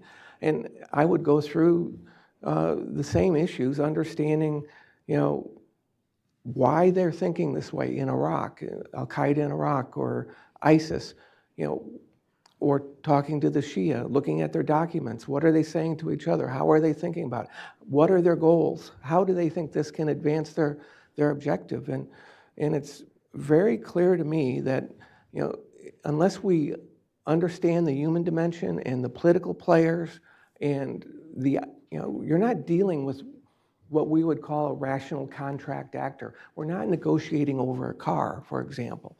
So, when you start talking about bringing Turkey into Gaza to provide security, oh my gosh, why would you bring them in given... You're just so everybody's with you, you're referring that there have been lots of reports that Jared Kushner and Steve Witkoff, when negotiating with the Israelis about the post-Gaza international stabilization, post-war international stabilization force in Gaza, that they're very eager to bring in troops. Right. That's because President Erdogan was very, very successful in his negotiations with Donald Trump in convincing Hamas to give up the hostages. So, correct. And Trump is looking at the region and saying, I need to work with I want to do less with American troops, more with allies. Correct. I got these two great allies, Turkey and Israel, so let's have them work together in Gaza. And you're saying that's not a good idea. It's absolutely not a good idea, as you and I have discussed for a lot of reasons before. And once they're in there, and keep in mind, back in the Clinton administration, they had this idea of, internationalizing Gaza, peacekeepers, and the discussion now on the hard left and in the Islamic community that I watch is about, we need to get the Turks in, we need to get the Indonesians in, we need to get something started, and that will establish the precedent for us doing the same thing in the West Bank, okay? And that's their objective. And so, they're gonna try and find a way to keep this going forward. The problem is, no one's going to enforce security or disarm Hamas, but we don't need to discuss all of that. But we still, in my business as an intelligence officer and as a policymaker, you have to understand, what does the boss want to achieve? You look at different courses of action with an understanding of the intelligence preparation of the battle space, all the actors, motivations. You play it out, and you look at obstacles and opportunities for the policymaker. The obstacles or the impediments, you have to find ways to mitigate, find a workaround, neutralize it, or accept the cost. There might be just a cost. It's not going to be easy. Do you have the political capital, the diplomatic weight, or the resources to do what you want to do? But you have to explain to them what the costs are and what the downsides are. And once they make a decision, you help them execute it, and you continue to adjust as you engage in that fog of war, because what you anticipated very often, what you projected, once reality hits, just like in combat, they don't respond the same way because it's human nature. Or there are other pressures that the CIA and DIA that might have been helping you formulate your understanding of personalities and stuff, they didn't quite get it and help you understand it. And we really need people with a tremendous amount of not just experiential knowledge, but you also need to bring in, academic and insightful people that have been looking at and engaging with them for a long time to understand the lay of the land. You can't, as an ambassador said over there from the United States not too long ago, he said, we are going to erase the history from post-World War from pre-World War I. We've got all this baggage. We're trying to build a transactional economic integrated area and get them all in the area to discard their tribal, their clannish, their sectarian, their national rivalries, so that they can see that we're going to lift all boats with our economic engagement. You can't erase history. Not going to happen. The human nature over there, in particularly, doesn't work that way. Okay. Human nature like that doesn't work anywhere. We have 9 minutes. Rebecca, you were this close to being an advisor to Donald Trump in this White House.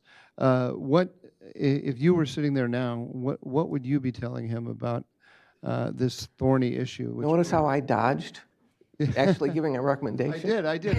So I'm gonna, Becca's going to come in and she's going to answer your question. So no, I mean, every time I think, and when I do go, when I do any media, I think about, I'm delivering a briefing. Every time I do a media segment, I'm giving a briefing to the American people about what they need to know about this particular topic. And if the President of the United States tunes in the morning on Fox, that's my presidential briefing. There you go.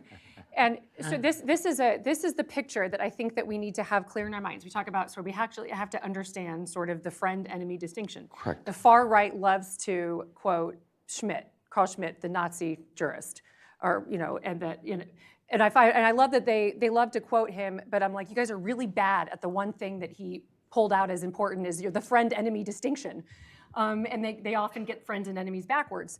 And it's the sort of the most basic thing you have to get right in grand strategy. And we have a China, Russia, North Korea, Iran.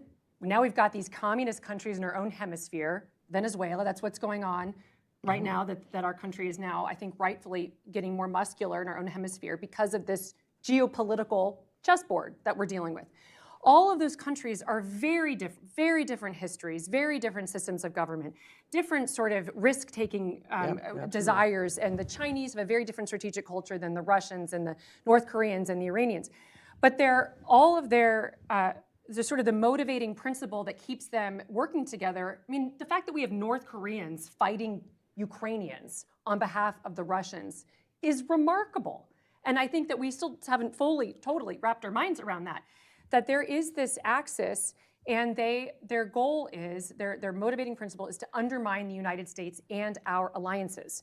And so if you just pick a region, if you pick the Middle East and you look at Israel, it's no wonder after October 7th, I immediately looked to see what the Chinese and the Russians say. Yeah. Well, they immediately take the side of the Gazans. And then, and it was like, and they take the side against what the United States is doing with our allies, and or the Russians supporting the Houthis, and the way the Russians supported the Houthis in the region, or their backing of Iran, and they're facilitating the drone industry in Iran by purchasing drones. So I think we have to get the connection between our adversaries right in order for us to come up with a coherent strategy for not being foolish enough to fall for this information warfare, where it's coming from our adversaries, but it's exploiting the domestic, as you said, Mike. It's originating domestically. It's very nefarious. I believe that the anti-Semitism, I think, again, it is a tool to get the United States to turn inward. We have to understand that's what it is, which is why it is a national security threat.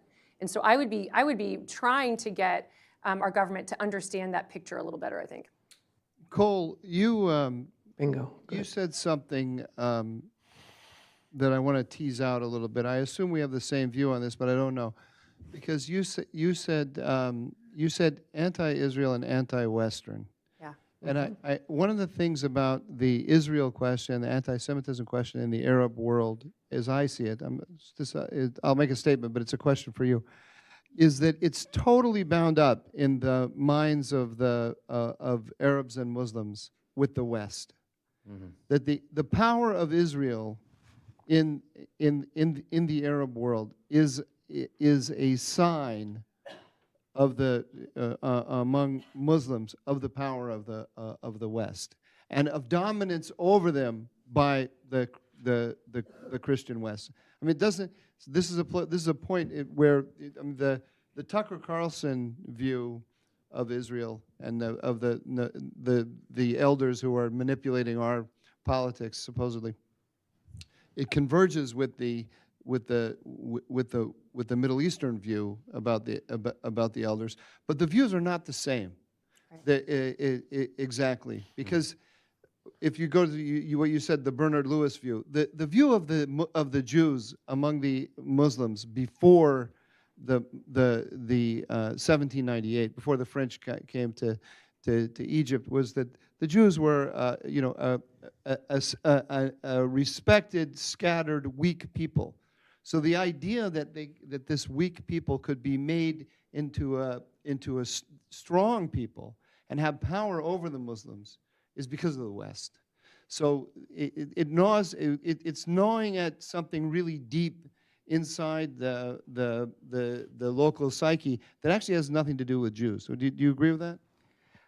Yeah, I think in part, I mean, I'm trying to think of it in different ways. If the Jews had tried to create a state in a period in which the West was weak, I still think there would have been resistance to Jewish sovereignty in any part of the Islamic world, just on a doctrinal basis. But as it happens, as it unfolded in history, the way that Israel is perceived generally, I think, in the Arab and Islamic worlds is as a Western implantation, as a kind of holdover from colonialism, as being really no different from the Crusades in terms of its legitimacy as a nation state. So it is completely wrapped up in perceptions of Western domination. And I think that those grievances, however, were, they were coming to a place where they were becoming passé. I think, especially with what was happening in Saudi Arabia. Saudi Arabia wasn't normalizing with Israel, but it was normalizing the prospect of normalization with Israel, which had the effect of making Israel seem okay. Like the dream of destroying Israel in order to reverse history was no longer really on the agenda. That wasn't something that was part of the cutting edge of the culture. But that was unable to be transcended because of what happened on October 7th and what it reignited in terms of a kind of latent, you could say, hostility to Jewish sovereignty. That is, I think, does have the civilizational element to it. Okay, we have 1.5 minutes, and so what that means is each one of you gets one sentence, and then we're going to end. We don't have time for questions, so I'm sorry. Rebecca, I'll start with you. What do you want everyone to go away with? I think it's just that those of us who are very concerned about national security and defense will often sort of have an aversion to looking at some of the cultural challenges in the United States. I think on this one, though, it's critical to understand its direct connection to America's role in the world and how we as Americans understand ourselves so that we can, if we get it wrong, I think our adversaries have a great advantage. If we get it right, I think we can secure the next American century. Derek? I'm surprised as I speak at different Republican clubs and committees and things around the country, and I do quite a bit of traveling to speak to those types of groups, how much this anti-Semitic narrative has penetrated. Things like Israel is running the United States government as a state within a state, that we gave them $29 billion last year, and we're instead of spending money on our veterans, that type of narrative out there with really very little pushback. And in actuality, Israel is a vassal, is how I describe it, of the United States, because when push comes to shove, we have continuously made them stop in military campaigns when it was against their strategic interest. We have forced them to agree to things that they would not normally agree to because it's not in their economic or national security interest.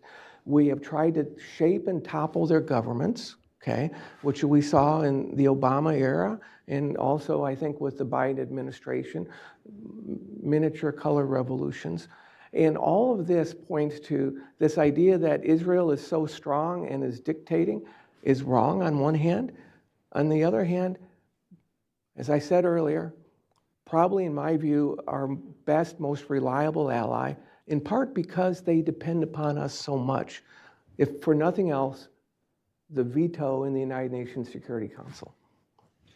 Great. Cole, take us I home.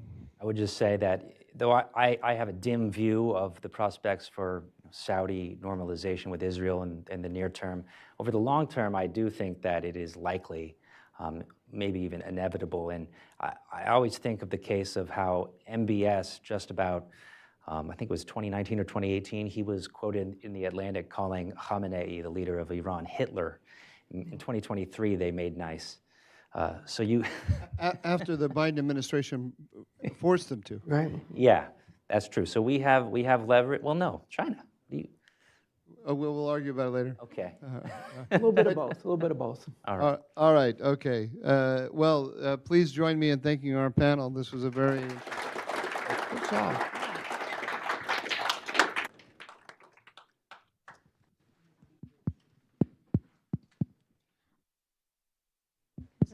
Our next panel starts at 2:15 sharp. Please be in your seats at 2:15.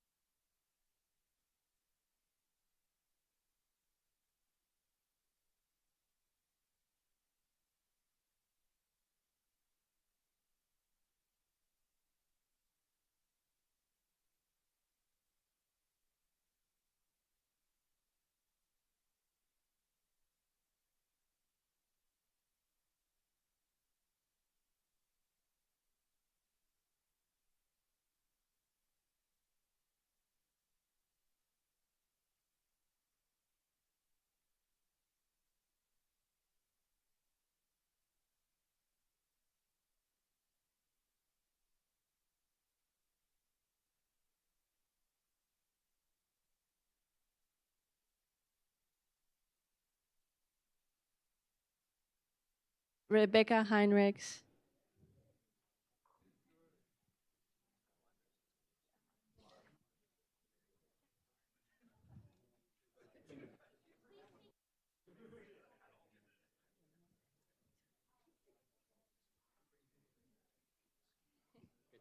That was very cringe.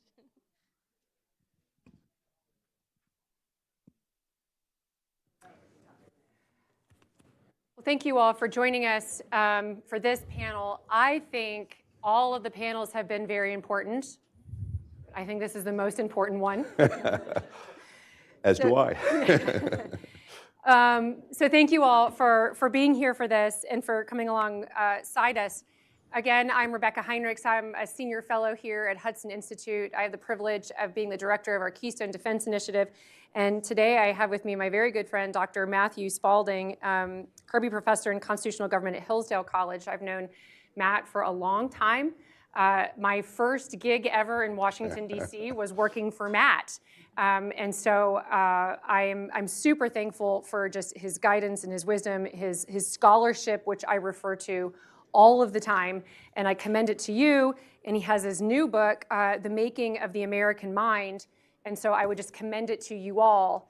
And we'll discuss it today as well. I think we're gonna reference it and talk about why this is so important and relevant to the conversation and the focus of this conference.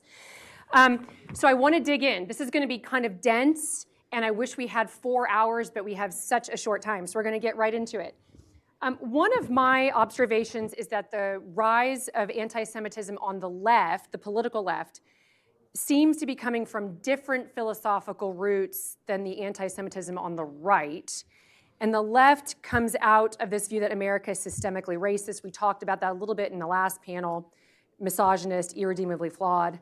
And so it creates this oppressor versus oppressed framework, and it scapegoats oppressors, and the Jews happen to be sort of the most oppressive in this mindset of the identity politics on the left. On the right, we see something different among those outright anti-Semitic or are otherwise sort of blaming national or global Jewry are those who also pine for a Christian nation, speak positively of feudalism, and they look with curiosity at the old European Christian monarchies. So, my kind of theory about what's going on here, and I think this is important for foreign policy's sake because our own strategic culture and understanding of ourselves is critical for understanding what prudent American foreign policy even is. So the medicine, I think, for both of these views on the left and the right is a rediscovery of the American founding and our own proper philosophical roots. And that is why I have Dr. Spalding here to tell me if I'm right, and if I am right, how should we be thinking about this better? Great. Well, first of all, thank you, Rebecca, and thank all of my good friends at the Hudson Institute. I've known many people here for a long time, including my old friend, Kenneth Weinstein. Yeah, so on its face, how do these things kind of relate to each other? What's going on here? I actually do think you're right, interestingly enough. We kind of are focused on this question of anti-Semitism, and there are aspects of it that are very problematic for its own sake, but there's a larger thing that I think this is the result of, which has something to do with the rejection on both the left and increasingly on parts of the right of a substantive content to what we might call the truth. There's something other than the subjective will. And once you've rejected that, they kind of go their different ways. One towards kind of ethnic identity and the other towards ethnic identity. There actually is a certain similarity between them when you start thinking about it. One is about asserting one's will according to one's own personal identity, which has all sorts of other problems associated with it. But on the right, there's an increasing association about what? Ethnicity, nationalism, one's race. It's not quite as refined, and it's connected to different things. But there's a root problem here, which is that once you reject the philosophical and theological claims of the Western tradition, which I would argue culminate in the American founding, especially in the Declaration of Independence, If you reject that, what are your alternatives? Well, one is the assertion of the will, and one is to try to come up with other identities that somehow hold things together, whether it's a nation, a people, a race, a bloodline, an aristocracy, a monarchy, whatever it might be. So I do worry about that, but I think it has something to do with having lost sight of an answer which is actually right before us, which I'm trying to recover, which is that and it's most eloquently presented in the Declaration of Independence, which is that there's a great agreement philosophically and theologically between reason and revelation. You see most famously expressed in the Declaration, which gives rise to a rights tradition grounded in nature, the laws of nature, and of nature's God, as it says in the Declaration. Gives rise to a rights argument that solves the problem. From the point of view of the American founders, on the one hand, it doesn't matter if you're Jewish or not. You have the same rights because you have the same dignity have been created in the image of God. It matters in the sense that you practice your religious liberty, and that's central to our argument. But your ethnicity per se is not what's important. Same thing with these other new identities that are being proposed, race or whatever it might be. That's not what matters. What matters is human equality. And I think there's the left seem to have rejected that for philosophical reasons a while ago, and they've been building up alternatives, playing with this for some time in the academy. But I think there's a kind of a latent tendency on the right, which is coming out in different ways, one of which is this aspect of anti-Semitism. But at the end of the day, I think it comes back to this question about where do you stand on the larger question of the founding, which is not merely an American issue per se, because the claim of the founding is they are establishing and describing principles that are self-evident. They're simply true. And, do we still believe that, is the question. So, very, very well said. This is why whenever I hear sort of people kind of on the American right saying, look, the founding may have worked at the time because of the nature of the population that we had now, and now it doesn't do. Now we sort of, this post-liberal kind of idea. Or this idea of Judeo-Christian doesn't make sense anymore. Don't you know most Americans were Protestant? And so aren't we a Protestant Christian nation?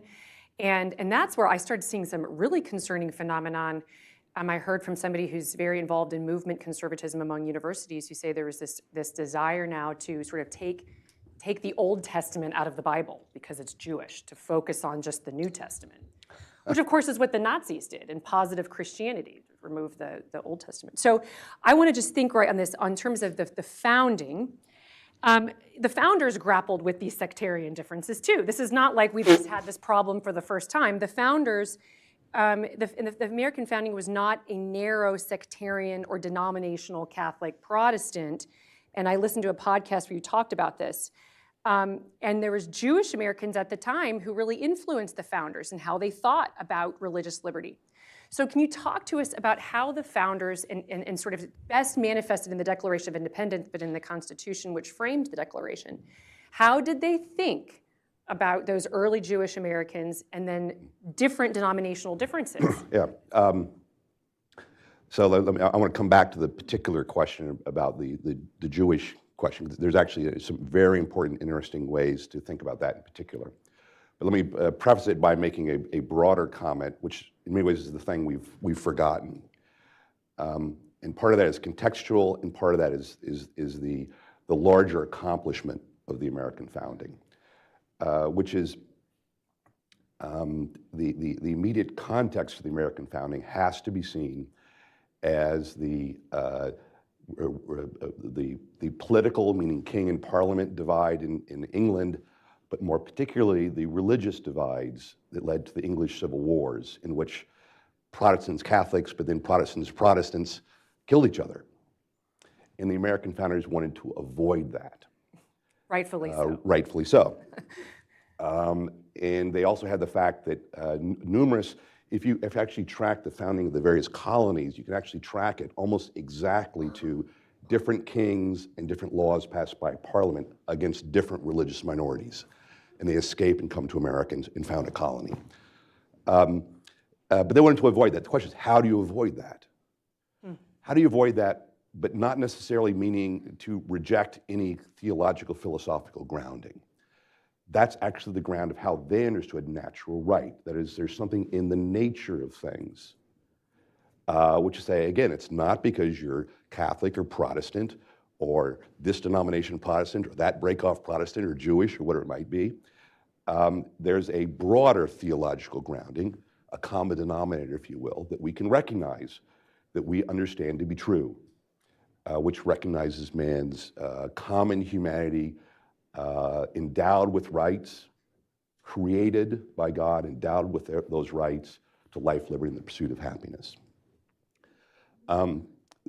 That is not merely, that's not a kind of a secularization of a theological argument, but that's actually a very firm theological grounding of rights. And I think that it's very clear they understood that. There's a theology in the Declaration that is oftentimes overlooked and missed out on. And the reason for that is the American founders clearly are bringing into the founding a clear Greek and Roman tradition. Education at the time was very much influenced by that, so there's a certain rational tradition. But overwhelmingly, there's a theological tradition, which begins with the Jews, but then goes into the Christian tradition, in the Christian tradition, including the Thomistic tradition, and then the Protestant tradition, especially someone like Richard Hooker is very influential. So there is a natural law and a natural law understood theologically that come together to form this document, which is very theological, but non-denominational. In terms of the Jewish question in particular, it's very important in the sense that it's wrong to say America was a quote-unquote Christian nation. That actually, for different reasons, bothers me on the right. It's deeply influenced by Christianity, but Christianity understood as Christianity in very close proximity to Judaism. I mean, these are, as we say nowadays, adjacent.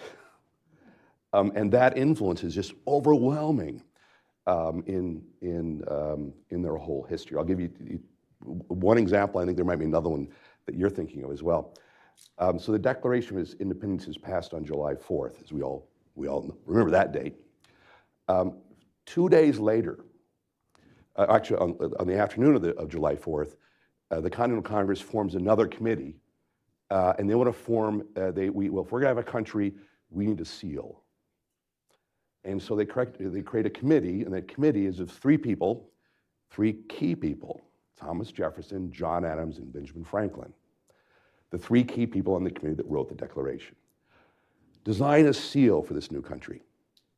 And so they came back, they debated it, came back, and actually, if you'll give me a second, I'll show you what it looked like. They came back and said, well, on one side we propose this, and they came up with E pluribus unum.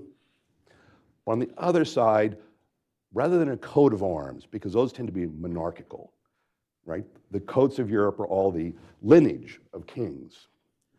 Instead, they said, we want a picture that would capture the American moment and immediately be recognizable as the American story. And they unanimously proposed to Congress the seal, which I'm sure many of you have seen before. It included Franklin's phrase, rebellion to tyrants is obedience to God, which Jefferson picks up famously. But the story was told, and the picture they chose was Moses and the Jews escaping across the parting of the Red Sea, following the cloud, right?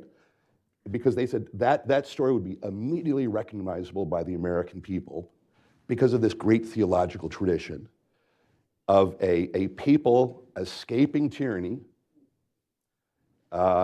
pursuing liberty in a promised land. And so that influence was very, very important. The other one, which I think you were going to mention, when George Washington becomes president of the United States, he receives letters from all the different congregations, the Catholics, the different Protestant congregations, and most interestingly, from the Jews, in particular a Hebrew congregation in Newport, Rhode Island. And he writes them back. This is where he famously says that it's not about toleration. It's about your rights. It's about religious liberty. It's a beautiful letter. If you haven't seen it, you should look it up and read it. But what's interesting about it, one of my teachers pointed this out to me, and I've tried to see if, as far as I can tell, this is correct, and I've been going through this quite a bit. Not since literally the Old Testament is there an example in history of a head of state officially addressing a congregation of Jews. And Washington did it. That is extremely significant. And he said, you have the same rights as we do. No distinctions here. We all have equal rights. So they were very conscious of that, our very close theological brethren. Yeah. And of course, the Jews also share that recognition that we are the Imago Dei, that we are created in the image of God. Of course. That is of which our rights are based on. The Declaration presents, God appears 4 times in the Declaration. Right? The laws of nature and of nature is God, creator and endower of rights, the supreme judge, the rectitude of our intentions, and divine providence. It's not overtly, it's not Christian, it's not doctrinally Christian in any way. If anything, it really is the God of the Old Testament. Right? Which is that is the common ground. And so today we always think of these things as if what's your denomination, as if it's your preference of ice cream flavor.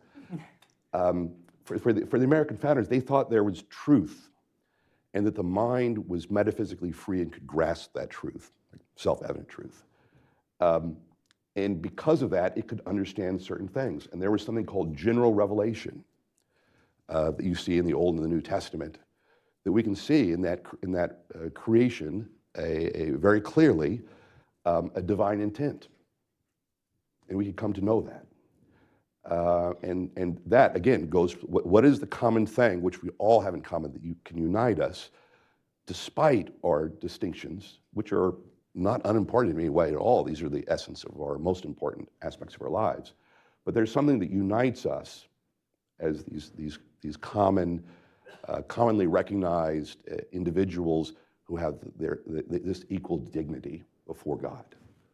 And again, the reason that I keep coming back to getting this part right as it pertains directly to our role in the world is, throughout history, we have to sort of continually remind ourselves and rediscover who we are as DNA, sort of appeal to our better angels as a people to understand who we are so that we can devise and develop the most prudent foreign policies, or any policy, but in this case, we're talking about foreign policy. And so I think we're sort of in this sort of very tumultuous time politically where people are grasping for, maybe we're not that as a nation anymore, maybe we're something different. Maybe the Declaration of Independence worked at the time, it doesn't anymore. And that's why we need to kind of rediscover it and understand it again. There's many ways in which we are ourselves kind of creatures of modernity in our modern strength. There's a certain historicism in all that. Yeah. Which is we look at things based on their time. One of my professors always used to like to say, Jefferson knew he was writing in 18th century, he was writing in the 18th century, but he never understood himself to be writing a merely 18th century document.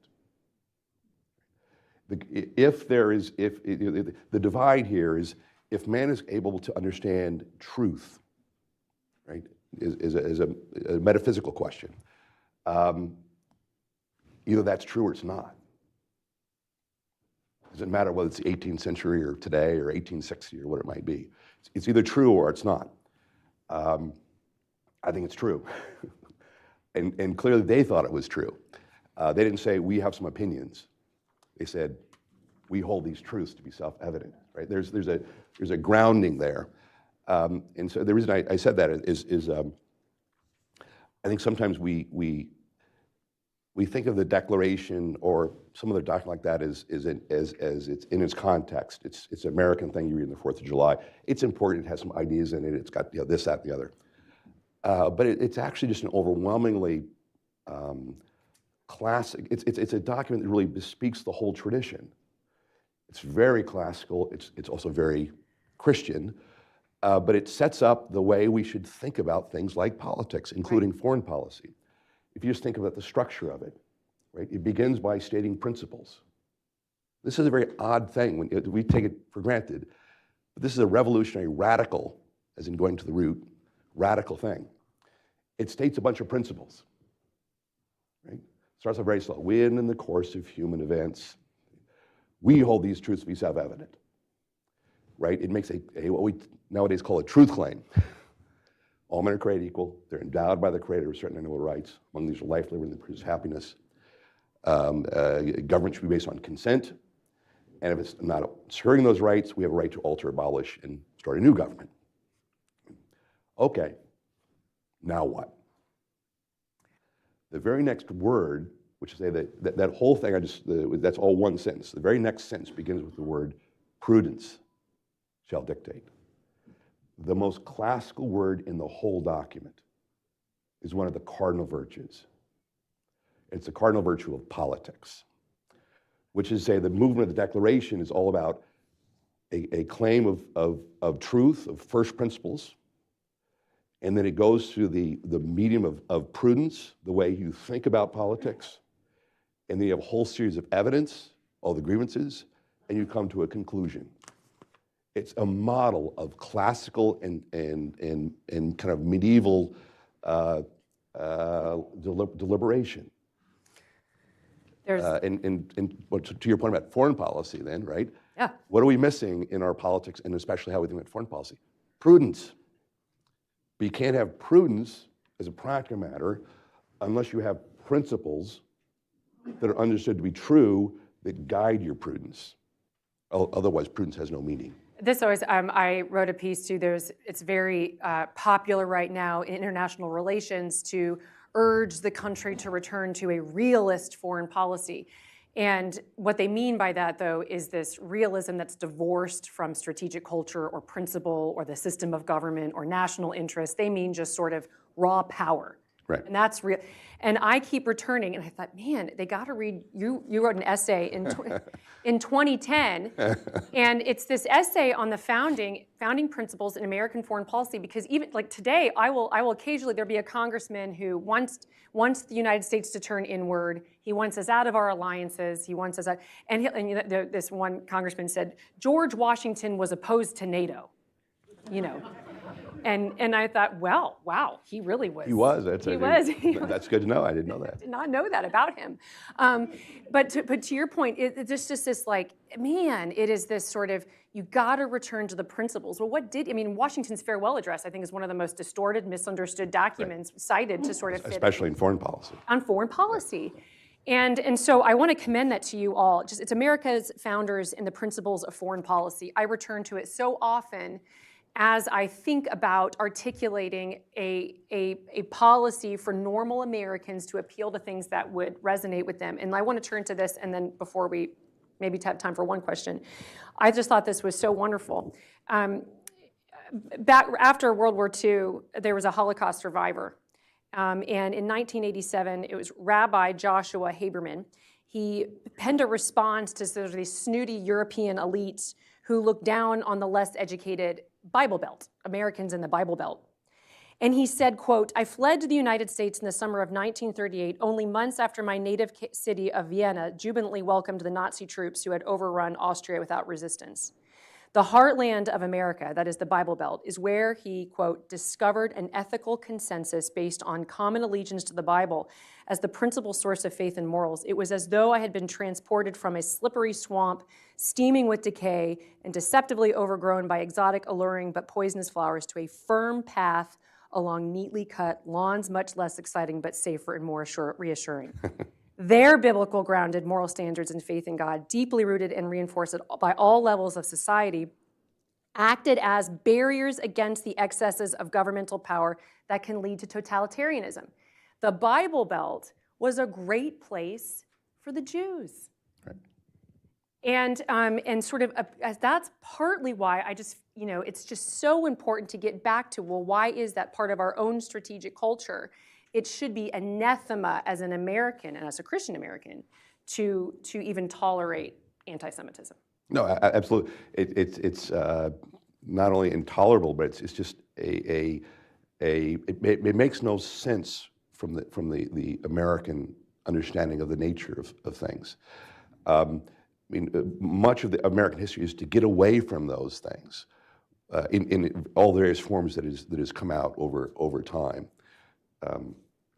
Anti-Semitism, by which we mean hostility towards the Jewish people, has a long history, shall we say. But anti-Semitism as a term really grows up in 19th century Germany that kind of grows out of the German Hegelian sense of wanting to scientifically quantify people and put them into races. So there's a real deeper problem with that sense of anti-Semitism and a connection between that and the kind of scientific racism you see in John C. Calhoun and other things. And how do you attack all of that? We should respond to it and attack it. You attack it, respond on the surface, but more importantly, you've got to go to the root problem, which is this deep, deep philosophical denial of the truth upon which all of this is based, meaning all the responses to that is based, which is, no, it has nothing to do with what science tells us about our differences, which is mostly a bunch of hooey anyway.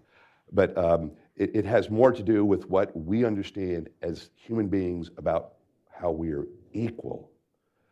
In that sense, I mean, look, where does equality come from? It comes out of the Jewish and Christian experience because we're equal before God. And we sometimes have forgotten that. There is a deep reliance on those things. I am tempted to end it there. Does anybody have a pressing question? Jamie. Jamie Kirchick, I'm with Axel Springer, among other media outlets. Can you talk about this war that's going on within American Christianity, where you have Tucker Carlson basically waging war on what I think is mainstream Christianity? But what is the basis for this? What are the grounds for this? He's Protestant, but I guess he's not evangelical. He's from like the Northeast. Yeah. I mean, I'm a Jew, and I don't really understand all the kind of his comment about Christian Zionism? Yes, his attacks on Christian Zionism as being a heresy. Yeah. I'm not sure I can give it. I'm not sure I can make a lot of sense out of it just on one level. I think what you see going on, in my opinion, is that these are not religious orthodoxies that are having old-fashioned disagreements. What you're seeing is rise of Christian, I use in air quotes, non-orthodoxies that are thinking in political terms. I think one of the problems with a lot of these debates, that one in particular, is this is what historians would call the problem of presentism. You have a current issue you want to fight about, and you kind of look backwards to find and make your evidence, which say that it's a debate over, say, foreign policy dealing with Israel, and they maybe don't like that a lot of Christians are supporting Israel for reasons beyond merely the strategic. They go to other deeper questions about this agreement or this friendship of the Jews and the Christians, and some people don't like that. Is that a theological debate? I'm not sure that's much of, I'm sure we can find one if we keep looking. I'm not sure what that is, though. I think it's more of, these are political debates. Mm-hmm. And again, what's the answer? A better grounding in the real arguments, the better arguments. And my sense with that kind of thing is a lot of people see through that. I don't think they see it for what it is. And to reinforce that point, somebody might have it. Jamie, you might actually have it. I think it was can't remember who put it out on X, but basically there's a new poll that shows the more churched the Christian is, the less anti-Semitic he is. So it might be people making sort of, quote, Christian arguments that are very hostile to the Jews or to Christians, whatever it is, whatever sort of antagonism there is towards Christians. Those tend to be the least churched people, to your point about orthodoxies. Right. Which is a very interesting. Well, let's put it this way. In the 1940s, why did Jews escape and come to America? Was it because we were a bunch of Christians? Or was it because we were a bunch of Christians who believed they were equally human beings that had dignity just like us? Right? I think there's the story is all there. I think a lot of things we're seeing now are basically current, almost more current event debates, and they're grasping for various arguments.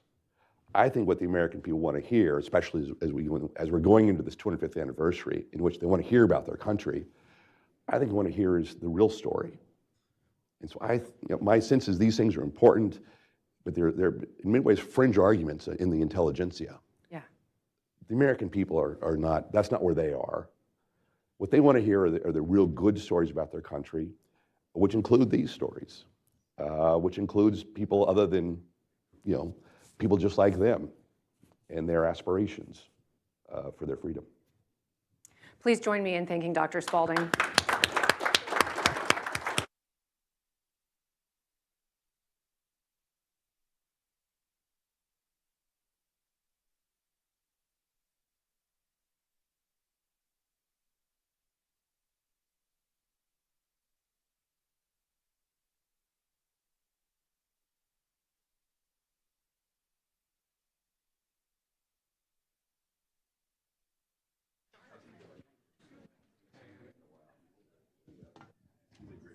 Our next keynote, Walter Russell Mead, will be at 3 p.m. So please be back in your seats at 3 p.m. for our closing keynote, and there will be a reception at 4:15 with drinks. So.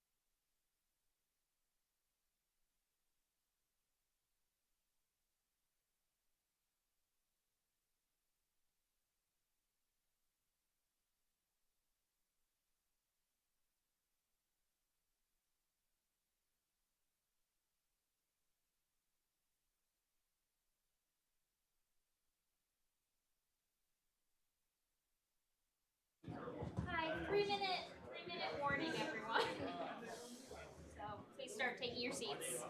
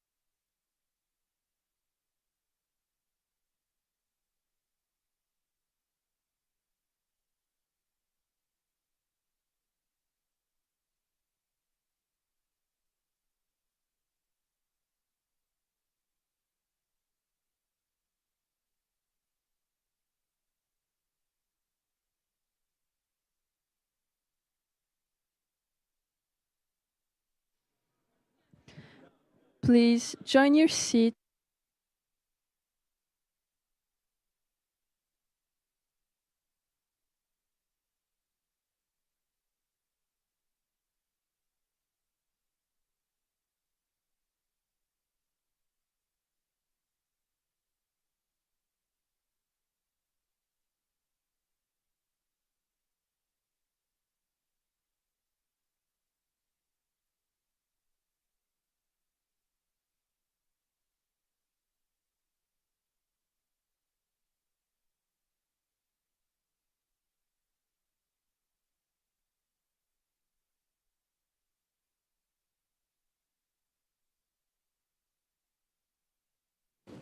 Everybody come and sit down, or you're going to miss the most fun part of the day.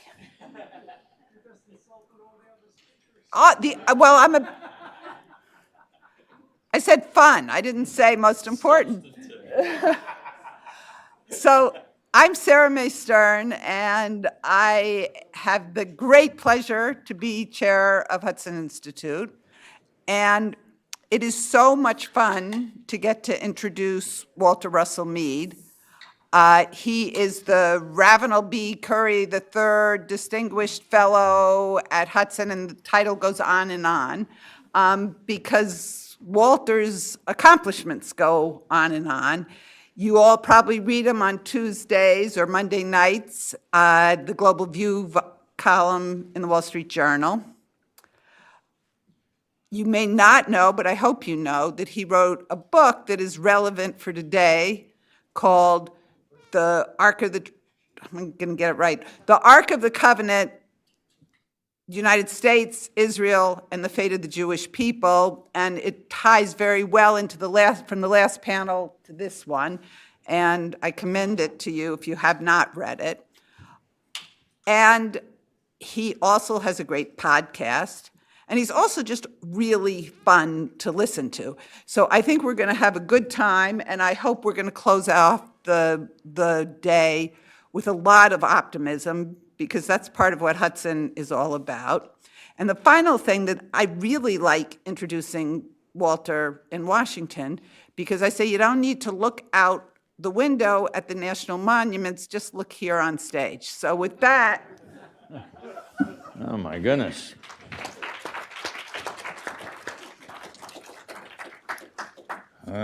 National monument, that's not easy to live up to, Sarah. But I have had some fun over the years at Hudson events and giving talks at Hudson. I think in many ways the highlight was the night I was giving a talk on the American foreign policy tradition, and I played a Confederate fighting song, I'm a Good Old Rebel, and Sarah's mom knew every word of that 4-verse song and sang along with the whole performance. And the Sterns are a very complex family with Anyway, it's a shame that we have to be having this conversation and having this meeting. It is really not something that people in this country and people in this line of work should be having to deal with, but it's reality, and here we are. And if it's going to be happening, I just want to say how proud I am and how pleased I am that Hudson Institute is taking a clear stand, is not sort of trying to let any kind of ambiguity or, fuzzy gray zones get in the way, but really is absolutely forthright on this, and I'm proud to be part of it. Well, that's the easy part. The hard part is then how do you try to say something that's sort of useful and intelligent here? Not only have you guys have we been having this conversation all day, but the Jews may well be the world's oldest people. Anti-Semitism is certainly the world's oldest hatred. And it's documented back, in the book of Genesis, book of Exodus, I guess, you find Pharaoh wasn't happy with what all those Jews were doing in Egypt. And there was the Jewish plot to take over Egypt that had all the Egyptians in a lather. There were anti-Jewish riots in Egypt in the 4th century BC. Prime Minister Netanyahu's father has actually written a very comprehensive and useful history of anti-Semitism, where he talks about the elements in common between some of the riots in ancient Egypt and repeated incidents of anti-Semitism, of Jew hatred through the centuries, through the millennia. So during all this time, the world's oldest hate has had thousands of years, and it's taken on many shapes.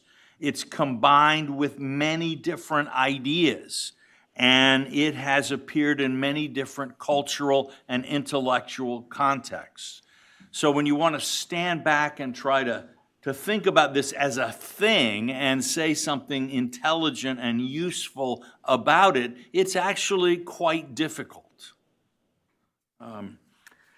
So what I thought I would do today, rather than try in a few minutes here to give Mead's general theories of anti-Semitism or just give you the comprehensive overview, and I had a friend in college who majored in intellectual history, and at one point I was saying, okay, Scott, have you figured out what you want your senior project, your senior paper to be? He said, yes. He said, I finally figured out what I want to write. All previous thought. And so I'm not going to give the all previous thought version of anti-Semitism here, but I'm going to try to focus on a couple of dimensions that I think are of practical significance for us right now and related to our theme of this as a national security threat. One of these relates to its causes of anti-Semitism, and another relates to the consequences of anti-Semitism. And again, this is not a complete catalog of all the causes and all the consequences, but it's just focusing on a couple that I think will be helpful. The first, the causal root that I think it's worth identifying is that utopia is a leading cause of anti-Semitism, of Jew hatred, utopianism. Nathaniel Hawthorne, at the start of The Scarlet Letter, has one of my favorite lines in American literature, where he says basically that every utopia, no matter how hopefully conceived and how transcendentally wonderful, soon finds that it needs two things: a prison and a graveyard. All right, I would say every utopia also needs a third thing: a ghetto, sooner or later. Because Jews do not fit in with utopian designs.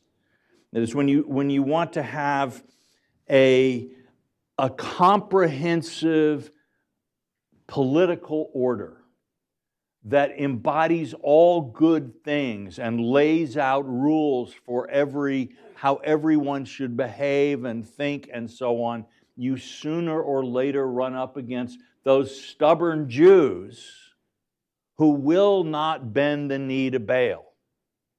who will not sacrifice to the emperor or whatever the element of the coercive element of your utopia is. If we think of Christian Europe in the Middle Ages, where people genuinely, idealistically wanted to build a Christian republic that would bring peace to the warring tribes of Europe and bring justice to the poor and safety and bring peace. Okay, it just turned out you had these Jews in it that didn't believe in all of the things that the Christian utopians wanted to see.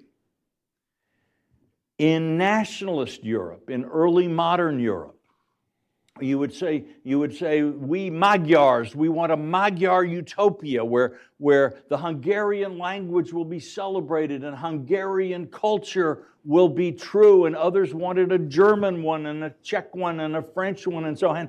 But again, there's the Jews. There's the Jews, and they're here, they're Hungarian, yes, but really are they really us? It undercuts the premise of the total society that you're trying to build, this presence of Jews. Marxist Europe, and this is maybe the most ironic of all, because a lot of the people who built communist Europe were Jews themselves. They didn't last very long. Stalin kind of did everything he could to get rid of the Jewish old Bolsheviks. But again, there was going to be this wonderful utopia, brotherhood for everyone, and yet there was no room in it for Jews who wanted to live as Jews. Today in the Islamist Middle East, we see the same thing, a utopia. If everyone would just accept Islam and live, in the light of these eternal truths, everything would be fine. There would be justice, there would be prosperity, there would be freedom. But there are Jews. The European Union's vision of a world of peace and international order keeps getting disturbed by that traumatizing presence of a Jewish state that follows the logic of its own survival rather than the idealistic hopes and dreams that we see in Brussels. They can't wish away their security threats. They have to face them, and they have to deal with them in a realistic way. So the Jews are a stone in the shoe of anybody who has a utopian project. In the United States, interestingly, and I would say to some degree uniquely, our vision of the good society is not this kind of closed conformist utopia.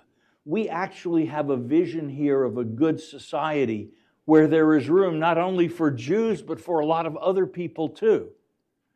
Because our vision, the utopia that we think about is a place where everyone can pursue their own vision of the good as their heart and conscience and inclinations lead them. So we don't think directionally you've all got to end up in the same place. You've all got to do the same thing. We may have differences. I may think that you are off on a bad direction and it's not going to end well. But the fact that you are not using your freedom the way I think your freedom should be used has nothing to do with the validity of the ideal of freedom, and it doesn't undercut the free society that I want to live in and want my descendants and family and the people I care about to live in. So America has been a society with a utopian vision that has room for the Jews. I think of that letter that George Washington wrote that in response to the synagogue at Truro. I've always liked that story, by the way, the synagogue at Truro writing to George Washington, is it going to be okay for us here? Part of the reason I like it is Washington's brilliant answer, but I also liked it that it started out that all the leading Jewish congregations in America wanted to write a joint letter, but they disagreed with each other so much that they couldn't come up with a joint letter, and so the Truro people went up and did their own. So, beginning as they intended to go on in the New World, disagreeing. But everyone can sit under their own vine and fig tree, and none shall make them afraid. That's a utopian vision for a society that everybody can find room in. And I like it, and I want to keep it up. And so this rising tide of anti-Semitism that we see around us, and obviously I'm not the first person to say here, we see it on the right as well as on the left.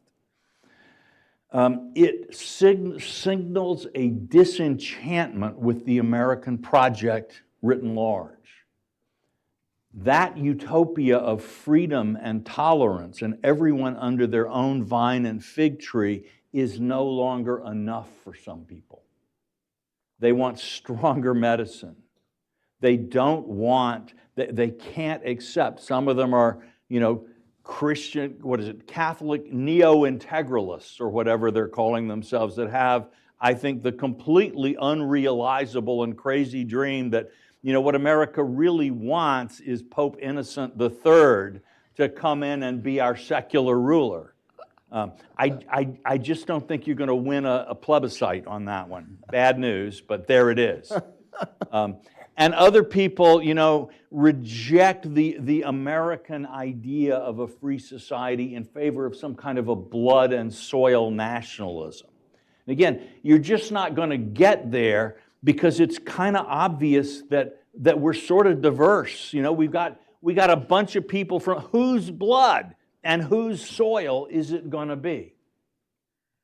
Right? There were Irishmen fighting on the north side in our Civil War and on the south side in our Civil War. That diversity is baked into the American cake. So blood and soil nationalism, I don't think it's going to work.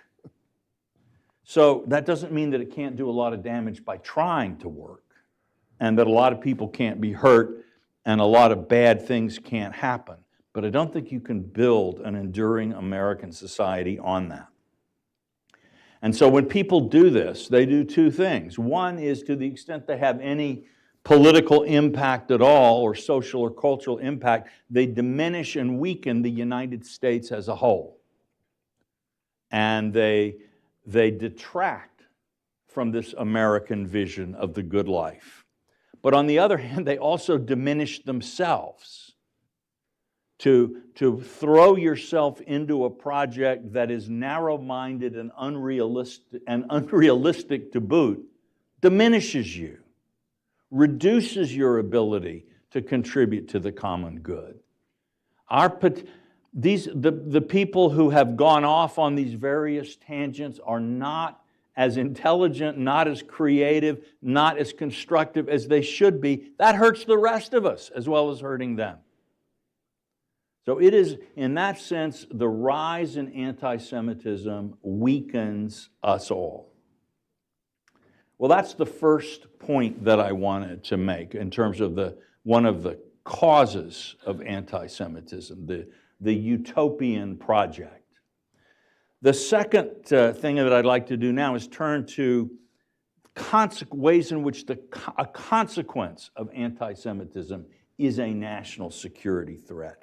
And there are a lot of things that we could say here. We could talk about the union of sort of Islamofascism with neo-communism in some kind of grand anti-American, anti-capitalist, anti-Western, can't really call it a crusade, can't really call it a jihad, not quite sure, what's the name, unholy mess might be it. But that it becomes a kind of a binding element and a lightning rod, where a tent under which a lot of bad people can get together and plan and do bad things. And that's a problem.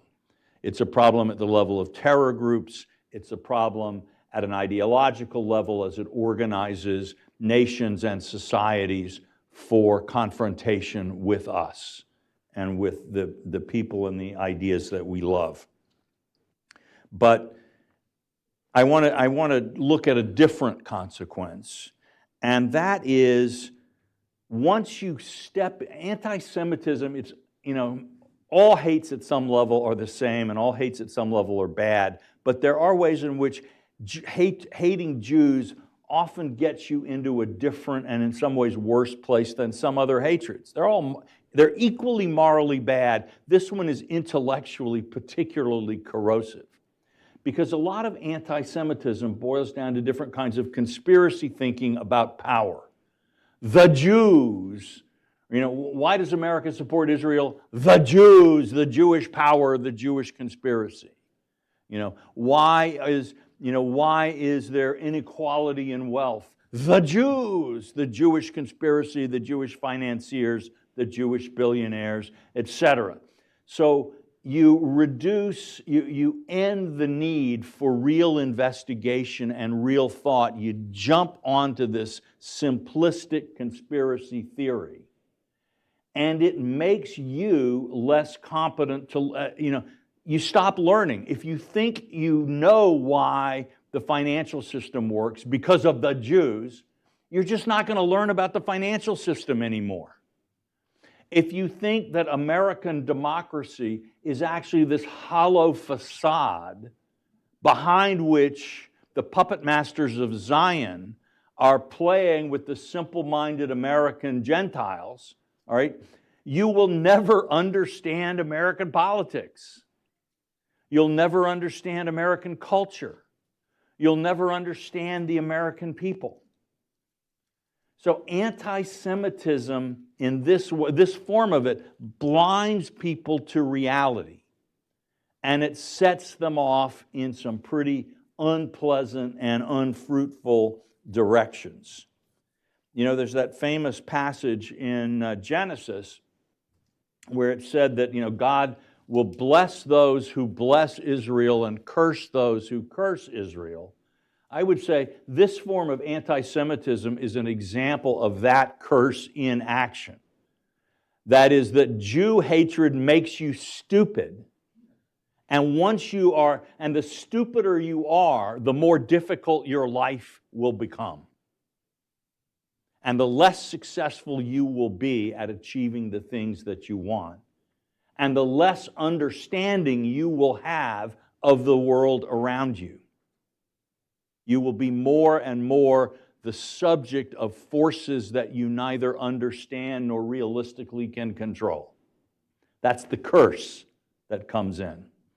You don't need to actually to believe in God to believe that the hatred of the Jews is cursed by a kind of a natural law. There it is. So I don't want to see our country becoming more stupid. I don't want to see political movements that are grounded in stupidity and unreality, take over or spread their influence. We have enough trouble already with people believing things that aren't true or not understanding the way things work or having their intellectual ability to understand a very complex world to be sort of diminished and blocked. We don't need Jew hatred to come in and make this worse. And we certainly don't need pop culture figures and people who young people in particular are turning to be broadcasting this kind of message. It's a bad thing. It threatens our future. It threatens us all. And finally, let me just close by noting that, there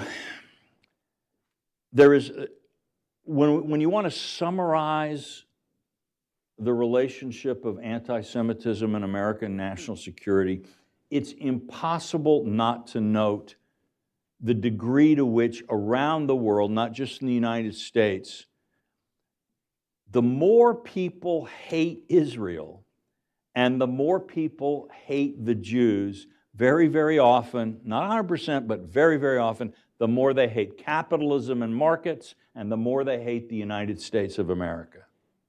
And this is not just something that has popped up now. If you go back into 19th century European history, The same people, the French anti-Dreyfusards who wanted, believed there was a big Jewish conspiracy to destroy France and corrupt French culture, they saw the United States as actually part of that danger.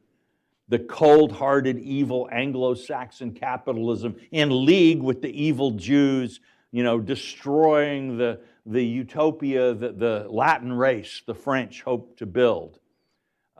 Even in Britain, a lot of the sort of Tory traditionalist conservatives hated the United States. Many of them wanted the South to win the Civil War. They also opposed having Jews in Parliament, Jews going to universities, giving Jews the vote. There's a sense in which this Jew hatred and capitalism hatred, I don't know why we don't have the word capitalism phobia or something. Maybe it's too long. Somebody needs to figure out a catchy term for this, because it is a very common, virulent, costly, and dangerous mental disease. In any case, ingrained anti-Americanism, ingrained anti-Semitism, and ingrained hatred and fear of capitalism tend to run together. And that's a problem, and it's something that I hope we at Hudson, and I hope all of you in your own occupations and walks of life will be doing what you can to combat, because it is bad news. There's too much of it, and we need to do what we can to turn that tide. Thank you.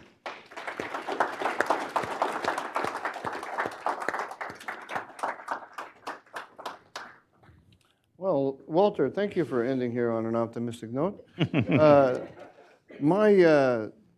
have a confession to make. Some of my best friends are Jews. I have one in particular who's in his 90s, and he's been telling me all along that anti-Semitism is endemic, it's always there, and it's going to rise up again. And we've been having this debate for a long time. I told him, no, anti-Semitism in America is only on the left in the universities and so on. It's not on the right. And I remember when they had the Madoff scandal, I used that as my example with him. I said, look, if this is a scandal that was tailor-made for the anti-Semites, and if they were really there, they would have grabbed hold of it and so on. Anyway, turns out we now know after October 7th, he's right, I'm wrong, and we have this. Was anybody recording that? Because I think we may want to play it from time to time around here. He's right, I'm wrong, and we've got this wellspring of anti-Semitism on the right. And my question for you is: does it surprise you? Are you surprised at what you're seeing? I know you know American history better than I do, and you've thought a lot about this issue. Really, keep this recording cameras going. I'm going to watch this at home. You're a national monument. Old and cold. And right. Old, cold, and in bad disrepair. Yeah. In need of a good, in need of a good pressure washing. All right, go on. Give us an answer here. Cut. Okay. Yeah, I have to say that all of the conditions that lead to upsurges in anti-Semitism were present in America on October 6th, but hadn't been triggered. And I was hoping that they wouldn't be. But you know what? If we look back at history, there are some things that do contribute to an increase in anti-Semitic expression and so on. One of them is big surges in immigration. Not necessarily even big surges of immigration of Jews. Jews were a rather small part of the great immigration we had in the 1840s. There was the Irish potato famine, and then following 1848, a big exodus from Germany, some of whom were Jews. But that was really the first time in American history that you had a lot of kind of public anti-Semitism being expressed. By the way, among both progressives and among people who were much more traditionalist and on the right, both sides. You saw it again in the great wave, as I call it, of immigration between the 1880s and the 1920s. Again, Jews were less than 10%, I believe, of that total migrant wave, but they were kind of a focus.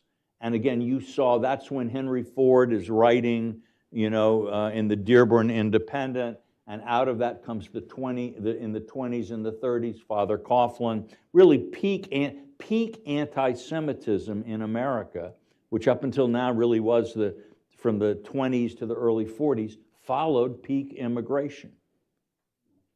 And I think what happens is when there's a lot of immigration and people feel culturally or demographically challenged and there are changes they don't like happening around them, don't understand, then Jews are a people who are, they're a little different, they're not the same, and they become kind of a focus for some of this feeling. So we have the highest percentage of foreign-born adults living in the United States, even more than we did in 1923. And in 1923, we basically cut off immigration for almost 50 years, cut by 90% immigration. So who knows what the politics of that are likely to be. But I think both here and in Europe, a lot of anti-Semitism does arise out of migration, not simply because some of the migrants are anti-Semitic, but because the cultural insecurity that large waves of migration create tends to provoke anti-Semitism. So that would be one. Another thing that comes is a sense of economic unsettlement, that people feel the American dream may not be working, all right? In the 1840s, we did have, with the first wave of industrialization, you had some economic challenges, but and again in the 1920s and 30s with the Depression, also with the long Depression of the family farms, the populists, by and large, of the people like William Jennings Bryan and so on, very much trafficked in anti-Semitism. Think about William Jennings Bryan's most famous speech, "Thou shalt not crucify mankind upon a cross of gold," Mr. Goldstein, right? If that isn't an anti-Semitic dog whistle, I don't know what is. Yeah, and so, these dispossessed farmers who are being affected by the Industrial Revolution, the rise of the trusts and the railroads and so on, in ways that they don't understand, makes them profoundly insecure, and they're getting that at a time of high immigration and these sort of strange urban cities with different culture from rural America are gaining political power and cultural significance. Boom, you get it. But interestingly, when those things go away, anti-Semitism doesn't stick around in such a dramatic way. It never goes away completely. I guess it's like, when you've had chicken pox as a kid, the virus, you don't have chicken pox anymore, but you could, it can flare up as shingles years later if you don't get the vaccine. So it becomes kind of latent in American culture and American life. And I'm afraid what's happened is we've come down with a case of shingles. High immigration, economic insecurity, a cultural shift that people find frightening, and incomprehensible, and want to fight in some way, have done what they've done in the past. And you might add to that, too, the pervasive sense that our institutions aren't working. That there's been Trump has played on this, expressed it. I think it's common, especially among young people, but not only, that nothing is really working the way it's supposed to. And there's something wrong with the system as a whole. Well, Trump's, the core of Trump's political appeal is he's the little boy who says the emperor has no clothes. right? You know, that the emperor's tailors made the clothes and only virtuous people could see the clothes. And so everybody's pretending the emperor's wearing clothes, and this one little boy in the whole town says, he's not wearing anything at all. Mommy, why is that man naked? And that's Trump. And the thing about it is, in fact, the emperors were kind of scantily clothed, okay? That does not mean, by the way, that the little boy is a fashion plate and that the little boy's, you know, is wearing very much either. But that's not the point. Trump says the establishment is wrong. These people don't know what they're doing. They're leading you in the wrong direction. I would say, thank God Donald Trump is not an anti-Semite, or we would be in a more difficult position. I was at a commentary dinner a couple of years ago, and I remember a speaker said, what's the difference between a liberal Jewish billionaire and Donald Trump? The answer is Donald Trump has Jewish grandchildren.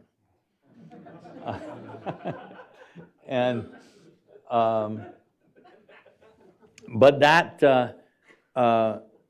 and that, by the way, is one of the reasons that the sort of more radical wing of the MAGA movement that wants to control the succession to Trump and would even like to contest leadership in MAGA with Trump, I think it's one reason why some of these people find Trump's support of Israel, and then underneath that, Trump's own family, that he has a Jewish daughter and Jewish grandchildren.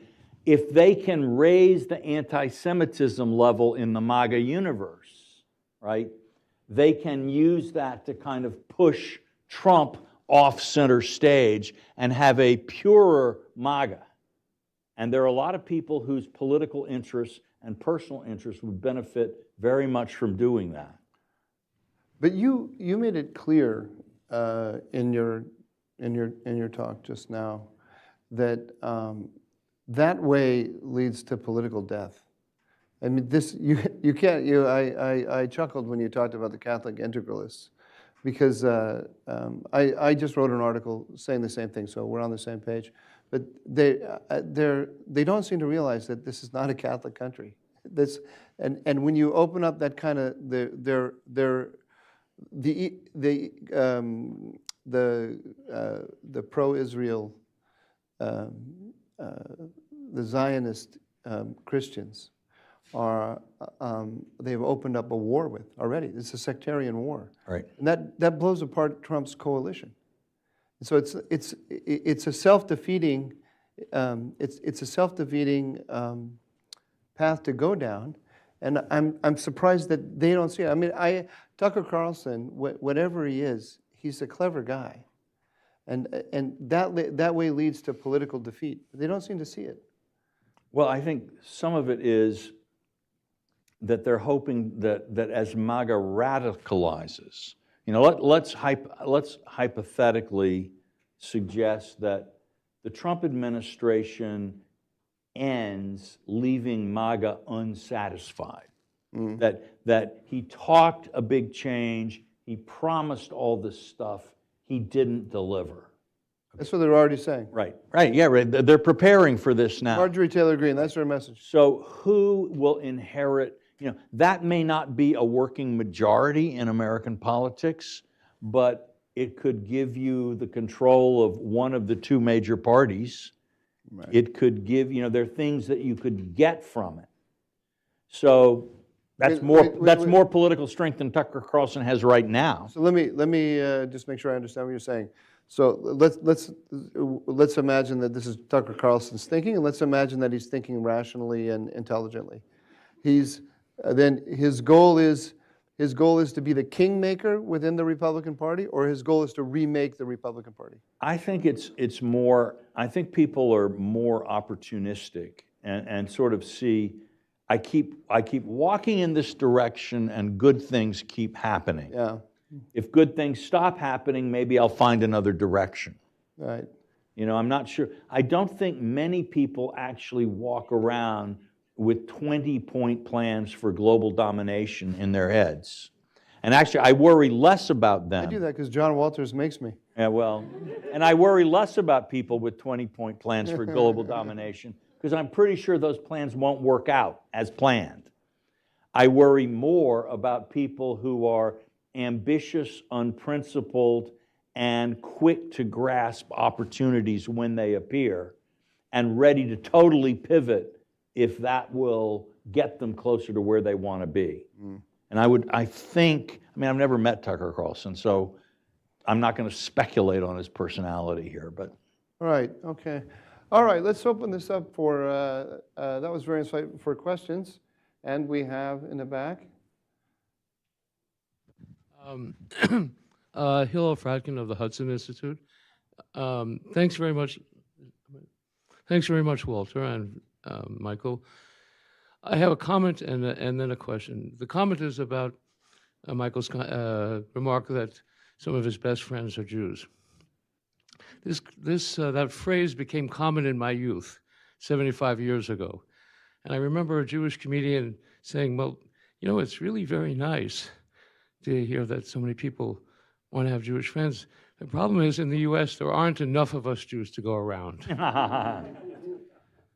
The question I wanted to ask is of Walter. You suggest, and I think it's very plausible, that what's going on now is connected with a rise of utopianism in the United States, or a recurrence of it, because it has a history of it.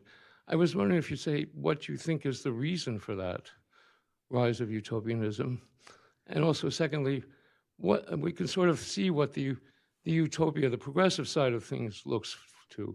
What is the utopia that the other side looks to? Well, I think people look for utopia when they're dissatisfied with the status quo. If you're happy in Kansas, you don't dream of Oz necessarily. But what is it? What is it that the right is looking for? Is that some of them have this imaginary dream of a traditional. I guess there's a dream of the traditional West. And some people see that in terms of Catholic integralism. Then there's also the dream of I don't know if I should tell this joke here or not. Do it, yes, do it. No, do it, do You it. give such terrible advice. Do it, tell it. This is a story. This is a story that you. Jelly salesman? No, I'm not going to tell that one, Mike. At least not in a room this large. The cameras are also rolling. The cameras are rolling. This is for posterity. No, well, just to explain this idea of a kind of traditionalist utopia, there's the story of, I think, three guys are walking in Texas on a road in the middle of nowhere. One of them is Mexican, one of them is black, and one of them is just kind of, nondescript white American. And the angel Gabriel appears and said, God has decided to give each of you a wish. And the black guy says, well, you know what I wish? America's never been so great for us. I would like for all the black people in America, I want us to have everything we have and be rich and successful, but be back in Africa. And then the Mexican says, this immigration is really hard, a lot of cultural change. I would like for all the Mexicans to be able to go back to Mexico, be rich, have all the things that we came here hoping to get, but be back in our own homeland. And then the angel looks at the white guy and says, what do you want? He says, wait a minute, you tell me all the Mexicans are gone? And all the black people are gone? I don't really want anything, I think. I think that's about it. And he says, no, come on. You really, you need to wish for something. God has made a special, a big point of helping you here. The guy thinks for a minute, okay, well, I guess it's kind of a hot day. Could I have a Coke? All right, the point is that there is a kind of an atavistic longing among some people for a much more homogeneous, much simpler way of life. And that is because, again, we're not going to get it. It's not going to happen. Angel Gabriel's pretty busy this week, and also I don't think that's what people would wish, nor should they. We are living in a complicated country. We're complicated people in a complicated country. We live at a time of great stress culturally, internationally, economically, technologically, sociologically, in our families and communities. And that stress is with us, and there's a hope that somehow there's a future in which all of that stuff is gone magically. And that's a kind of a utopian vision. And for people who are not Jewish, don't have, for whom, you know, Jews are kind of part of this like otherness in America, they could kind of hope maybe the angel Gabriel would stop and have a chat with some Jews too. And that, I think, is where some of this is coming from on the right, a hunger for simplicity.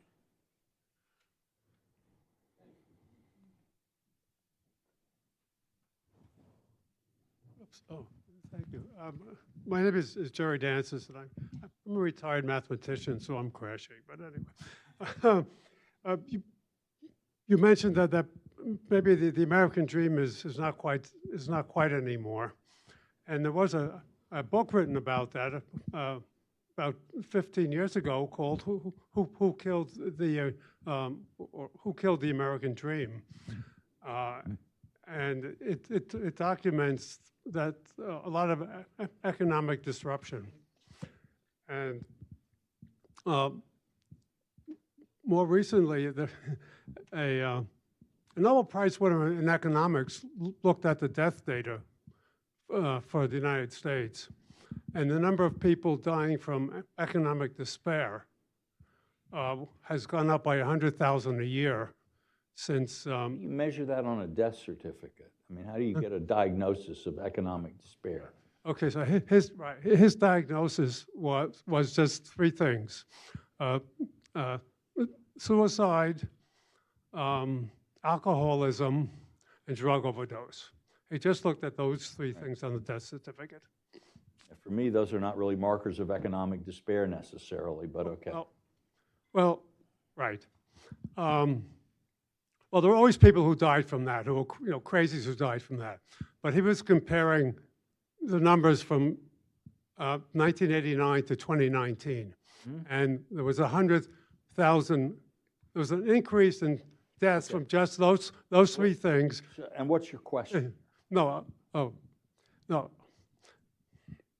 It's just that there's been this tremendous increase in deaths from economic despair, which is a sign of tremendous economic disruption, and so you have many more people, feeling economic disruption now than we did in the 1980s. Okay. Well, I do think. Look, I think we're definitely seeing and feeling a lot more disruption. And we all read these things. We all read these newspaper stories about how none of us are going to have jobs. Either we're all going to be totally rich because of AI, or none of us will have any jobs at all because of AI. And you can kind of, whichever. Doom tends to sell better, so you get more of those articles.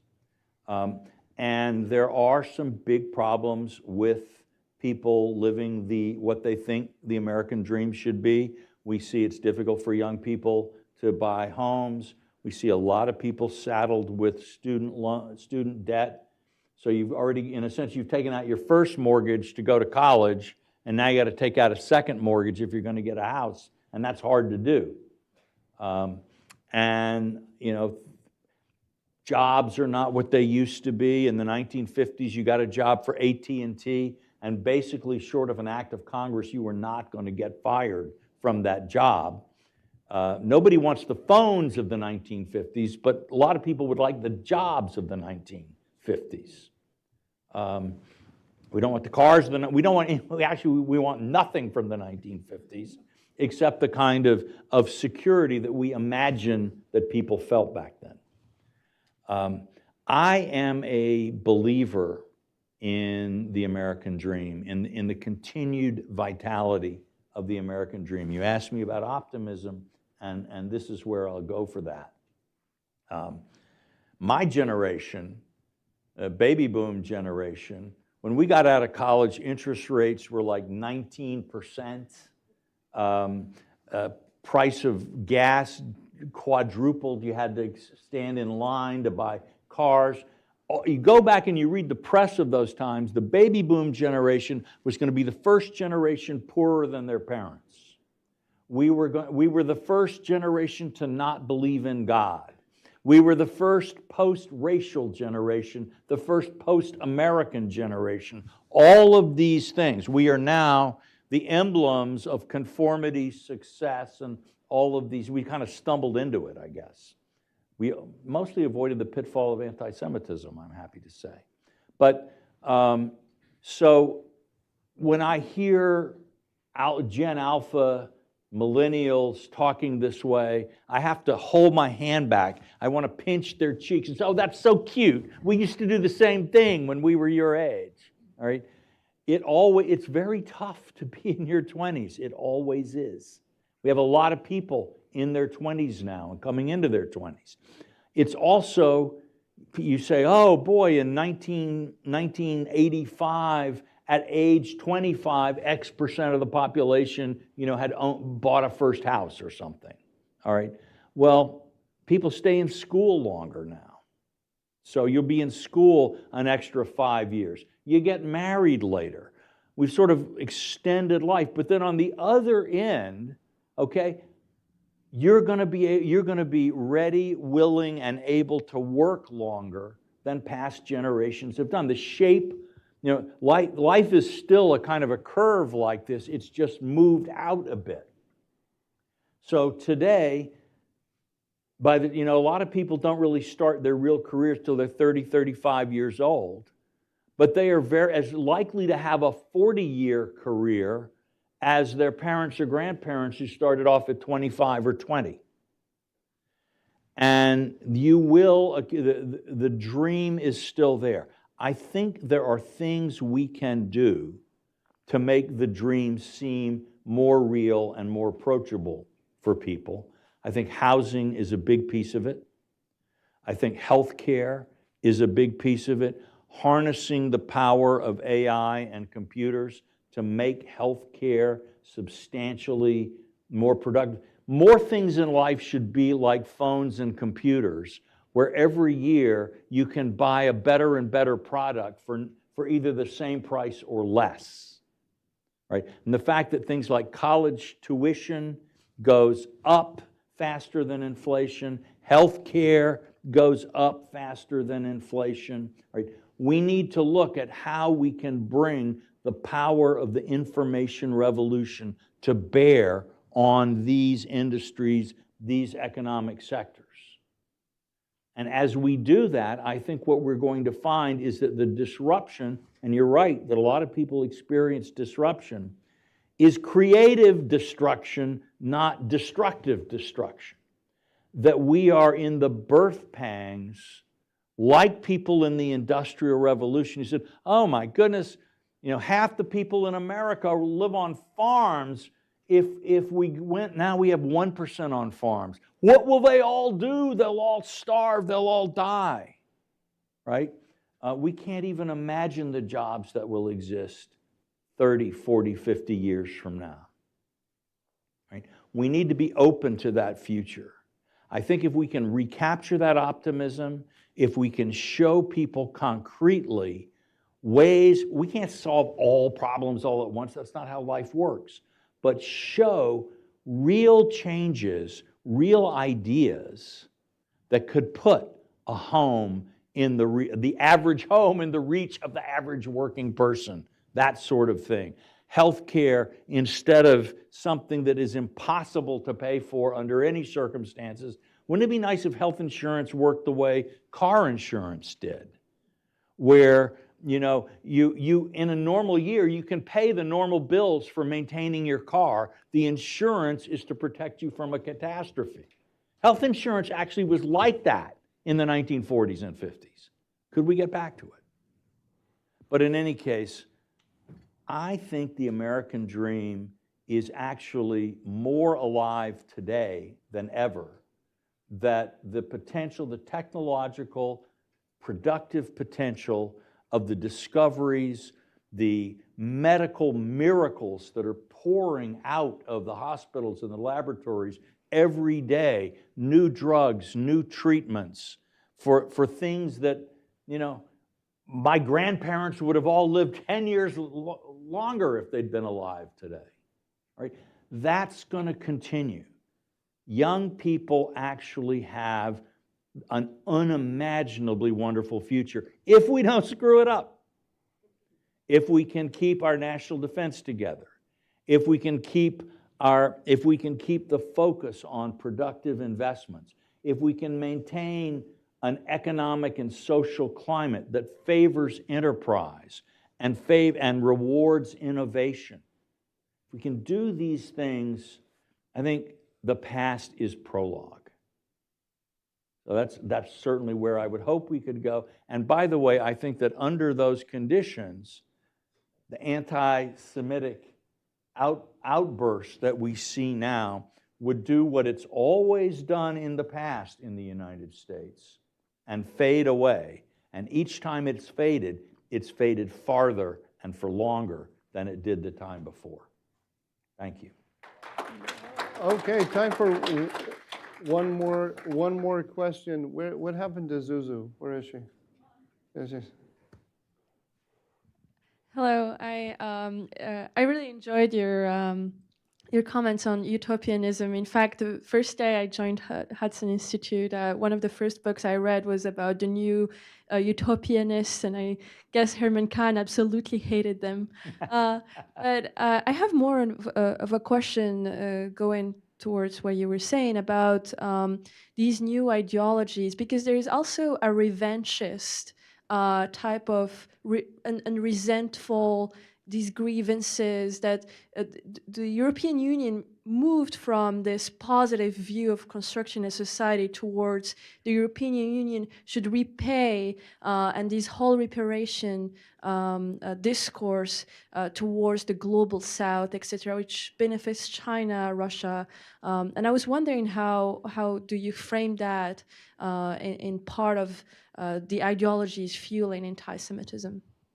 Well, first of all, I would say it increases my admiration for the skills of Russian propagandists that you could ever think of Russia as part of the global South. These people are really good at what they do.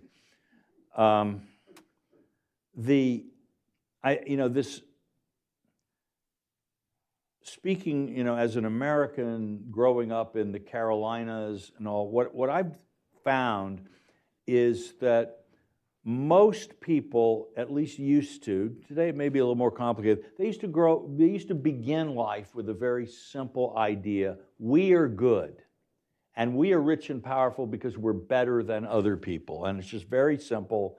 America, land of freedom, exceptional country in every possible way, no flies on us, we're the best. And then you sort of get to, and a lot of people stay at in that place all their lives and don't think about it very much and are just fine with it. And it's probably okay for American society that's the basic place where a lot of people go. But you get a little bit more education. I want to emphasize a little more education. And you start saying, wait a minute, what about the Indians? What about the slaves? What about the European colonizers? Oh my goodness, what did the British actually do in India? Et cetera, et cetera, et cetera, et cetera. And so a lot of people then just sort of flip from position A to, the West is good, America's great, there are no problems, to, oh my goodness, this is so terrible, this is so horrible, we are the great sinners of the earth, we have, we don't deserve to live, I'm sorry, land acknowledgement, whatever. By the way, let me say, I've always thought land acknowledgements were the lamest possible form of public discourse, all right? And the reason for that is, you know what? If you make a land acknowledgement, but you're not planning to give it back, you're actually gloating.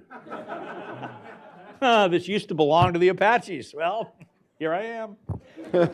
And not only am I here in what used to be Apache land, because I say it once belonged to the Apaches, I become moral. I'm a good person as I sit in their land. It is horrible, narcissistic, hypocritical, and above all, stupid. Okay. Mike always brings out the worst in me. So I've been telling inappropriate jokes and making cancelable utterances. But anyway, so you've got to, it seems to me, there's a third level at which real thought begins, which is where you say, well, wait a minute, you know, India wasn't exactly a utopia before the British got there. Actually, the Apaches took the land from somebody else. Okay, the Europeans bought slaves from Africa, but who was like selling the slaves? And other kinds of things. You start, and then you start beginning to reflect on the human condition as a whole. And you start to realize, you know what? There isn't a person or a nation that is born pure. Theological exceptions, I will admit, but short of that, okay, we're all born in the mud. Countries are born in the mud. Peoples are born in the mud. Individuals are born in the mud. And, you know, so this hunger for purity, which you see in a lot of this kind of revanchist ideology, that indigeneity is purity. And the closer I approach to pure indigeneity, unless you're Jewish, in which case it doesn't count, right? The purer you are. And that is delusional. That is actually that very primitive, simple moral calculus of the least educated being kind of picked up by somewhat more educated people.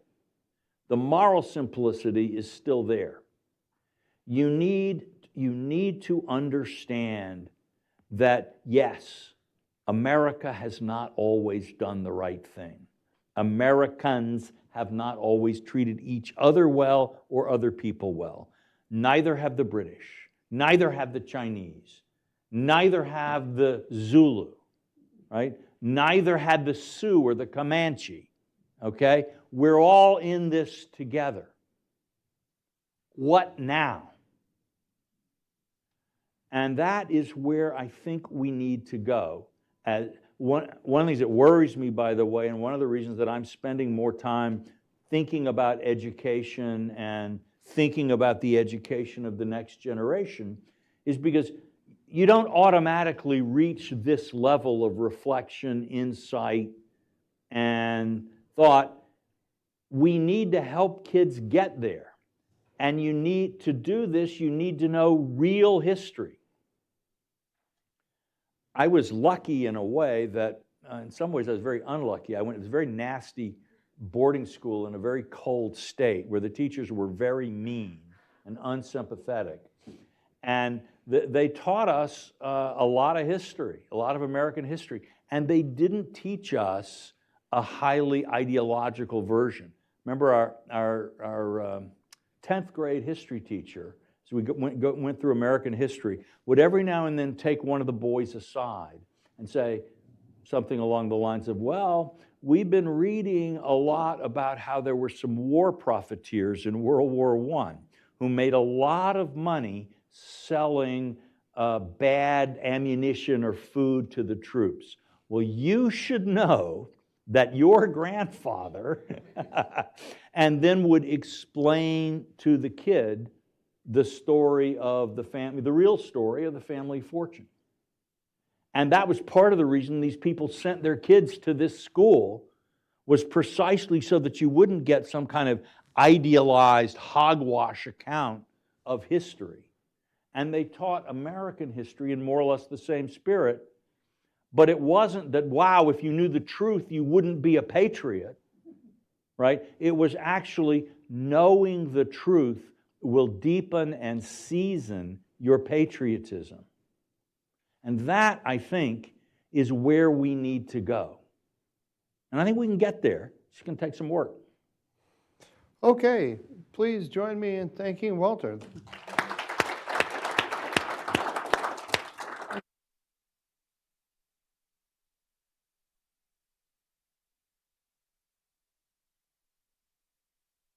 Some closing remarks? I just talk loud. We can give you a microphone. We want it to be recorded for posterity here. Yeah, the mic. I want to thank you both, and I want to thank each and every one of the panelists and leaders today. Walter, we had no land acknowledgments, and I think it's safe to say there was nobody stupid up here today or in the audience. In fact, I think the insights, the deep knowledge, etc., gave me a whole lot to think about. And I have to say, I'm really proud that Hudson hosted this conference today. And I want to give my thanks to Mike and the Center for Peace and Security in the Mideast for, in a very quick time, pulling together this conference that I think is timely and impactful and, frankly, really needed. I also want to talk a little bit, very little bit, about what else the center is doing, because they're working on anti-Semitism, but as you probably know, they do a lot of strategic work on Israel, on the Mideast. They're working more and more on how that relates to Eurasia, and they've got very, very ambitious plans. Plans which are only done with the partnership of everybody in this room and everybody who's watching virtually. You did something great by showing up today. That matters. And many of you have been our partners and supported us in these efforts all along, and I hope that you will continue this partnership as we continue the good work. So thanks very much to everybody. Okay.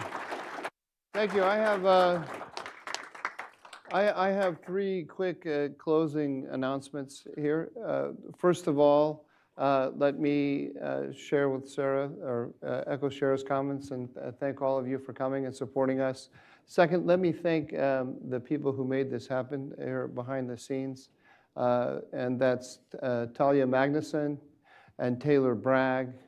And you can't see him behind the scenes there is Ray Jones, who pulled off all of the audio-visual stuff seamlessly.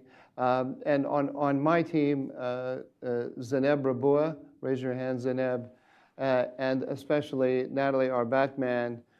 They really, Zeneb and Natalie made it all happen.